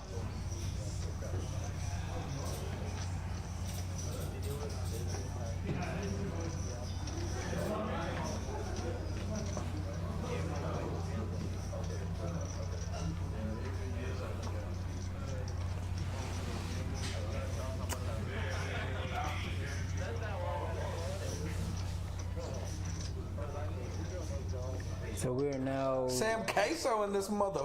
8-handed.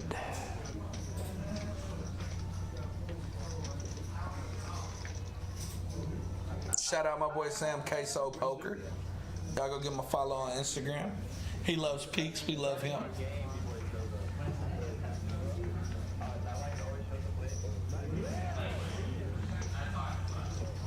Shout out On Tilt Poker.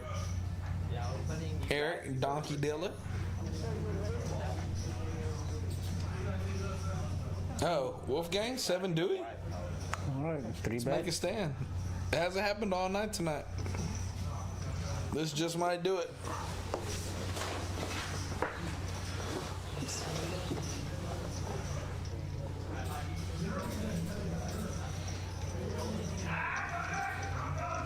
Well, we haven't seen many 4-bets bluff from anybody, so I'm going to have to assume, Geico's going to call, but I've been wrong in these spots all night. So after this hand, give the cards a wash on the screen to the back. So go ahead and 4-bet and prove me wrong again. Minutes for me, I'll be quick. Oh, he let me be right. Here we go. See a flop. Me? Yeah, Wolfgang is not going to win this hand. He might. He might. You need a Broadway card to come If he out. tells that ace story. You need some kind of Broadway card to come out, because if it's a low card, I don't think Geico's going to give up.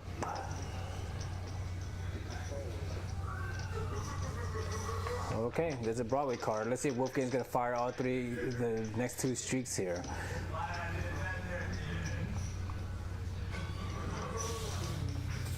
Seven McDewey?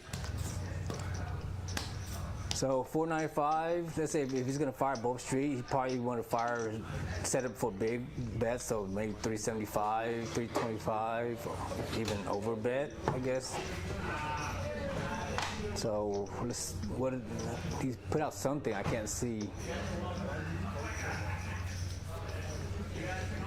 Yeah, I think he fired. I don't know what that is. I think it worked. 400? Yeah, it did. Yeah, the Broadway card definitely. Oh, he's slow rolling the 7 Dewey? Yep. Everybody pay it. 7 Dewey, pay it. That Pay the king, Bible. the king card definitely helped, because the ace king is very within his range, and if Elijah's calling the turn there, he has to call the river, and he know it. So I think he just go ahead and fold it. The king card was definitely a good card for Wolfgang.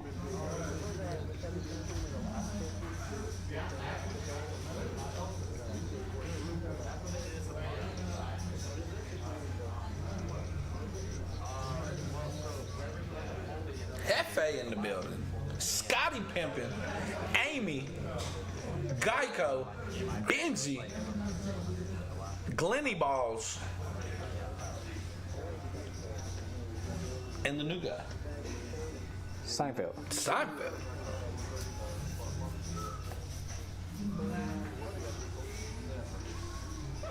Amy picks up the jacks. Scott with Dolly.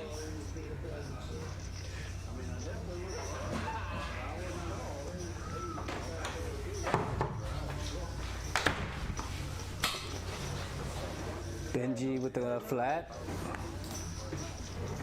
Taking off the foot off the aggression level. Aggression. Flops open-ended. It's gonna Amy be with the set of interesting. jacks. Pause the action for 1 second. I don't see Benji being aggressive in this spot. I can see him floating once. Oh yeah, floating, but he's not gonna try to re-rate.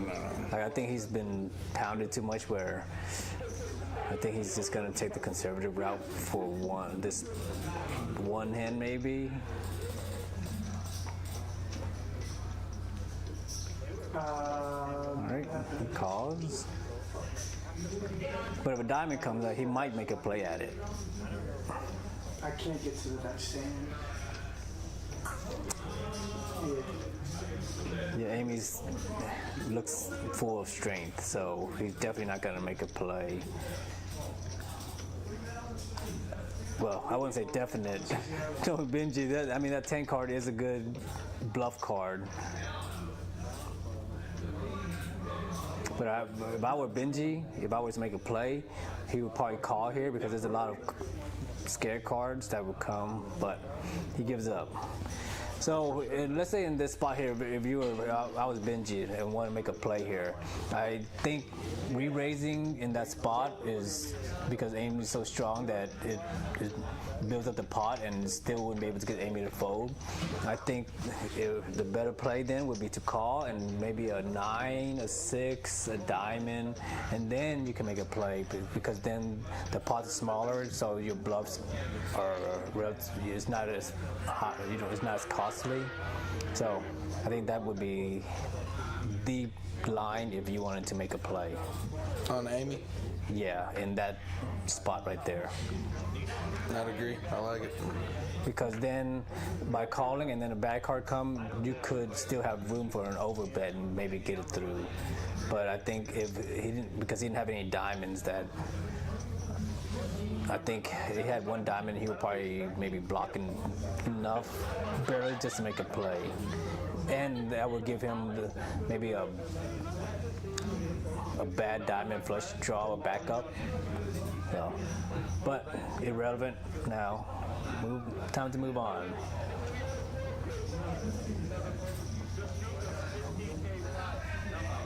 All right, Geico under the gun +2 raises and Seinfeld 3-bet and fold. Nothing interesting. Move on.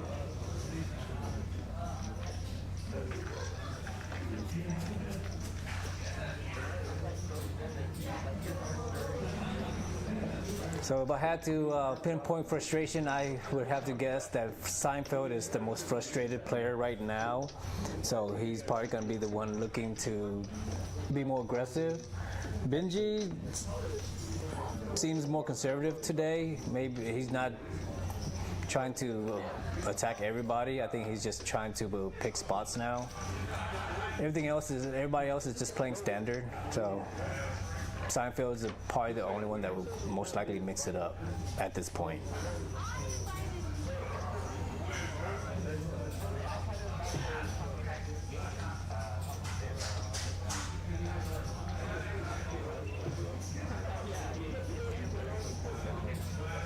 All right, Glenn with the under the gun +1 raise. And Ben, anybody wants to defend against his under the gun raise? Who has Glenn? Yeah.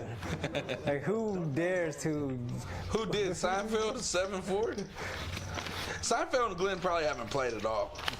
Yeah, he doesn't know. Like Glenn, he does. Like Glenn is so strong under the gun. And check, dude. Glenn checks 2 pairs. Flush.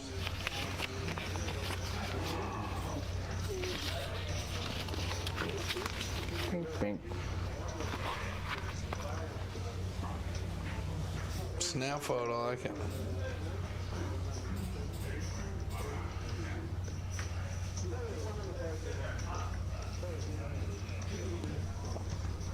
So in this hand, I guess if you're wondering why Glenn didn't bet this board here, like these kind of flop textures and these kind of hands where Glenn has just a capped hand that's not going to improve, he tends to play more conservative and pot control and trap, because last week's session we also just saw him check back ace-king on the turn to turn his hand to a bluff catcher. So I think in this spot right here, he was just going to use his hand to become a bluff catcher and maybe play deceptive and get Seinfeld to make 1 bet.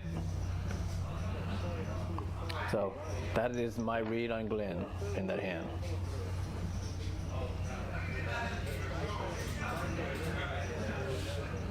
Got it.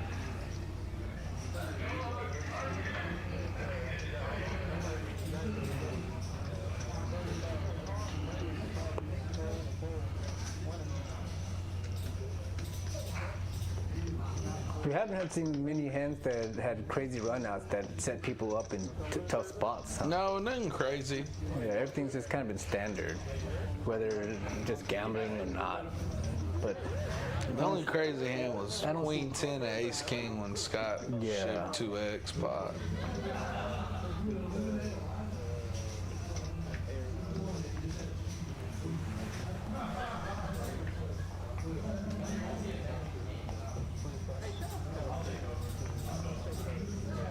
I think we're gonna have another round of uninteresting hand here.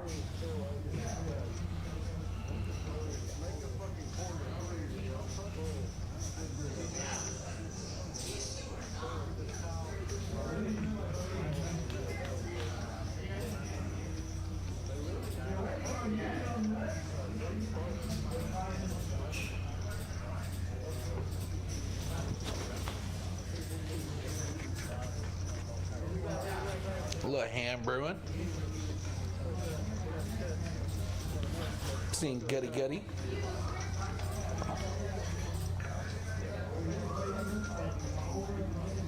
Bet probably gonna call. We'll get one call by Wolfgang. Not even a call. Nice. Oh,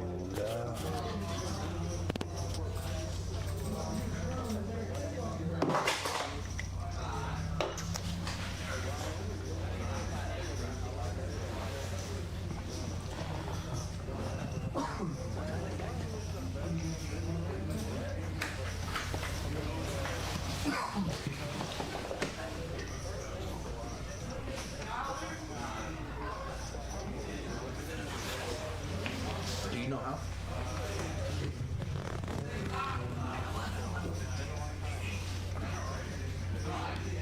Oh my God, it's the Gola. Oh, Nick Gola's in? Is this his first stream of his whole life? Gola told me he don't play stream. Well, if you don't know the Gola, this is a wizard. This is the most feared man in Peaks. This is Mr. Take Your Money. This is a very different dynamic if Gola's in the game. Mm-hmm. Well, let's see.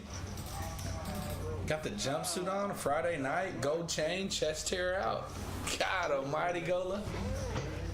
This is for Jason, Frogman.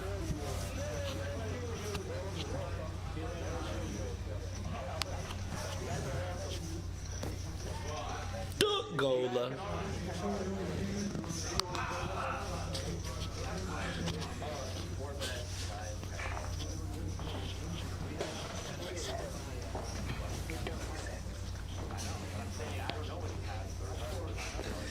Peaks Dallas Live, 1231 Wycliffe, Friday night, Benji's 510 game. We got Hefe, Nick Gola, Scotty Pimpin, Amy, Glenny Balls, Benji, Geico, Wolfgang, and Seinfeld. Got about 40K on the table, a lot of money mixing. Big pots, big action. One of the best dealers in the house, one of the best vloggers in the house, one of the best card room owners in the house. Let's go. And two of the best commentators in the house. Durr. We had a fallen soldier, Danny Boy. He had alcohol poisoning. Shout out Dan. Hope you feel better, bub. He didn't actually have alcohol poisoning. I don't know what he had. But Dan, cheers to you, brother.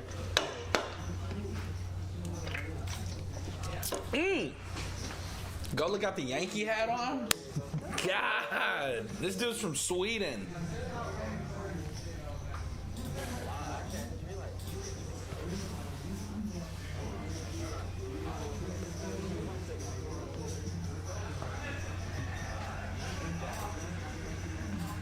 Hefe with the quarter straddle on. Oh, we got some camera shifty.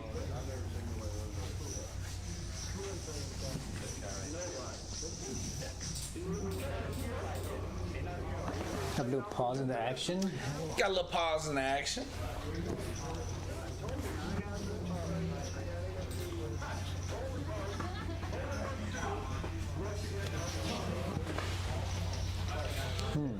But if you love Dallas poker and you haven't been to Peaks yet, you don't know what you're missing out on. Cheapest memberships, cheapest hourly, free food, free snacks, cheap cocktails. All right, we got action back up. The gola. The gola. Amy's gonna limp with the quacks. Quack, quack.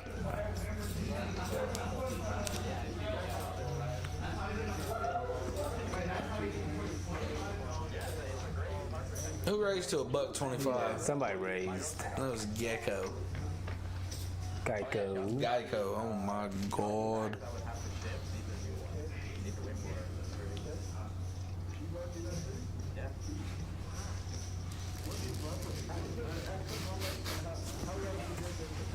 Serious. I'm trying to follow the action. I can't pick up what's going on. Yeah, there's a little funkiness to this hand, but. All right, so Seinfeld raised 100 and Geico calls. Yeah, Seinfeld raised 100 in the cutoff and Geico calls in the small blind. And something happened and Geico won.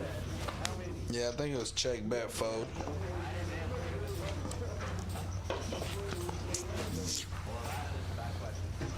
So Nick Gola's gonna be on the button next hand. The Gola? And we're gonna see the little Gola monster? We're gonna see how aggressive he is, and that will give us an idea of his No, well, he plan. just has an ace-king suited, so... Yeah, Okay. I'd say he's gonna get aggressive. Well, that's a small blind. We'll see how. I want to see what his range is in the. I thought he was on the button. Yeah, next hand. So this hand is gonna probably play itself out. Saying he's gonna make it about $1.50.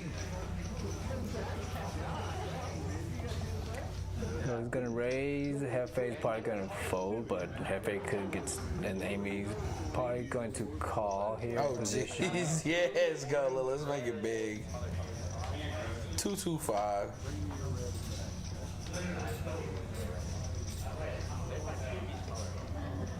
No, she folds. The Gola. 1 for 1. All right. 90. Easy game. So I'm gonna guess if Gola gets anything suited here, he's probably gonna raise or play it.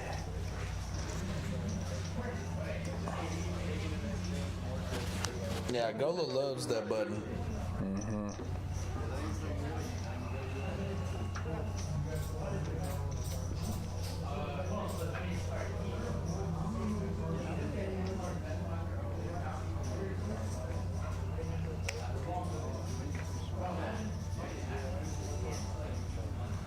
I don't really see anybody having any strong hands to play. Wolfgang might play his ace-10 in the cutoff. All right, Geico plays a suited king. Wolfgang will play. Let's see here, Gola. I think Gola might fold.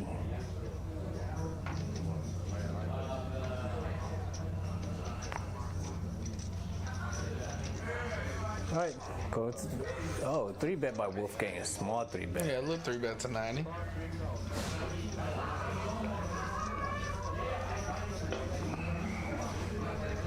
And fold and move on.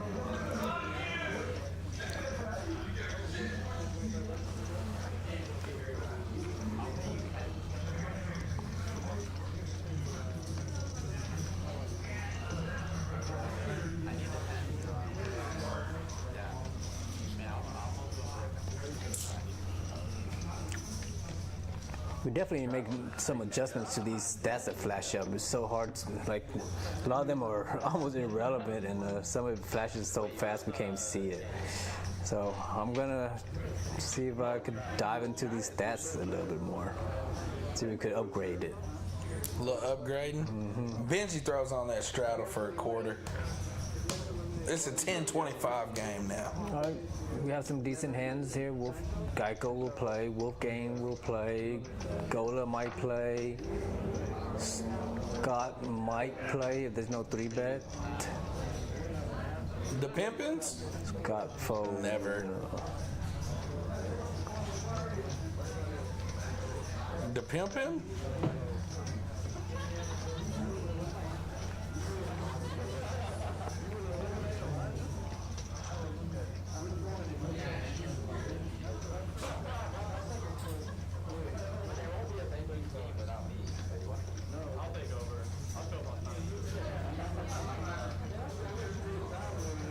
I didn't see the flop. No, me either. I think we're a little bit behind on the action. It was ace on the flop, so Geico bets, Wolfgang calls. I'm assuming there's an ace and then 2 undercards for Wolfgang to call. Oh, he had a set. Probably a set of 7s. A little Seti Brigetti. I think heart came to.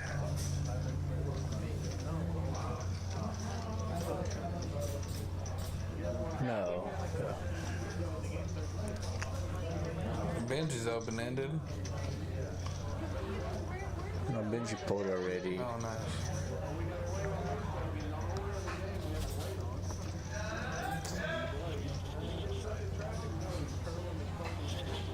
See what Wolfgang's sizing is. He just probably standard 2/3, right around 2/3. 225, about 2/3 of the pot.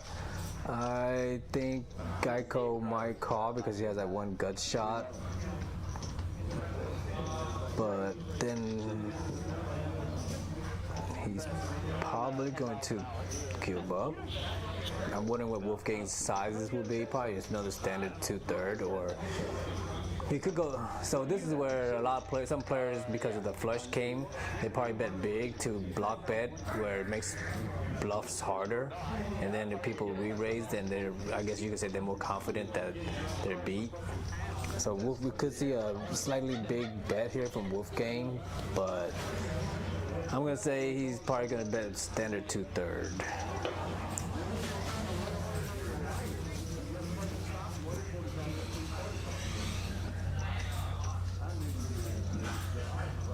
Pot's 840. Where's he going?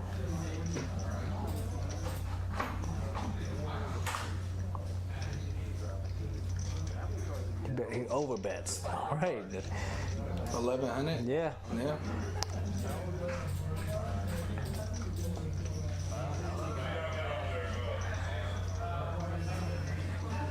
So, kind of gets it right.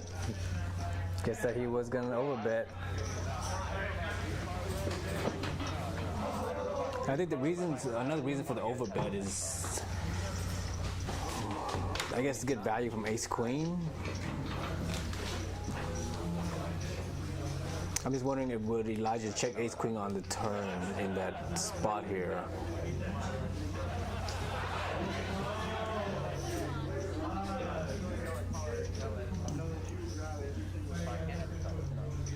And he gets the call.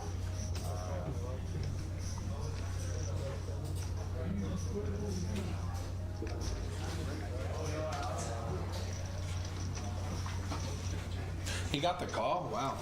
Yeah, I'm not sure what Elijah was thinking, because unless Wolfgang is floating there with maybe some kind of gut, like maybe an 8-9 or 7-8 somewhere where he picked up a straight draw and then was overbetting to bluff. That would be, I want to guess. All right. Well, hey, that's going to wrap it up for us tonight. With Wolfgang winning with a set. I want to thank you. I'm Nick. I'm Tommy. And this is Peaks Dallas Live. Appreciate y'all. We're out.